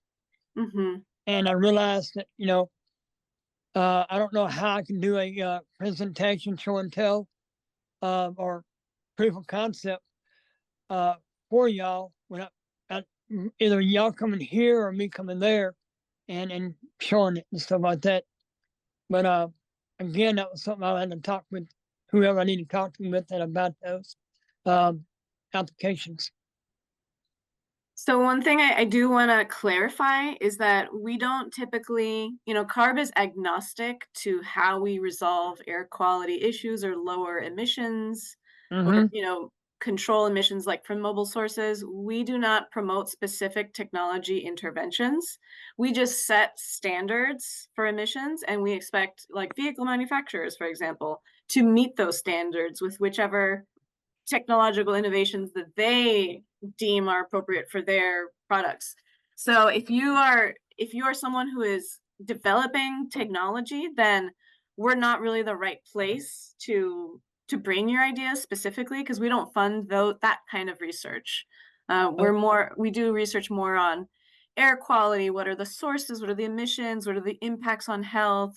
What are the real world emissions of greenhouse gases from different sources, that kind of thing. Right. So we don't specifically promote different technological innovations. I have multiple permits filed with the FAA and the Department of Transportation for manufacturing of automobiles and aircrafts and other types of systems. And that's why I'm trying to say that, things I'm working on already, I want to say this, it's nothing that's something that's on the shelf, but it's something that can be taken off the shelf and put into action, as I'm saying as well. Like I may mention earlier to Mike, that things we had to do certain testing before we did a project. And then other things we had to find out, what our toxicity and stuff like that. And and it's a lot of the work we had to develop, and it was able to do a around the clock monitoring, so that when we know when we have this kind of weather, that kind of weather, and stuff like that. Which, and think about that, like 2 or 3 years, even before the project really kicked off to being developed, and then finally when it did happen, when we already knew what we got to do to safeguard against that hazard and this hazard and that problem, that so on and so forth. Mm-hmm. So I'm not trying to say that only that I'm trying to develop a new technology or refine one, is that I'm aware of many different applications that it's not a one wheel fit all cars or all trucks and stuff, but it's the determination of what kind of vehicle do you want to drive. If you want to drive a sports car, well, you need a different kind of tire for that. If you want to do all terrain, again, that's a different kind of tire. However, this is something that has a multiple application that can go multiple directions, not just one in particularly, if that makes any sense. Yeah, hey, Sonia, and Bill and I talked about this, and I sent him my email, and I suggested he and I get together. So Bill, we can talk about this. You'll get an audience with me and him. So shoot me an email. We'll get together. I'll do that tonight, sir, or tomorrow morning. I appreciate it. Thank you very much. Thank you so much, Bill, and thank you, Mike. All right, are there any other questions? Okay, Lala, I see your hand. I'll ask you to unmute. All right, you can go ahead and ask your question. 1 sec, yeah. Yeah, first of all, this webinar will be recorded, yeah? Yes, it is being recorded, and we will post the recording online as soon as we're able to upload it to YouTube. I can receive that, yeah? And maybe can I later maybe contact with my Mike Fitzborough, if it is possible? Yeah, I'll put my email in the chat for you, Lala, and be happy to. The chat? Yeah. I see that. I'll do it right now. Oh, thank you so much. I appreciate it. Because I have different opinion, different views, and I don't exactly know what. I'm always open to chat. Thank you so much. I really appreciate let's see the graph. So your first name, last name, and just 1 second. Great, thank you so much. Let's give my. Okay, are there any other questions before we close out the meeting?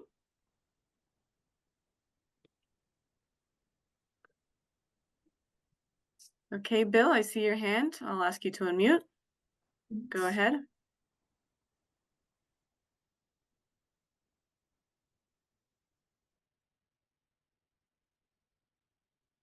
Should be able to unmute, Bill.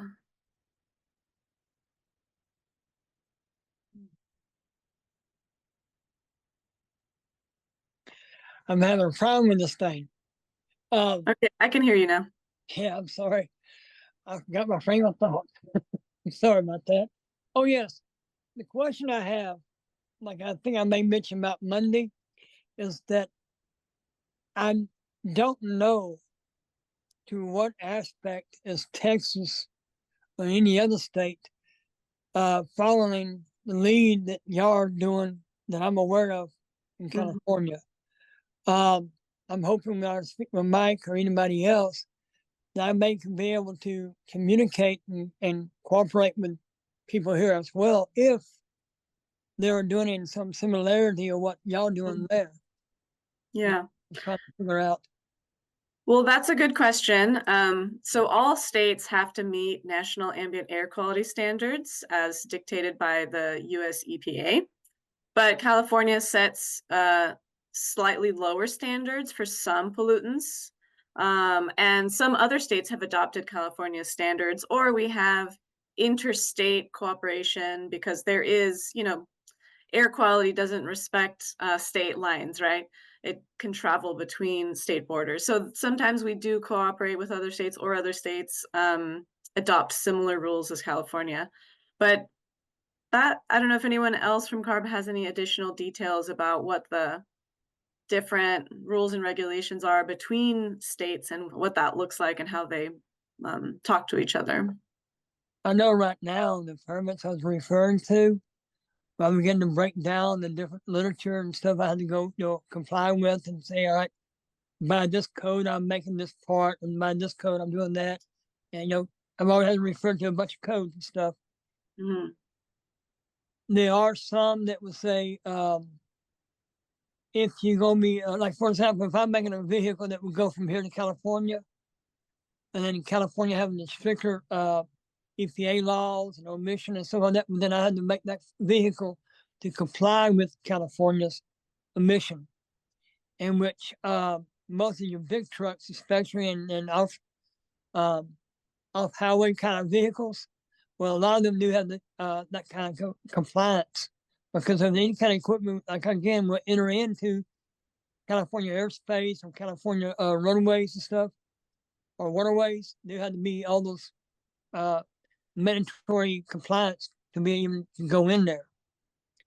And a lot of your big trucks, you will see that sticker on them or label saying certified by the state of California or something like that. Mm-hmm. That kind of compliance. So that's what I'm referring to. That again, and it's true, like you said, some of them are more lax and some of them more stringent and more particular, like weight, size, so on and so forth, But I just want to make sure that I'm not going to the wrong needle, wrong haystack, trying to find the wrong kind of needle. Right. Sense. Right. Yeah, and you might have a more detailed conversation with Mike, and Mike might be able to, direct you to other programs if they're more appropriate than the research program. I understand. I appreciate it. Yeah, I never believe. I want to say this. I'll say this. I'll leave it alone. Does 1 + 1 = 2 every time? No. The reason why, it depends. Bill, so Bill, your time is up. I wanted to make sure we give time to other folks if they have other questions.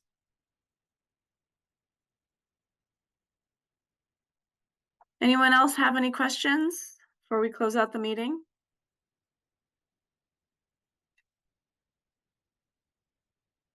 All right, so this is just one final reminder to sign up for our listserv if you haven't already, and to please fill out that poll by November 27th.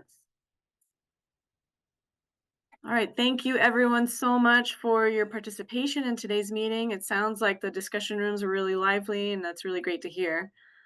So stay tuned for more research activities, listservs coming towards you in the future. Thank you everyone, and have a great evening.